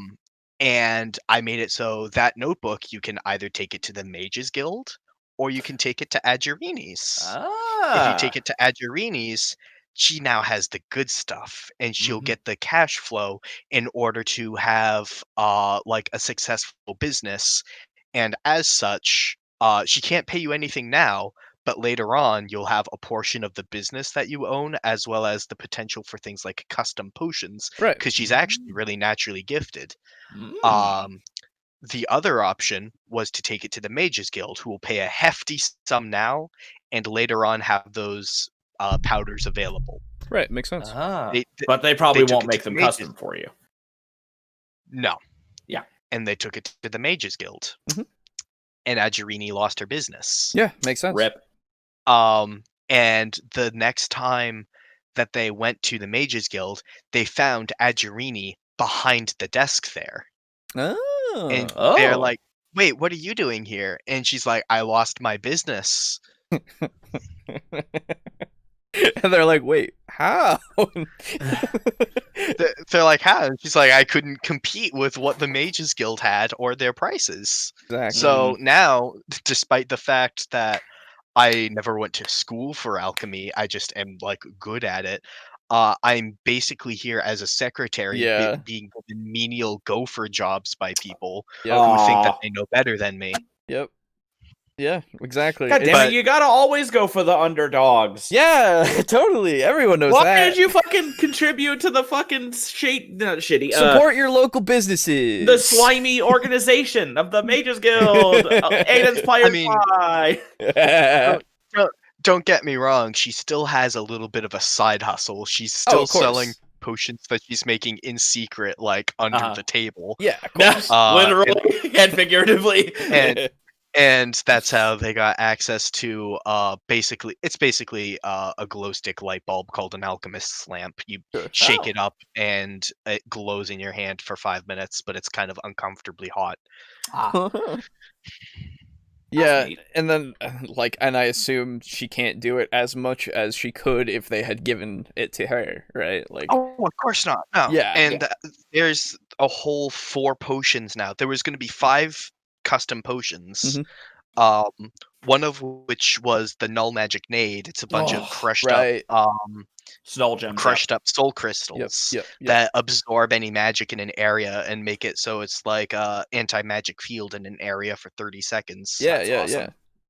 But you can't do that. Which are gonna be real useful when fighting the final boss. But hey, you know what? Now they don't get them. Yeah, exactly. Fuck it. Yeah, they made their choices. Yeah, and that, I mean, and later on when you're done and they're done with the campaign, I assume you could share that with them and they'd be like, fuck. Yeah. I'll hand them the item cards for the 5 potions. Yeah. And then they like, Adgerini could have made you these. Yeah, but there's it's just one of those things that they go, shit, damn. Oh well, you know. It's something that they're like, oh, that's cool that you had that in preparation, and then then they go, neat, let's do the next thing maybe. So because they now are happening to go through Durmchapel,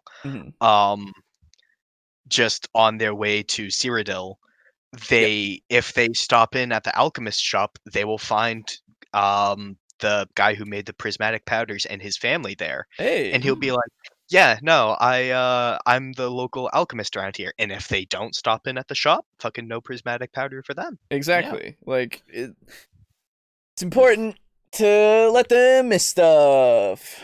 And then but you could also say do this and you level up. Oh yeah, it's true. You could do it. Oh yes.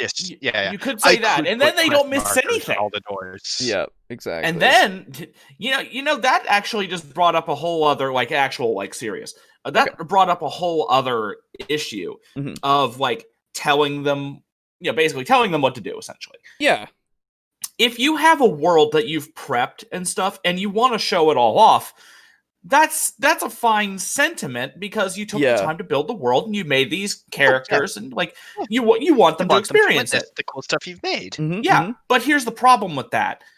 When you do that, when you show off everything, those are ideas that are basically now gone.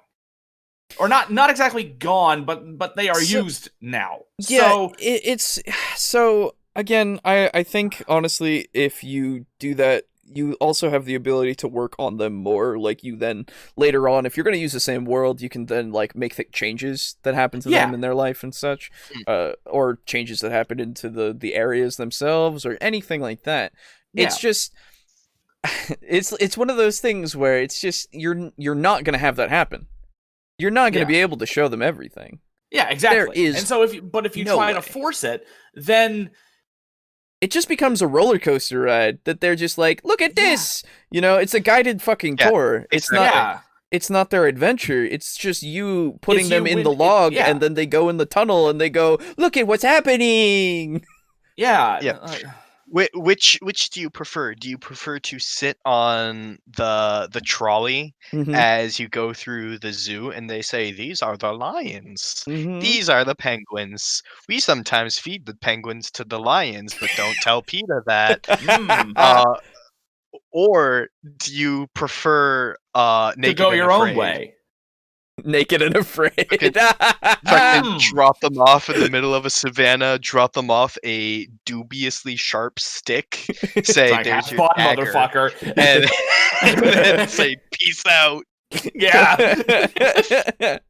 It's so strange to go I understand having a story that is linear. That's fine as long as it doesn't feel like it, right? Yeah. You can you can make it so that a story just is a thing that is happening, but you can have it so that you incentivize them following that story, or you can have them actually maybe get boons from going off the beaten path. Yeah. There's no reason to force them to railroad. You know what is the perfect fucking example of this? What? Doom Eternal. Okay. Literally a story about a murder hobo who could not care less about the story. Right. Because even Doom Guy's I don't care about your exposition. I'm punching this Argent Energy. Yeah, that's true. Cell. Very true. Who is led by his bloodlust, and if in Doom Eternal, when you go off the beaten path, you find level ups, you find one-ups, you find extra tokens collectibles, you find things to help improve your guns, your armor, your skills. Yeah.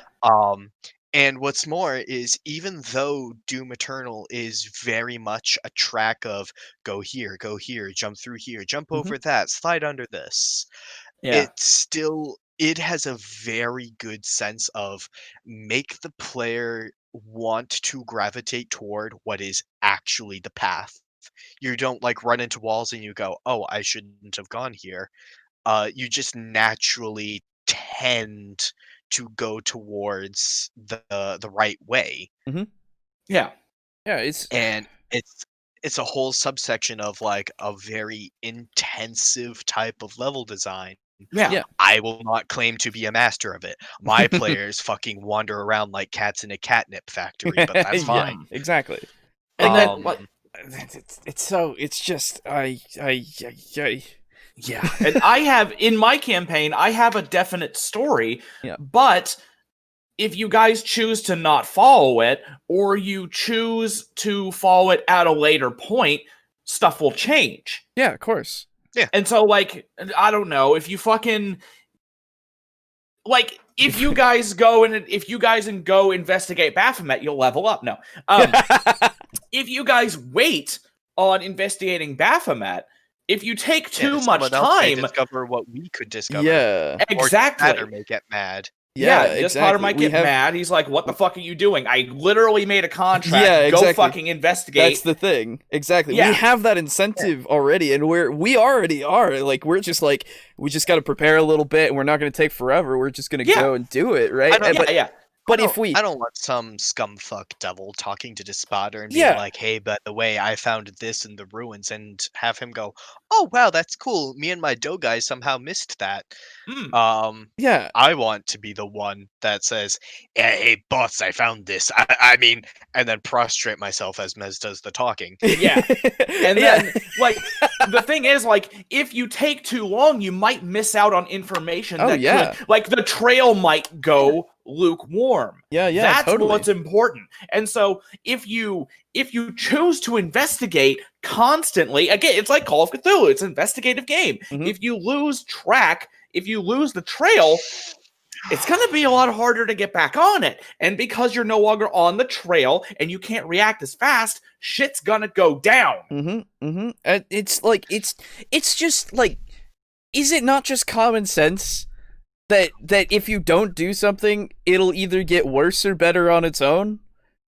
Apparently not to him, or his players. Because, like, I can't imagine being somebody that goes, everything's gonna be static. It's gonna be just like a fucking video game where, well, some video games, I guess, not all. But it's just gonna be like, if I just leave it for this fucking long, it'll still be there. Is that... That reminds me of so many my favorite RPG series, or at least it used to be. It probably still is. I just haven't played one in years. Tales of Symphonia, Tales of the Abyss. One of the funniest things about those games is that there are lots of side quests in those games, like most RPGs. The best time, literally every single game, the best time to go and do all the side quests is right after the final cutscene before the final boss. So, like, you go to the staircase. If you walk up that staircase, it triggers the final boss fight in the end of the game. You have a little cutscene. It's like, oh, are we all ready for this? Yeah, let's do it.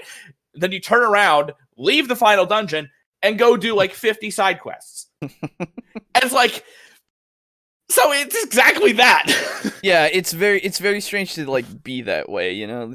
Like, for D&D specifically, because it is a game. Because it's a real world. It is usually... D&D is real world. D&D is real life, usually. Like, you die in the game, you die for real. Exactly. Also, complete side note. Remember how it was 11 o'clock and we were like, yeah, we're on time for this video. I'm sure this 10-minute video will only take an hour and 40 minutes. Like, these we are now an hour minute... and 40 minutes later. I know. And in the fucking last minute and a half, he just gets like, oh, rapid fire, stupid shit. It just doesn't make sense, and I just can't comprehend it. I just can't. Anyway, let's actually continue here. That goofing around isn't going to get them levels. And feel free to leave. See? Every time! It's like 5 seconds. Like, oh, he says something fucking stupid that we have to take like an hour to dissect. Alright, so why? Yeah, why can't they gain levels goofing off? Like, why can't you just inject a scenario that makes it, like, constitute goofing off, but is also something that can gain levels from, like the fairy party? Like, why can't you be like, the fairies have, like, this special ale. Make a constitution check. If you make a bunch of them, you get a little XP. What's wrong with that? Here's the other thing. You don't have to have it be a level from them goofing off. You can have it be a boon. You can have it be an ally. You can have it be a piece of equipment. You can have it be anything that's helpful to them. You could have it be something that's worthwhile. when I threw my players at Argonian Hooters, Yeah. and the barbarian drank that hist sap, you best bet I'm still, and for the rest of the campaign, just every now and then going to be like, the bar is really hot for some reason, but it makes sense given that you spent all day fishing. And he's like, what? And I'm like, oh, never mind. Yeah.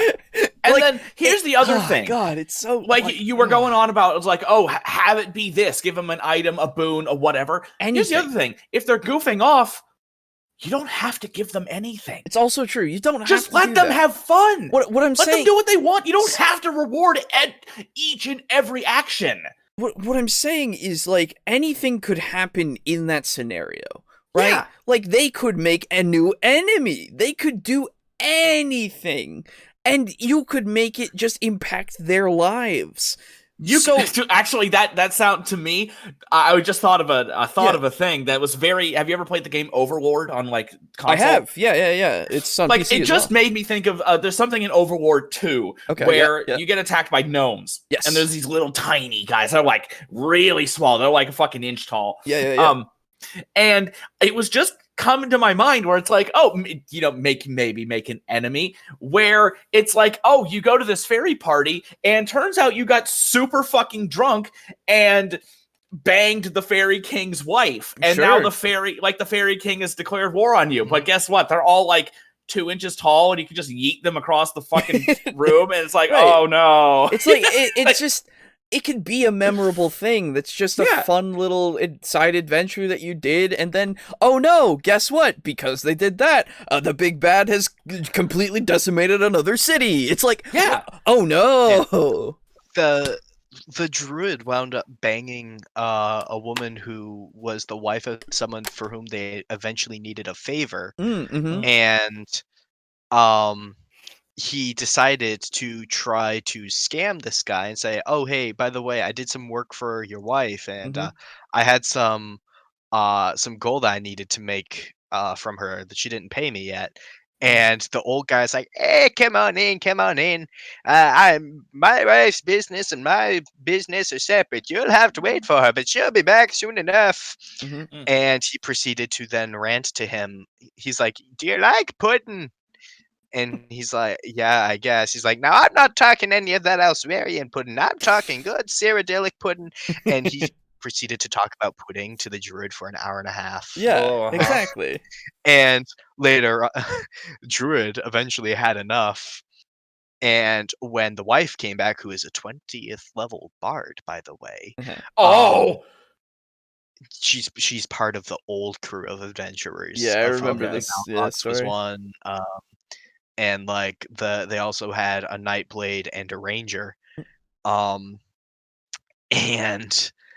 when she came back, there was this huge argument, and the druid let slip that he had fucked the bard. Now, I then rolled to see if the old man had like a heart attack and stuff like that. It devolved into a screaming match. The bard is eventually able to like calm things down and modify the guy's memory and stuff like that. So wait, was she like 80 years old or what? Oh, she's probably a good 130. Oh, is she like an elf? Yeah. Oh, okay. Didn't know if she was like a human or what. Yeah. The Nightblade is like a good 85. Yeah. But it's unnaturally young. Right.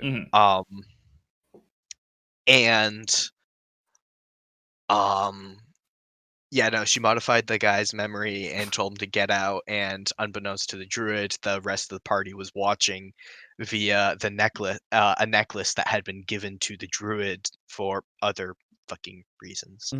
And and it was a necklace of scrying that allowed the Nightblade to keep tabs on him. And as soon as he knew what was happening, he is like, oh shit. And he closed down the bar and basically started projecting what was happening on the wall to the rest of the party who's like watching this. And Oh. I told them, I'm like, you know what, that was pretty fucked up, but you best bet you got experience from that. Yeah, it's just No players, don't goof off. Stick to the story. Apparently, Stick to the Don't story. have fun. Yeah, Don't stop. do what you want. To do. Ask Your- your DM, how can you level up? If you're This is that clear and open communication I'm telling you. Yeah. about. You will level up if you walk through that door. if you're having fun goofing off, your fun is wrong. Yes. Like, it's so I fucking hate that. It's so dumb. Jesus Christ. This is one of the worst ones we've seen in a while. Oh no, he's talking about railroading. Hold on. Oh, fuck No, me. moving around isn't going to get them levels. And feel free to leave all of your "But Luke, that's railroading" comments down below. I will happily stand guilty as charged for the amount of headache and frustration this spares me. But just between you and me, my players have never once told me they feel railroaded. Not once. Good for you, dude. Yeah, good for you, but it's still a shit-ass method of running a game. Like, how do they not feel that when you go do this to level up? How is that not railroading? How is that? Unless he has players that are like, it's like, okay, that's good to know. Okay, we're gonna go do our own thing anyway. I hope they're doing that. Like, what headaches and shit are you avoiding here? I'm sorry if you can't just improv a little session of like, oh, you're going into the forest and, like, was given as an example, you go and find fairies and have a fairy party and fucking anything, you know? Like, legitimately, if you don't allow a nice little side thing every now and again, and it's just story the entire time, like, if they're into that, that's great. I'm glad for them. But man, being able to have a nice session where you go and say, yeah, we were on track to go and kill the evil tyrant of the campaign, but on the side, we went and drove and we're in a traveling circus for a day, and it was fucking weird, but it was Hell great. Yeah. You know, that like, sounds... it just adds to that thing of like, yeah, we were on this serious mission, but also we had a little fun because, you know, it was a thing, and we felt like, but then the fucking tyrant destroyed the entire town, and fuck, that sucks, but I'll always remember that little circus jaunt we had. Yeah, because one of the main inspirations for the Devils and Dice campaign is the anime Gintama. It's my favorite anime of all time. Mm-hmm. It's also slightly inspired, like more inspiration came from like Noragami. You ever heard of that? No. One of the best strengths of Gintama is that while it is like 80% filler, I personally think that all the filler is really good and funny. Here's the thing though, the filler and comedy beautifully offset the serious moments. Oh, sure. And then the serious offsets the funny, vice versa. And so you can make your serious story and plot more effective and more serious and it has more oomph if there's a lot of comedy and there's a lot of goofing off. There's nothing wrong with that. It's one of the... I just don't... Okay. The face that I'm getting right now is, I'm better than you. You know, I know how to run a campaign. Like, that's the face he's making. It's one of those things of like, just because this is good for your table, for your group, does not mean that it's something that everyone should do. Yeah. Like, you're presenting it as that this is a very good... Like, I agree that Milestone is better, but the way that you are doing it is so strange. I now that I'm thinking about it, I sincerely hope that this is not what people think Milestone is. Right, exactly. It's becoming now, like, you're making it sound like this is the way to run Milestone. It's not. And, like, I don't get that. You can make a Milestone whatever you want, and you could make it even a secret to... Like, you should have it be a secret. Like, some things are obvious, like killing the big bad's number 2, who's over there, who you now know about. Yeah, that's gonna be a part of the fucking main shit, so you can weaken the big bad's fucking entire, like, infrastructure or whatever, you know? Like, that probably will get you a level, and you probably know that already, but you don't need your DM to go, hey, if you go kill the number 2, you'll get a level. Yeah, right? It's so ridiculous. If they're thinking it, then that's not my fault. The next advantage of milestone leveling is that it's... Sorry, did you just say if they're thinking it, it's not your fault? Go, come on. Once told me they feel railroaded. Not once. And if they're thinking it, then that's not my fault. No, it is! You are running the fucking game! You have made the scenario that makes them think that they are being railroaded! Oh my god. What the fuck?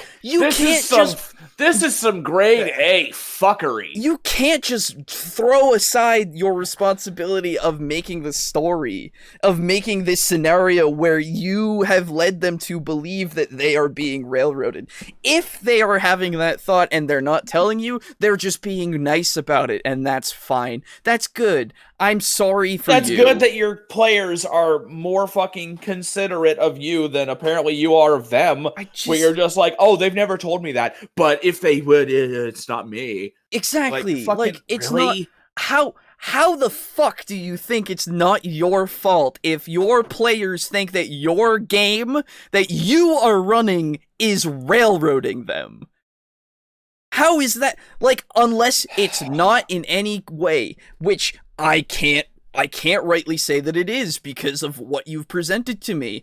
If you were, I don't know, saying that you were making an open world thing and then they were complaining about you railroading them and you gave me anecdotal evidence that actually helps prove that you are running an open world thing and not leading them down the roads that are and telling them how to level up, like, yeah, like, fucking... I would be like, yeah, okay, so then you're not doing that. But you are! You're giving multiple examples about how you are. No, it's not his fault. Exactly! It's how do you just brush the blame off? That being said, though, it is 1 a.m., and we've been on a 12-minute video for 2 hours. I know. Let's just get to the end. You got work tomorrow, I take it? Yes, can we please power through the next minute and 10 seconds? Sorry. The next advantage of milestone leveling is that it's easier for the dungeon master. Like, do I even need to explain this? Just being able to determine when your players level up based on the campaign objectives is so freeing and removes so much work from the DM's plate. Are my players going to level up in the middle of the dungeon? Moist boy. Will I have to adjust all of the encounters? The PCs are leveling really fast. I need to put more low XP monsters in the game.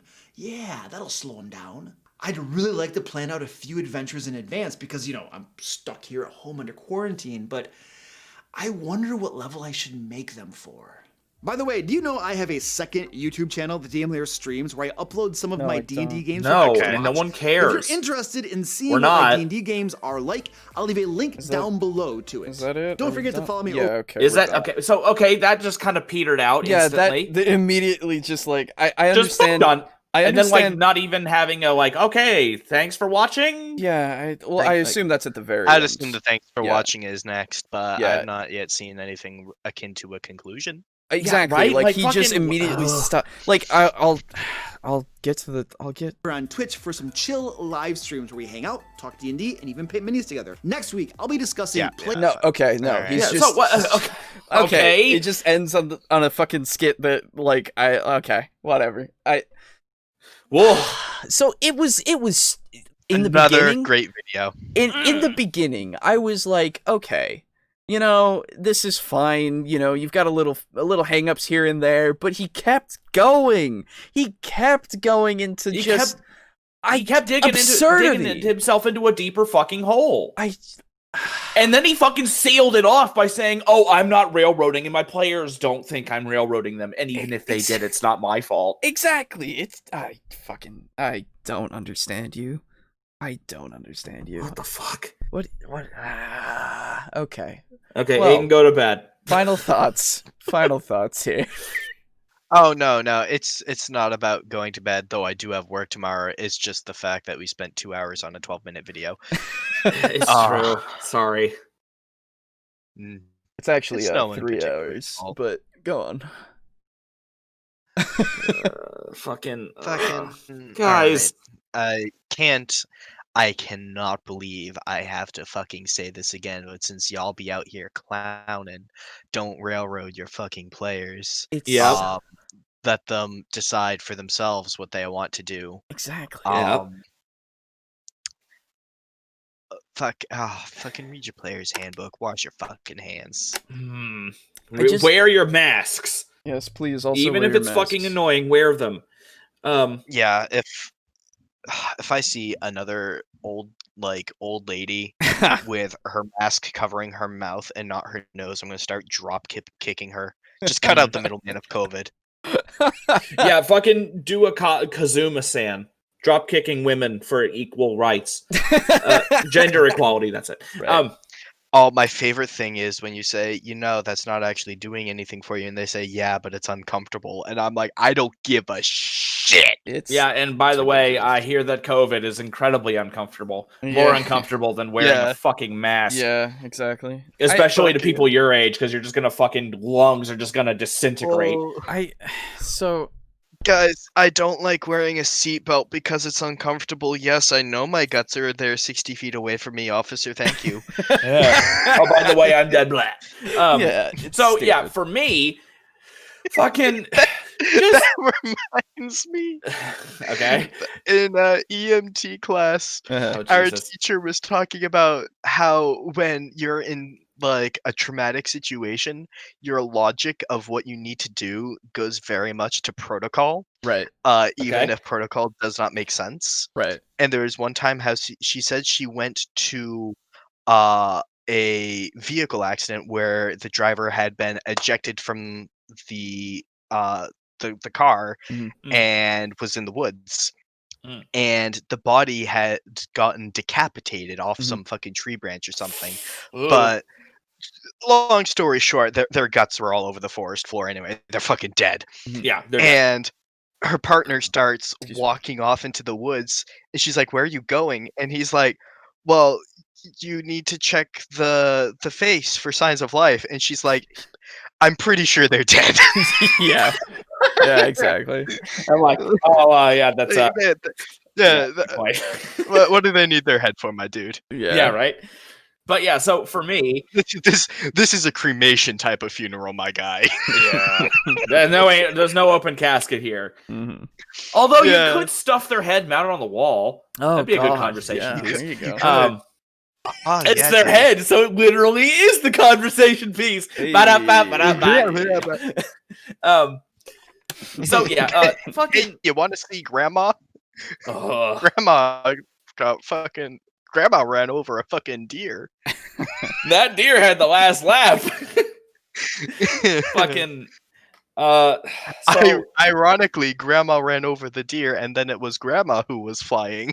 What the fuck was it? What was I gonna say? I don't know. Final thought. Fucking don't be fucking do this and you'll level up. Fucking make your story interesting enough that where they'll want to do stuff. Is that so hard? Hell, it's not that hard. Like you have that session 0 where it's like, oh, what does your character like? What do they do? Why are they adventuring? You have that fucking gift wrapped to you on a silver platter. It's true.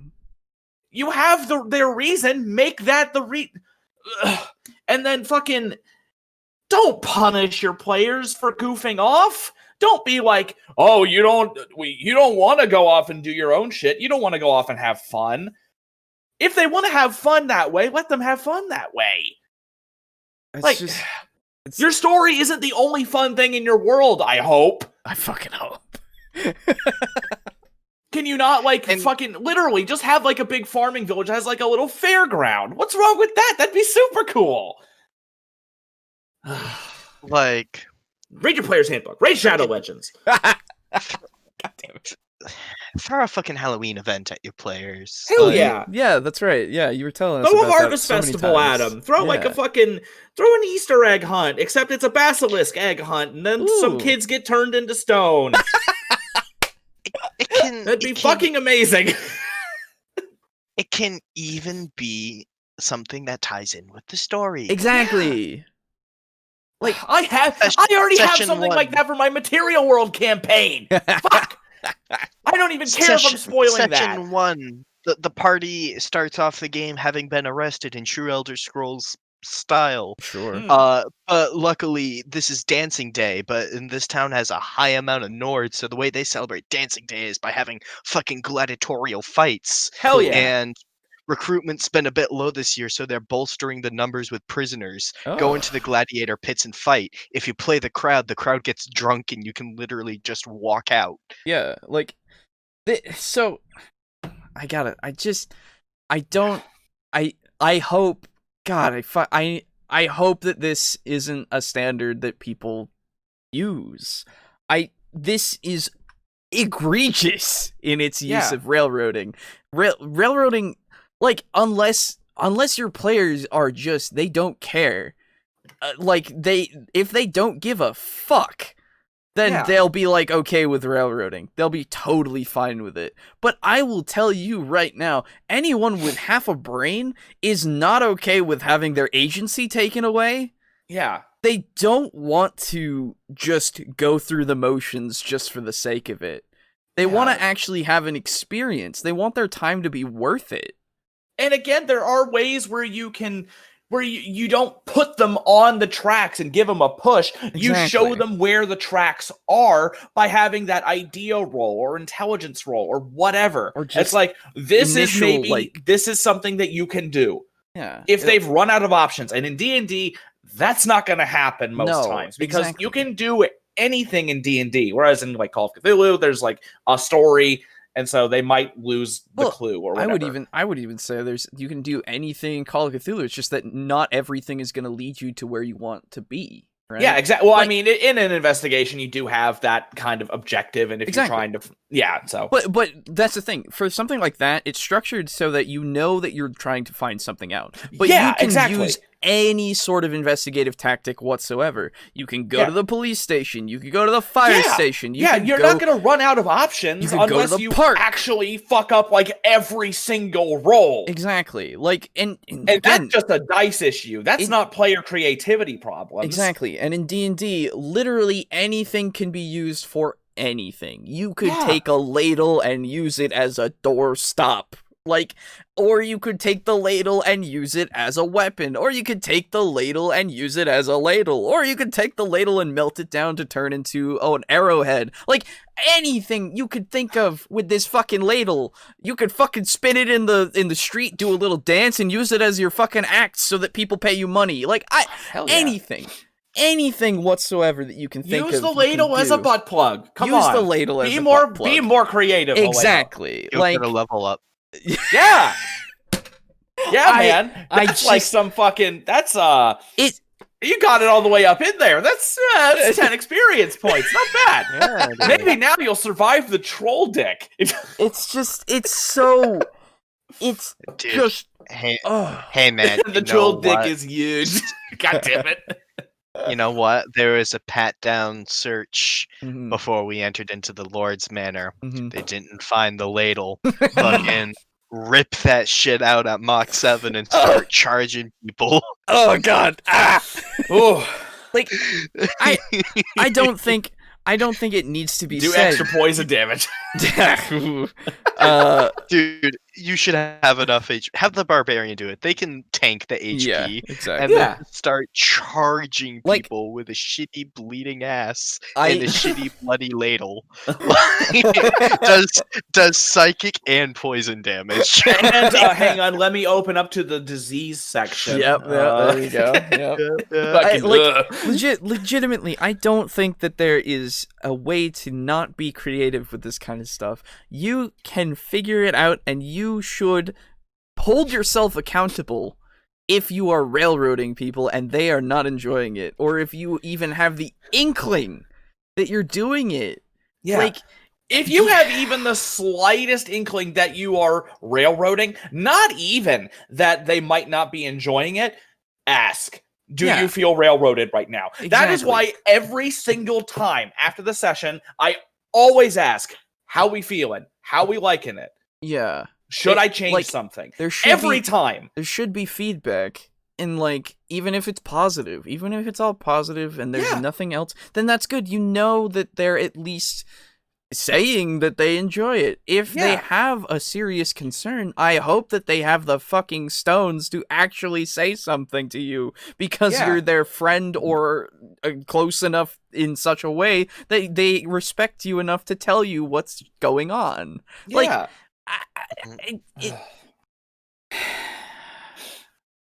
The first video was good. Yeah. So glad that I slept through it. Yeah, like legit, like it was. I was fucking tired. Yeah, no, it's fair enough. Like legitimately, I honestly think that he raised valid concerns and criticisms, and he gave a way that made it so that you could fix intelligence as a system. I think that's fine. It's just this video is so fucking stupid. Yep. It's not super egregious. It's not the most egregious thing, but it is fucking egregious still. It is fucking annoying to think that somebody out there is just going, if they feel railroaded, it's not my fault. It's the fucking I don't understand how you can't even take responsibility for that. Yeah, like I don't, when you are in control of every scenario that is not just a player decision, like how I could just go on saying that over and over. Yep. And I don't want to. So fucking But at least it's stupid enough to where it deserves that. I honestly I expect that most people have more common sense than this. I expect that, and if that's not the case, then I don't understand. I don't get it. Yeah. Like, read your player's handbook, please. Like, and have thoughts. Like, think about things, and don't be afraid to put in the work.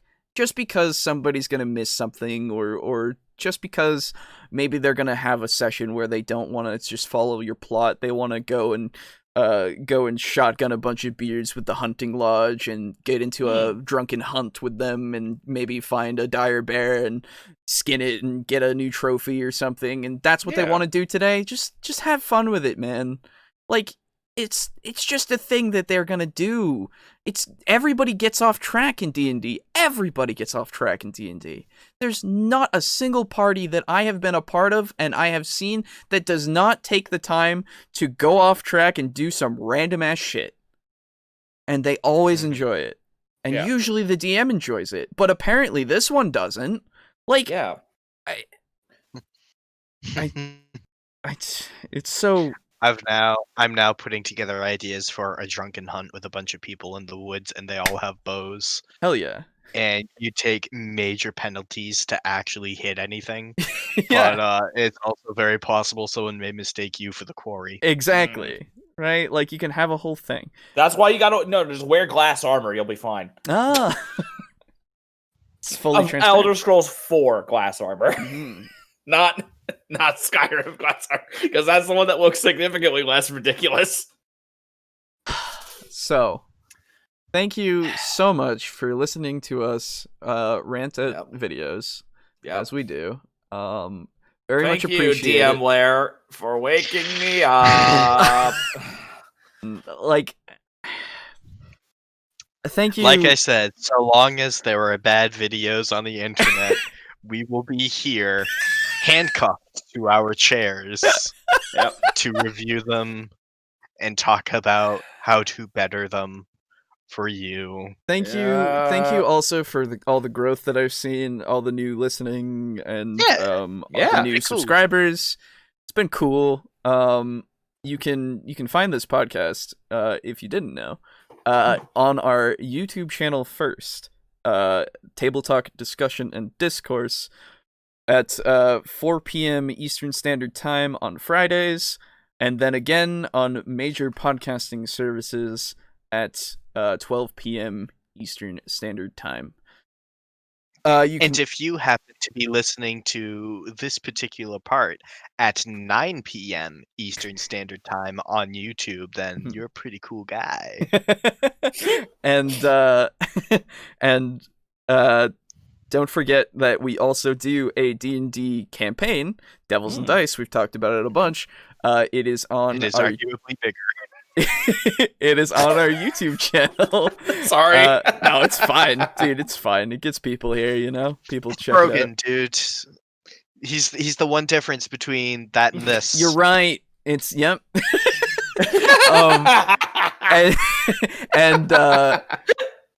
It is posted on Wednesdays at 4 p.m. Eastern Standard Time. In fact, it'll be posted tomorrow at 4 p.m. Eastern Standard Time. Ho ho!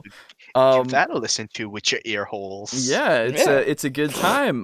We have a Get out of here with my eye holes. As well, don't forget to leave comments, concerns, and criticism in comments or in reviews, or just send us an email at tabletalkd@gmail.com or on our Twitter at tabletalkd&d. All these things can be found in the description. In our YouTube video, you can also find the links to all of the things that we've covered, as well as the podcast on the major podcasting sites that I have access to, that I know that we're on. But let's see, anything else? Do you ever worry that you'll upload the podcast to a bunch of sites and then you'll forget one? Because you'll forget that we're on a site, and you'll have uploaded 30 episodes to different sites except for that one, which is still on episode 2. No, because I have it go through a site that manages that for me. So it's not my fault. The name of that convenient, wacky website, Alejo. It is anchor.com. Thank you, anchor.com, for being our sponsor for this week. See, I could activate sponsorships through that, but I have not, because we're a little small, and I don't think it would work out too well for anyone.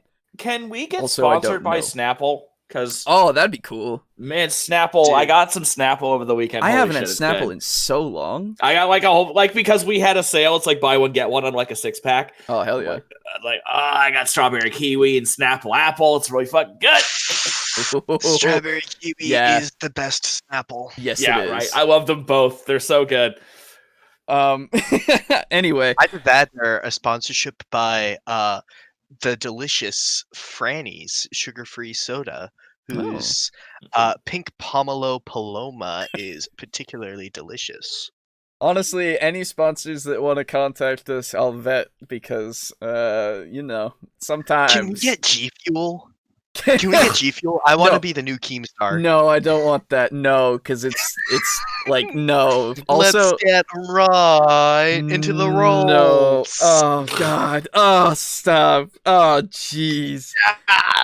Hey, if you're out there and you enjoyed the podcast, please tell it to friends and family, and also Reddit, I don't know, anywhere, because fucking YouTube algorithm hates us, and nobody for Chipotle. Tell your friends and family. No, we fight against the algorithm every day, and hey, we'll never win without your help. So, thank you so much, and we'll see you next time. Yeah, stay safe out there, y'all. Yes, stay safe. Bye. Yep. Have a wonderful week. Until next time, we are TableTalk.